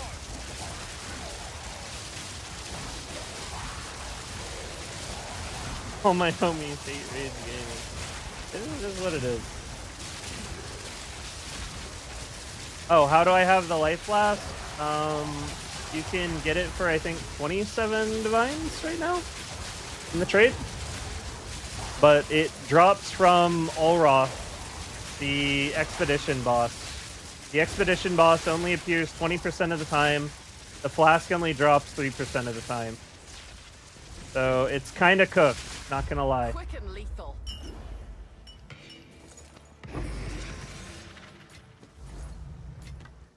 Now this will come in handy.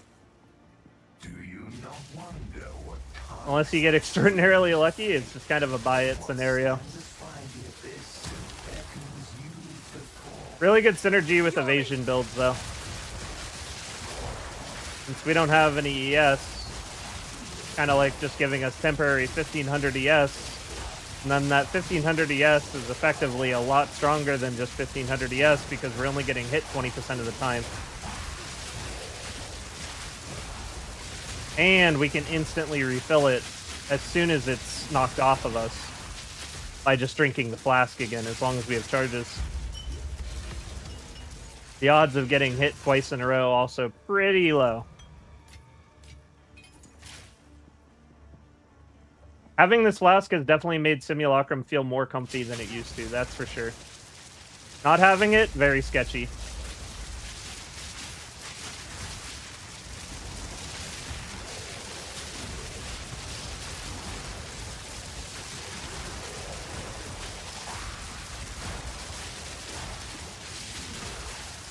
But I guess I also did do my Simulacrums before they made it so they could be hit on spawn.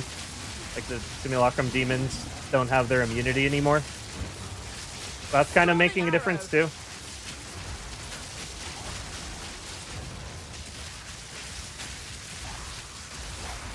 easy trophy.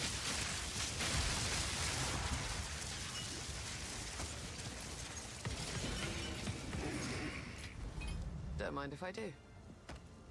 When they were initially immune to damage when they spawned, that was so awful.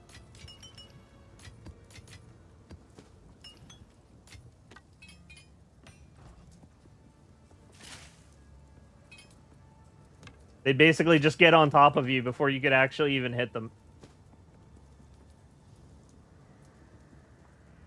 Is that Rage Gaming that we were talking about? Yeah. They had 0 divs and a vid about getting more divs. Dude, it's cooked from like every angle.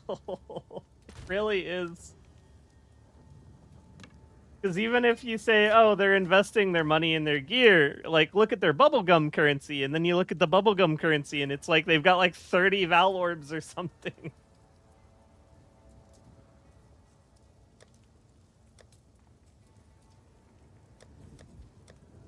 Yeah, all of the signs were basically there. Like they just don't play.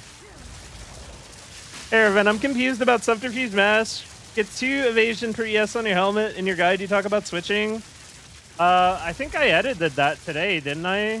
I'm pretty sure I edited that. Or maybe I just edited it and then I didn't click publish. I think that's what happened. There, I clicked publish. That's fixed now. I meant to fix that, and I forgot about it and didn't click publish. Thanks for reminding me. ChatGPT knows you can't chance orb boss drops. That's true, so maybe they used like some kind of microwave terrible AI to generate the script that isn't even as good as ChatGPT. That's always possible, right?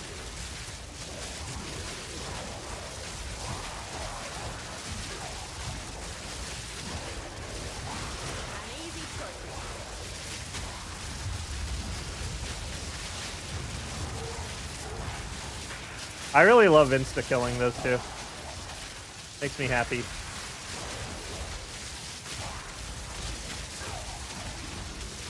Also makes me feel safe, because I feel like those two are the only things that are going to hit me hard enough in a single attack to kill me. Oh, noise? Noise? Oh, suffering. Yeah. I feel that. Well, that needs knockdown on the filter. That made me sad.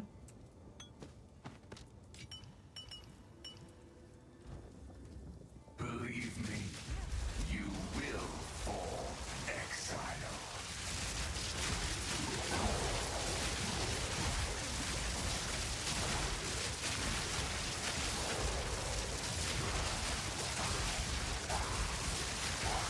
Thunderous shot!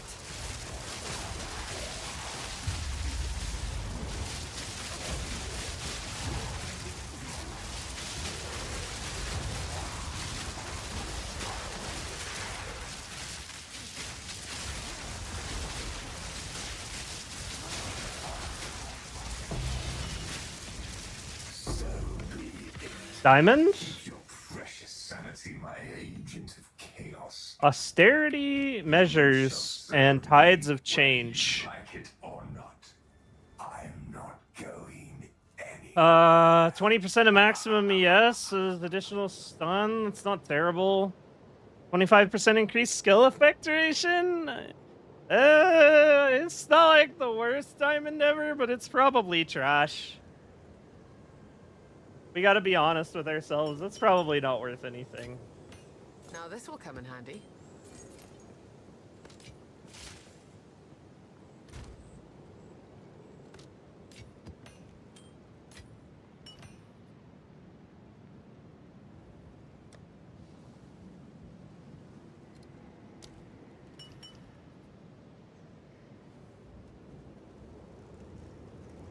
Also, they used the default gear, no cosmetics. True.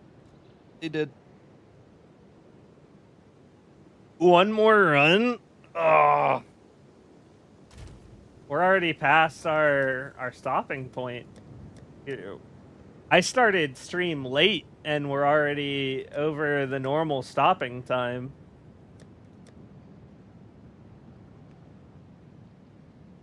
One more run, huh?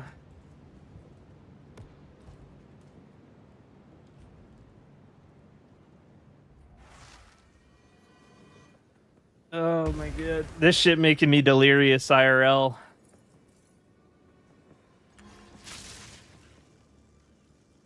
Good sleep is critical.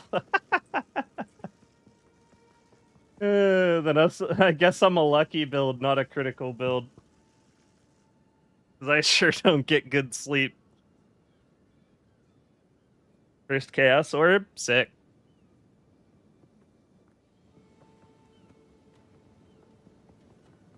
That's worth a few Exalted Orbs.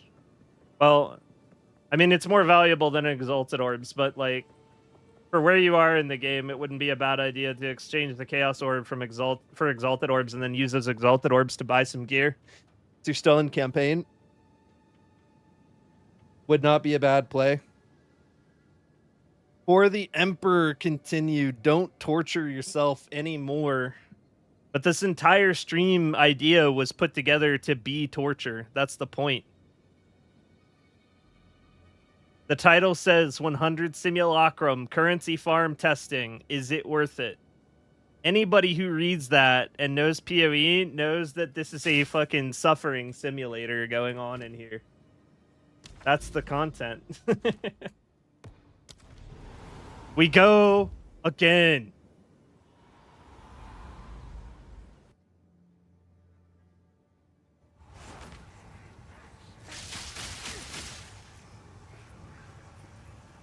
Remember this room shot against so many horrors and have survived. Yes, some Storm point! times will not last. Let's go. I need more mana.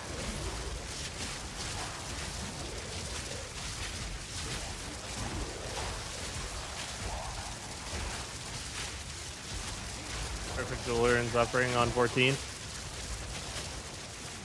That's not bad. That's pretty good.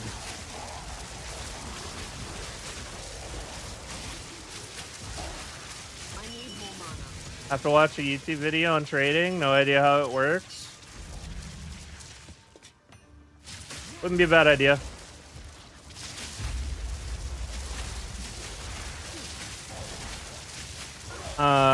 But basically, for where you're at in the game, if you just wanted to go trade for something useful, then you could go onto the trade site, which you can find just by Googling it pretty much. Log in, and then proceed to search for an item with a maximum level of your current level to make sure that you can use it. And then proceed to set the parameters for stats that are relevant to you. Got a helmet. This is only the The next drop could be the unicorn gem. You never know if you quit. I would rather just get a flask. TBH. It would be nice to get a flask. Got 2 diamonds. They both suck. No flask yet. Just give me 1 flask.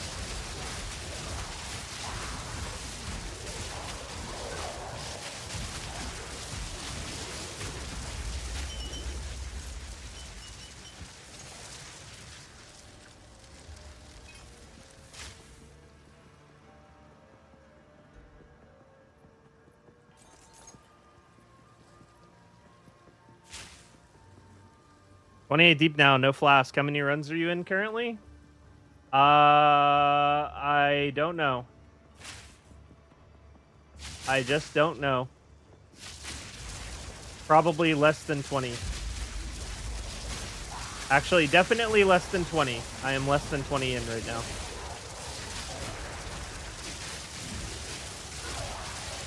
I need more mana.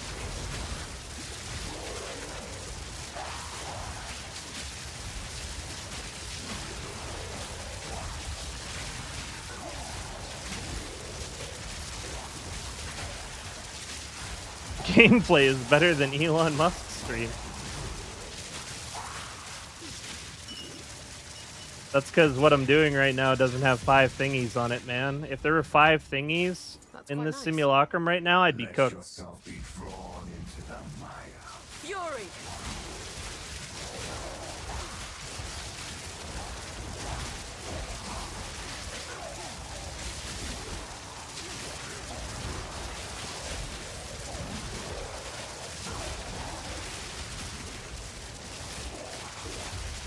Barely broke a sweat.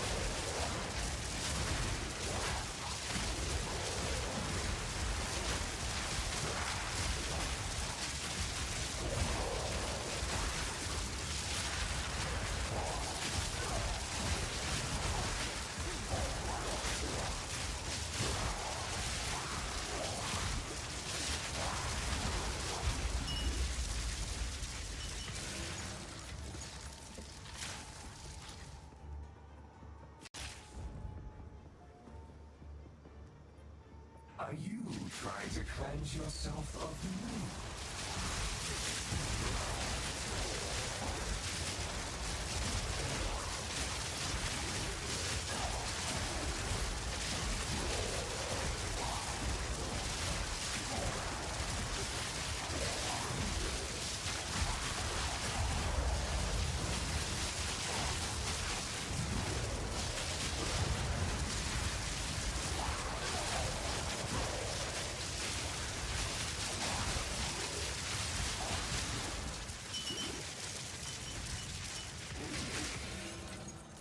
Don't mind if I do. You say is the best, fastest character to run these? It's probably like Gemling Stat Stalker or Spark Stormweaver. Likely just Spark Stormweaver though, because of the enclosed spaces. The Spark probably just goes crazy. But they're probably both just S tier running this.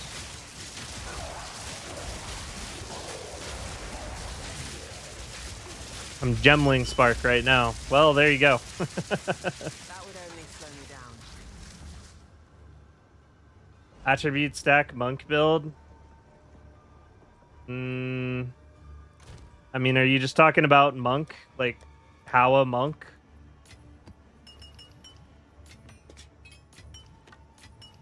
That's like every monk. Every monk is how a monk. How is just meta defining. Did you do a stream for rolling the bases you found less currency farm? I forgot the place after you quit. I'll probably go watch an old stream. No, I didn't do that on stream. It was pretty uneventful. I just rolled through it all. Didn't really tally it. There was nothing that... Out of the bases I rolled, there was nothing that was like actually valuable, really. I think the most I got was a couple breach rings that were worth a divine or two. Rolled through all of the boots, essence crafted them. Rolled through the chest pieces and essence crafted them. Oh, there was a chest piece actually I got out of it that was probably worth like 9 divs or so. I guess there was that. None of the ones were good. I kept all of the white bases and sold them off. Or wait, maybe I didn't sell them yet. I think I still have them. I'm still stacking the one bases to sell in bulk. Yeah, I didn't sell those yet. Nothing you do matters. Yeah, last currency test. The rare and magic, or not rare, yeah, the rare and magic bases that we got from that didn't really cook too well. So it's probably for the best that they just weren't included in the video or in the tally.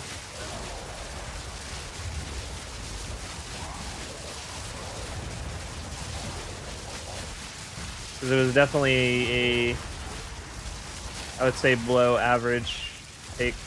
Well, maybe it wasn't so much below average, but we're like so deep in the league now that anything even slightly mediocre just isn't even worth selling anymore.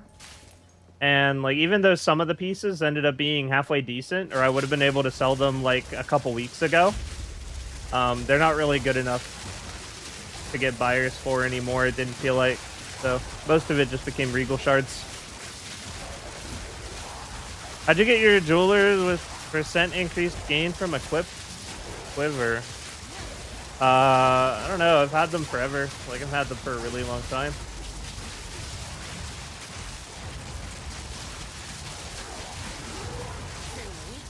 Too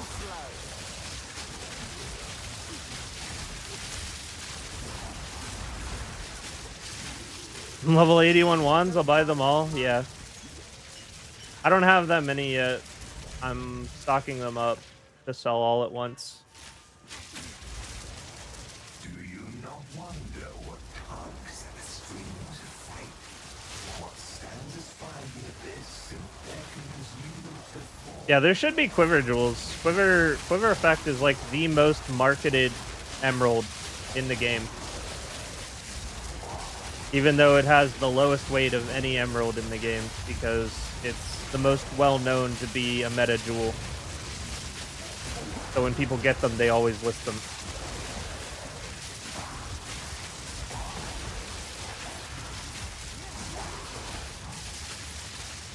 Thunderous shot.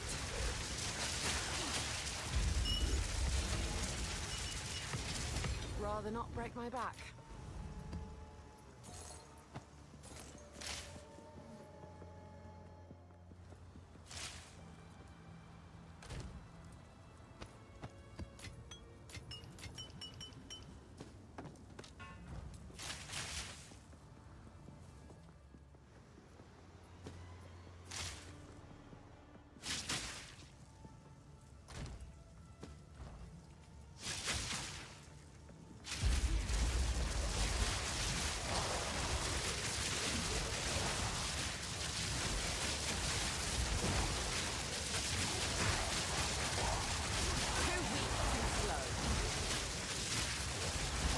To get those elemental resistance auras out of there.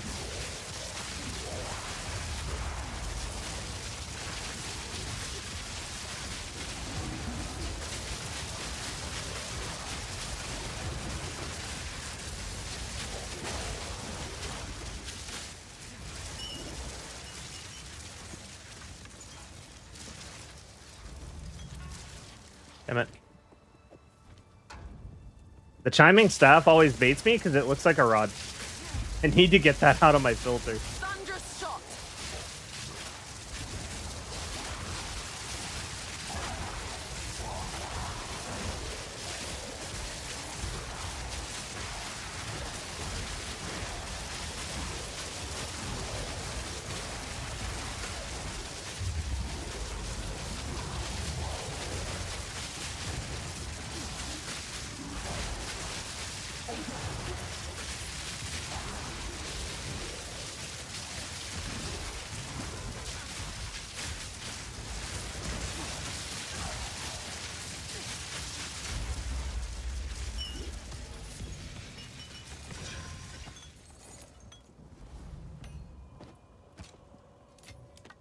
Now this will come in handy.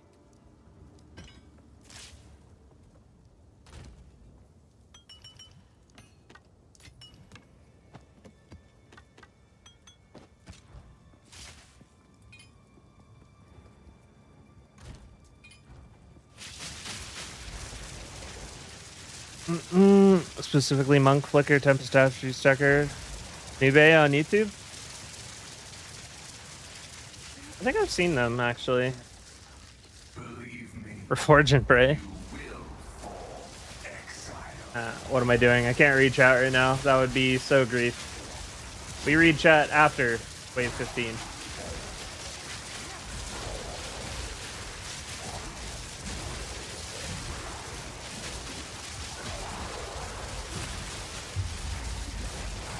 easy trophy.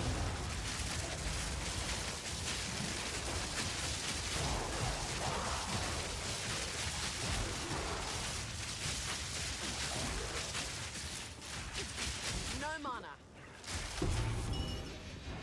So be it. Got the amulet again. Precious sanity, my agent of chaos.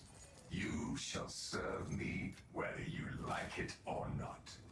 I'm not going anywhere.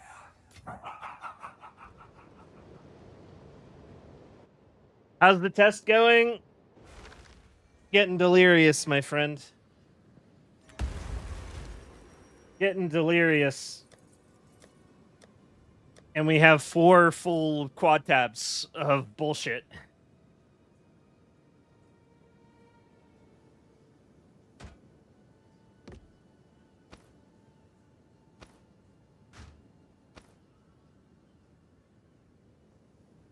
Go on.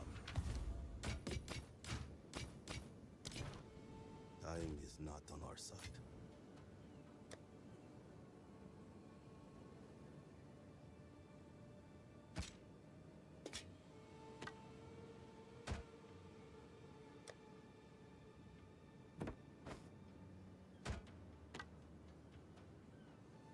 Yes. On with the work. Running them all at T4? Yep. All at T4. Running them all at T4. That's why we have so many bases.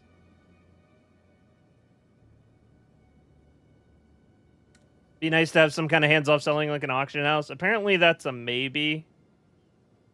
It used to be a absolutely no. Never gonna happen in PoE1, but apparently auction house is now a maybe. That's kind of nice. Or some form of hands-off trading, which would be nice. Like I like the personal touch of like having to actually undergo trades. Like it's nice from a communal perspective, but we need something that prevents all of the price fixing. It is so toxic. How do the leagues work? So imagine a league is like a new server opening, and the majority of the community will move from the previous league to the next league once it begins. You can always come back and play your previous characters in the previous league if you want. Like, you can still test stuff. You can still play the game as much as you want on the previous league, but the majority of the community is going to move forward onto the next league, typically. It's not a wipe. It's like a new server with like a new mechanic, typically. A mechanic or some kind of specific events or specific league rewards that people are playing for, stuff like that. New content, but you have to start a new character. Yeah, pretty much. That's basically how it works. It's like a seasonal game. As long as the community keeps asking for it, they'll eventually cave in. I could see that. Also, thank you for the follow, Eddie. Welcome in. 1 4 full of tabs and 1 will be worth selling, probably. None of them rolled well. Too bad. Like watching the gambling. You put me on the guy that does the mirror crafting. Oh, Belton. Belton actually just put out a really good video today. Like a super duper good video. Just like a full blown bottom up crafting tutorial that's like starting at an hour long. That begins with like giving his credentials as to why he's worth listening to, etc.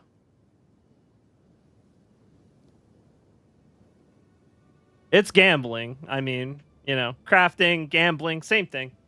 It's a pretty good video, though. If someone were to like watch that with no idea how crafting worked or how to spot value in items, they would definitely leave the video knowing a hell of a lot more than when they started, which is good content in my opinion.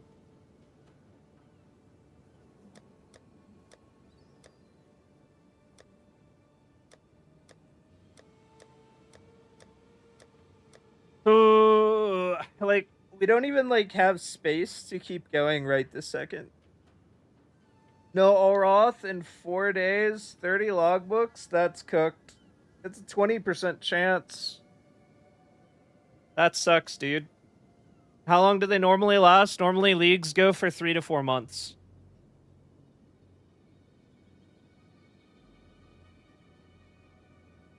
Given the circumstances, I would err on the side of 3 months for this first league. Probably make more sense.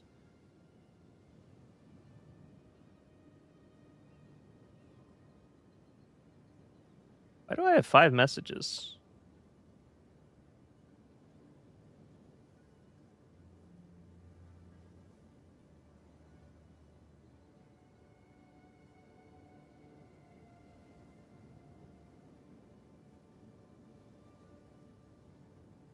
That was annoying.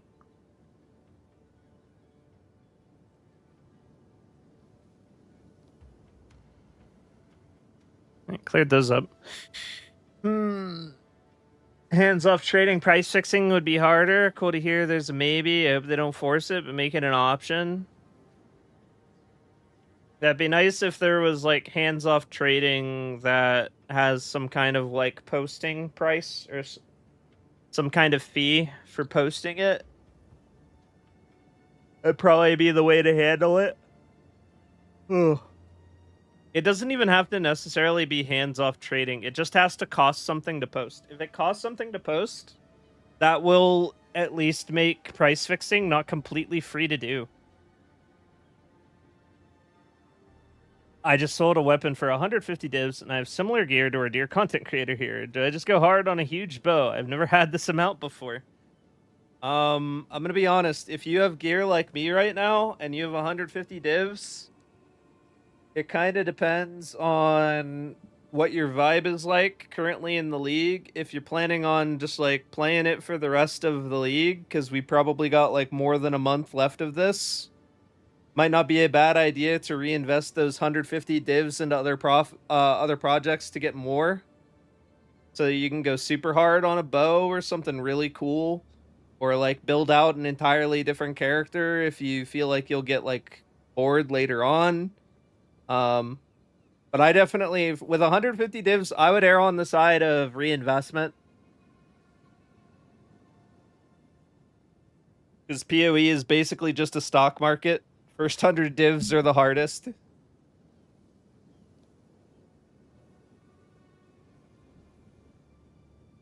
Use them to run mechanics that have entry fees and stuff to make more.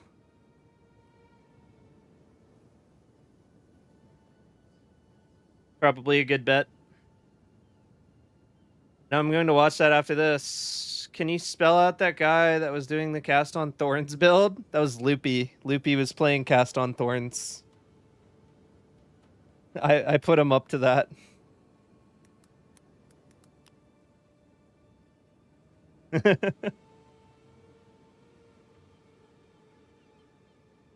Yeah, I saw the patch notes. We read them off on stream earlier.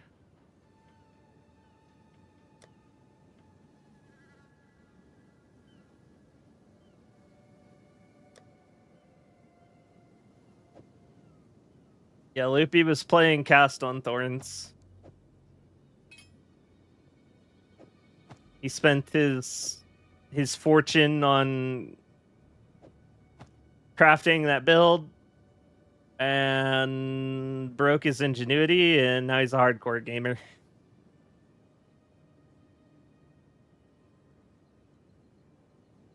I don't really know what the term economy reset is going to mean. Like, if they're just going to hard reset this league, or I don't feel like that's what they're doing. I feel like they're just going to start up a new EA league. I haven't heard economy reset from any official resource.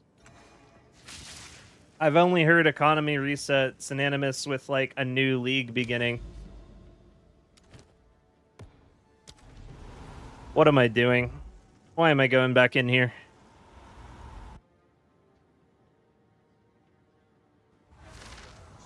I just want a flask, man. Give me a flask. This ramshackle place.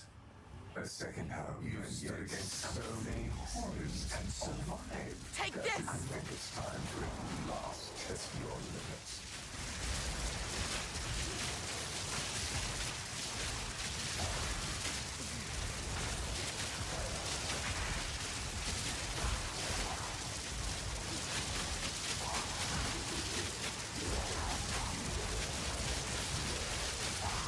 Quick and lethal.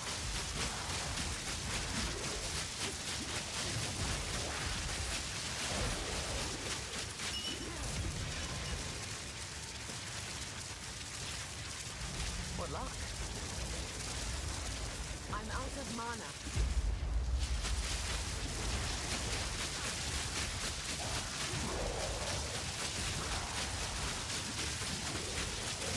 Oh, did they say that they would do an economy reset? Did he say, like, what he means by economy reset?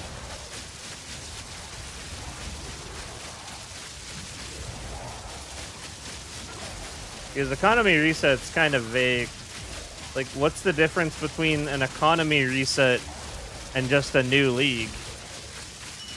Outside of it just being worse because everyone loses their progress on an economy reset. This is only the beginning.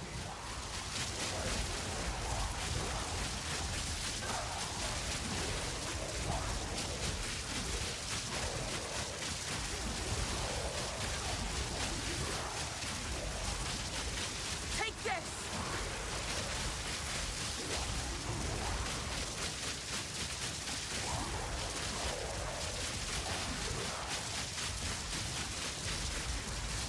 Okay, so it literally just means a new league, but with no new league mechanic. So it is a new league. I mean, for all intents and purposes, as far as I care to acknowledge it, that just sounds like a new league to me. The new league with the same mechanics as last time.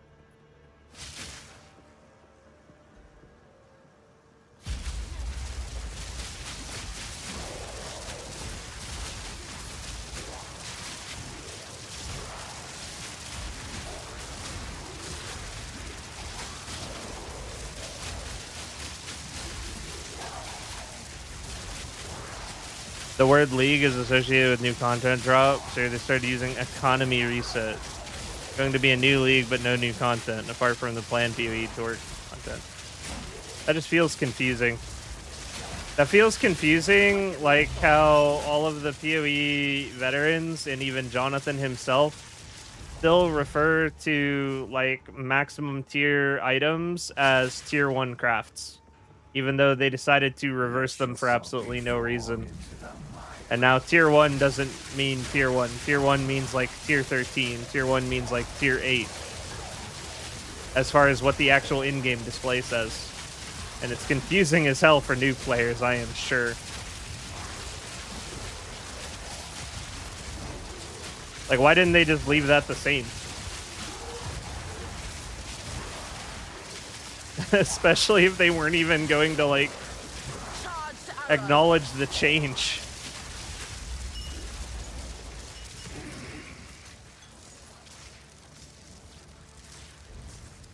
They need to consolidate it because it's really confusing them too. Makes sense. What's your current evasion rating? This current endgame got old quick.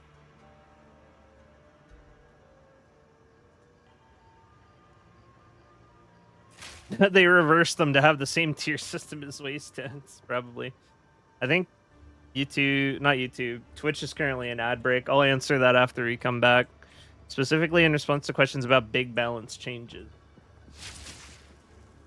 Yeah, that whole thing just seems confusing to me. It's like the way they word it's confusing. They should definitely just consolidate it.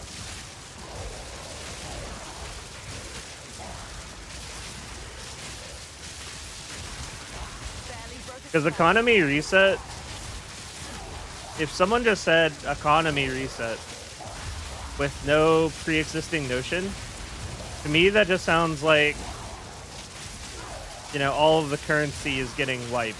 All of the characters are getting, like, reset as far as their economical value. The stashes are getting wiped, but you're keeping the characters. Something like that. That's like what that sounds like to me when someone says economy reset. But that's not at all what's happening. They're opening a new server. It's a new league without new league mechanics.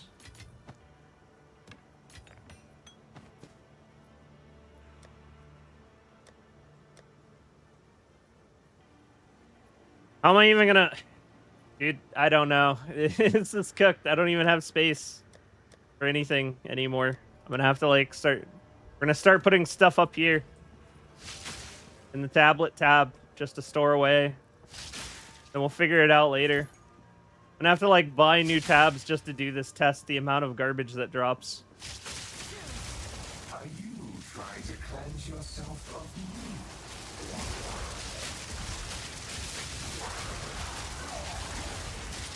They thought you go from tier 1 maps being the weakest, so they thought it would confuse players when tier 1 affixes are now the strongest. Storming arrow. I don't disagree.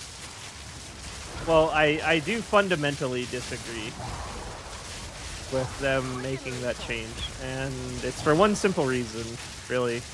Just that every piece of gear has a different number of tiers that determine what is the best and what is not.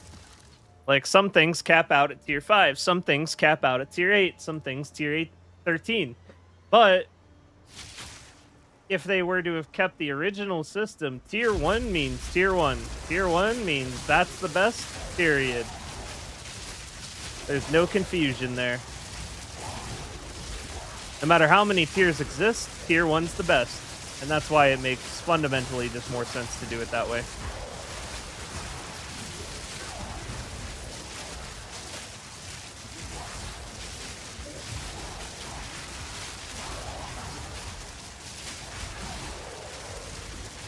Maybe they'll realize that and change it back. Especially considering they like can't even acknowledge it whenever they're doing Q&As. They still just call things tier 1.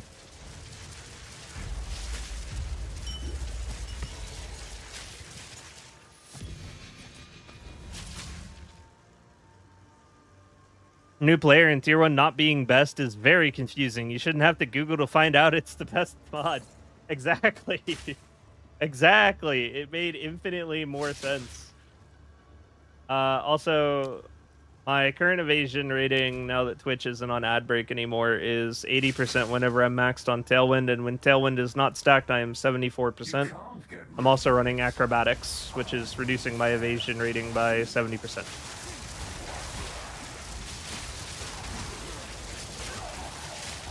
Fury. No problem. Too slow.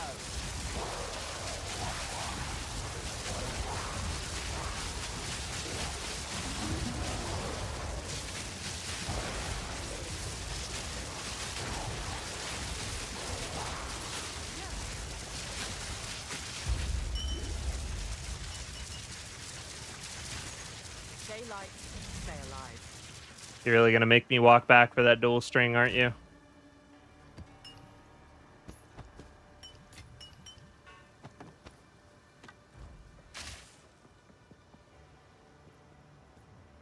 What's the tooltip on my lightning arrow? Unbuffed, it's 84,087. Nothing you do matters.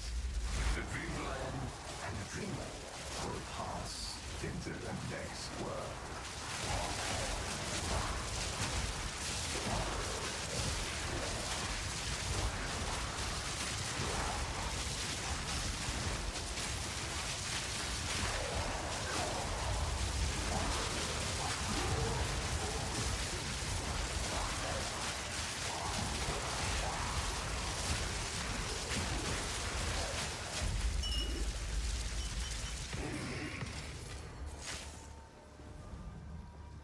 I've been using your lightning ball build. Works like a charm. The only thing is now being in the highest level of spells, I'm lacking mana, even with Thief's Torment. Do you have any source of mana here?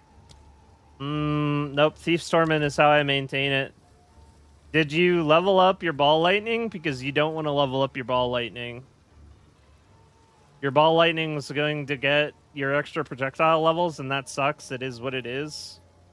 But you want to leave it at the minimum base level of 11 and then even go as far as maximum quality and then corrupting it to try and get -1 level to make it a level 10 ball lightning. Because the damage of ball lightning doesn't matter, but we really don't want the mana cost to be high.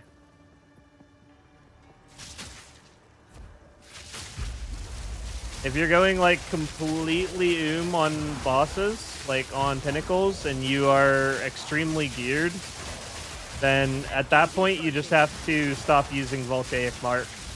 Thunderous shot. Like I can't use Voltaic Mark on pinnacles anymore. I've gotten too strong, my proc rate's gotten too high, it just drains my mana to 0, and it lowers my DPS instead of increases it.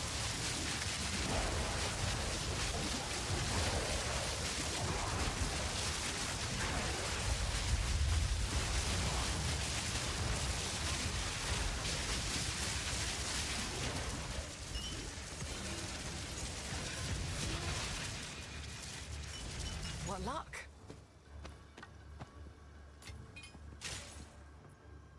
I'm fine with a lot of monsters, just when there are just a couple of enemies, it's hard to keep it up, it seems. I mean, you have your mana flask if there's only a few monsters. Shouldn't be going on just a couple mobs. Like, if it's just a couple mobs, then mana flask should be fine. Or just do more lightning rods. Don't, like, only spawn LA, I guess. Like, I usually go back and forth. I never just spam LA. Maybe that's why.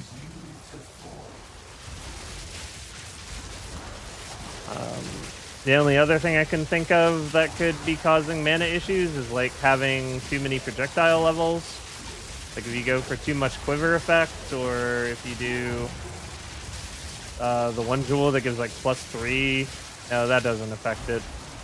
Just literally quiver effect at that point, yeah. Like quiver effect or a bow with plus projectile levels. Going too far with projectile levels, I guess, could cause a problem. That's the only other thing I can think of, though.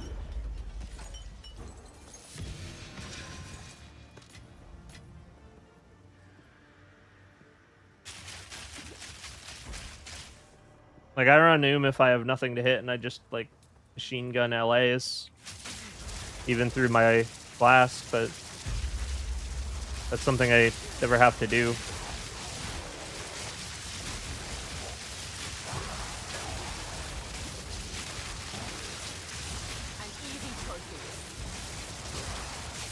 I think my mana flask actually keeps up with lightning rod as well at this point.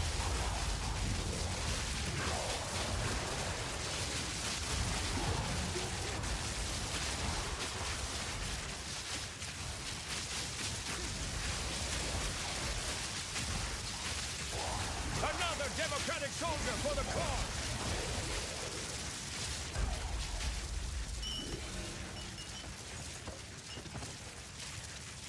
Now this will come in handy.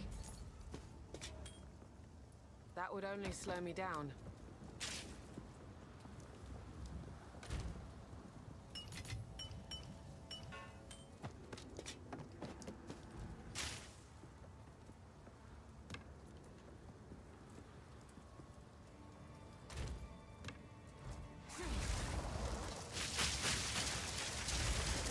Do you have some projectile levels? 19 plus 6? I mean, yeah. Pretty normal amount of levels. Maybe get some more maximum mana on your gear, potentially? Like, do you have max mana on your belt? That's the only place I currently have any max mana, but I used to run a max mana line on my boots as well.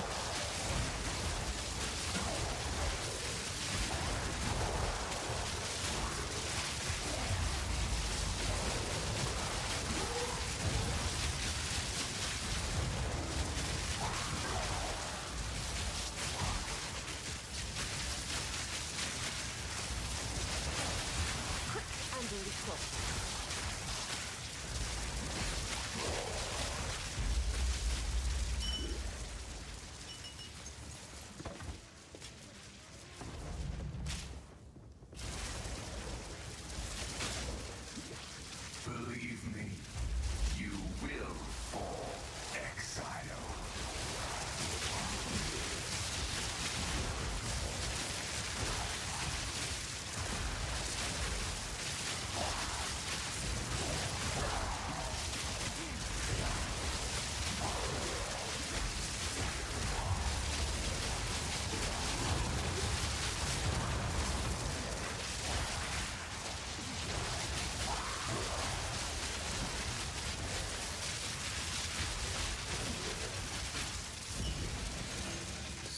Let's give it up for Closed Helm. Precious sanity, my agent of chaos. You Yuck. shall serve me whether you like it or not. I am not going anywhere.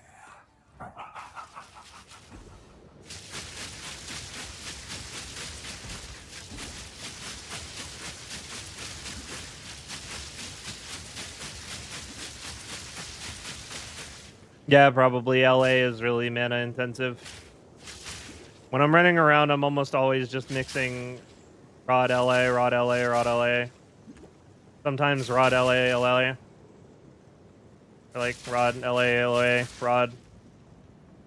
But yeah, the more you mix in rods, the better your mana economy is going to be, since that's where the majority of your hits are generated.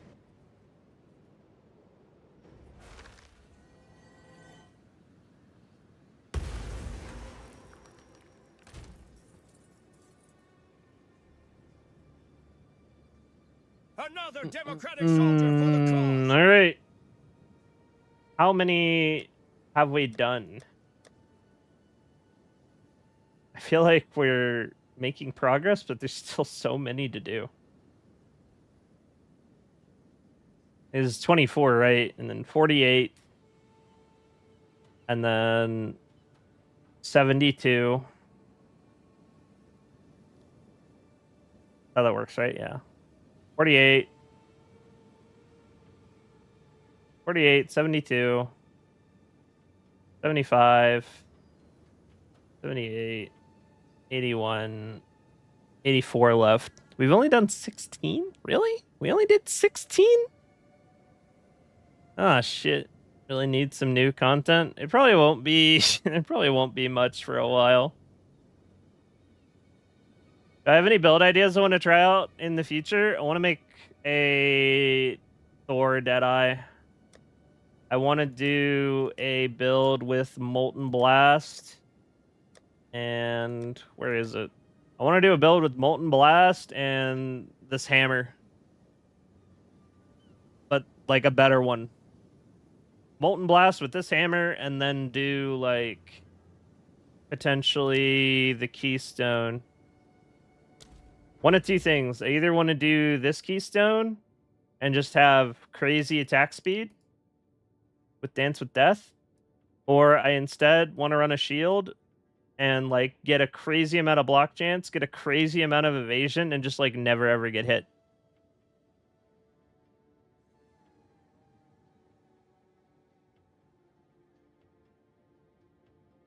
I think either one of those would be fun. Little patch announcement might be a bit dry coming weeks. Yeah.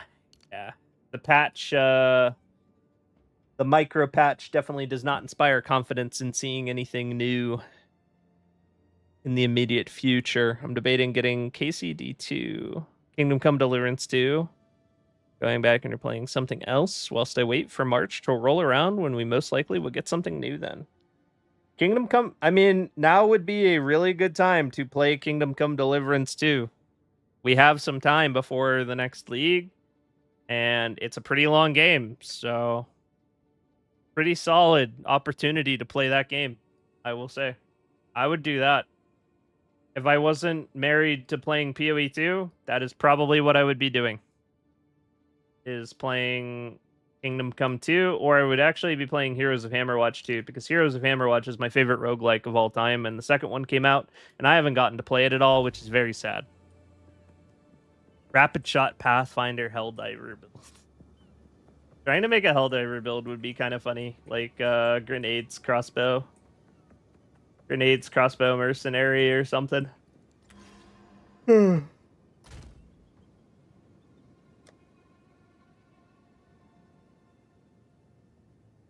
Actually, we could make it completely cooked. It would be like Grenades, Crossbow, Mercenary, Hand of the Gods. Hand of the Gods is like your stratagem, your cooldown. 500 hours out of PoE2 already, so everything else is just uber nice. I feel that. I feel like anyone who's sitting on like 500 hours in this first league, you know, might as well take a break. Don't want to burn out before things get good, right?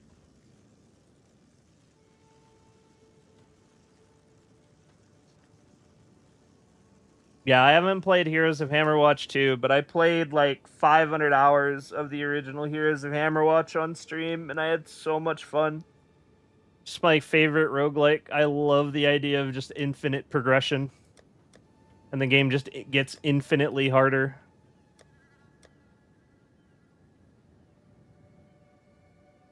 You're going hard on Kingdom Come Deliverance 2 tomorrow? Decided on it? That's hype.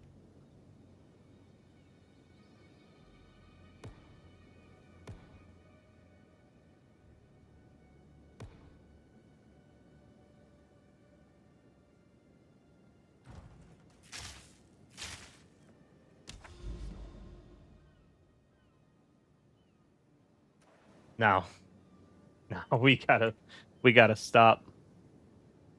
This has gone too far. Another democratic soldier for the cause. I need to check if there's even... Okay. Thankfully, the recording is fine. I didn't fill up the space that we had to record. But yeah, I think we're gonna have to table this for the night. Probably reorganize the storage, and probably either buy more tabs so that I have enough space to actually do this test, or cut down on what I'm allowing through my filter, because I think some of these items are not actually top of the line. Like, there's probably a few items here I can trim. I'm also going to trim like all of the uniques out and just chance shard them. I'll keep them in the pile, but we're going to kind of consolidate the space a little bit here. This is going to quickly become an issue. Here's a Hammerwatch 2, looks dope as hell. Yeah, I really want to play that. Heroes of Hammerwatch 2 is some of the most fun I have had, period, but it is probably the most co-op fun I have ever had.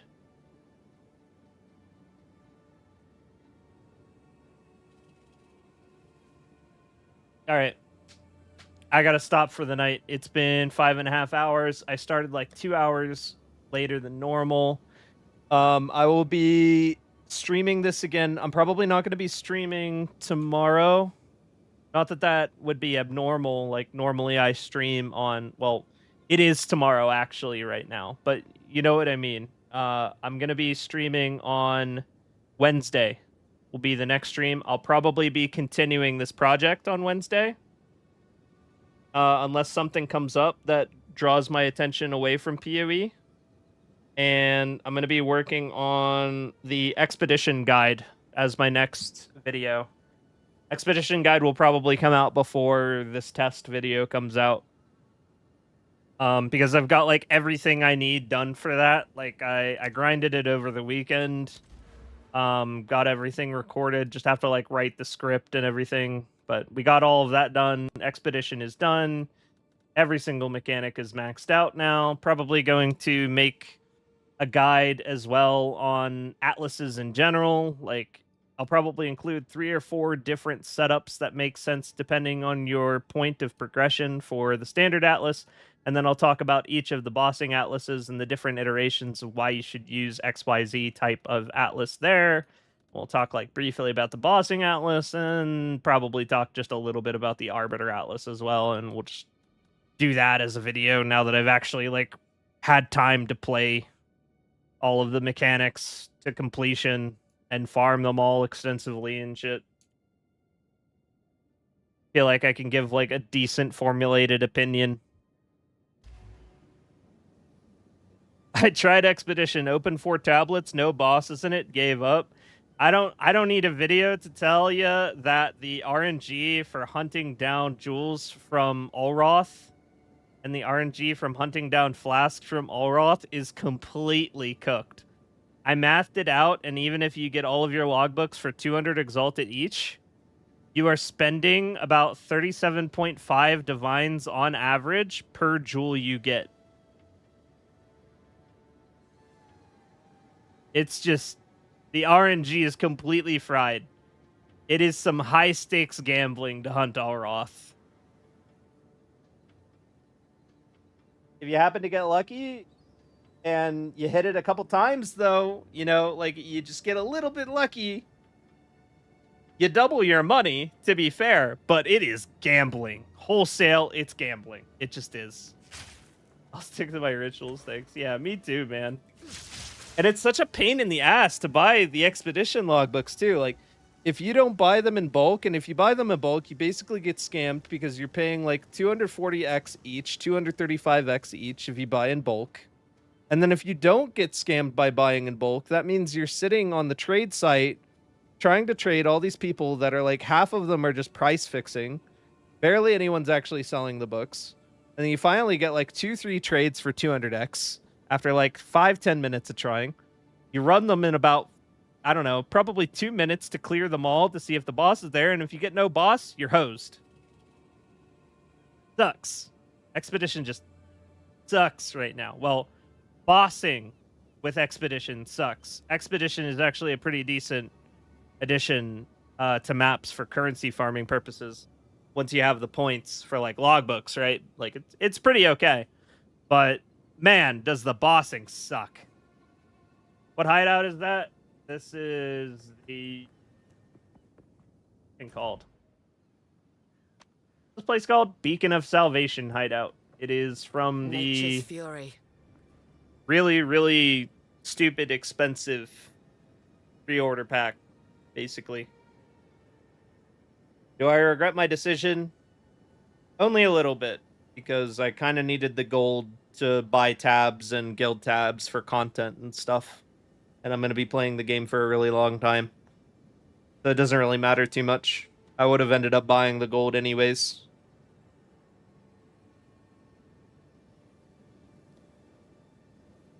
Don't worry, I'm going to upgrade to that pack very soon.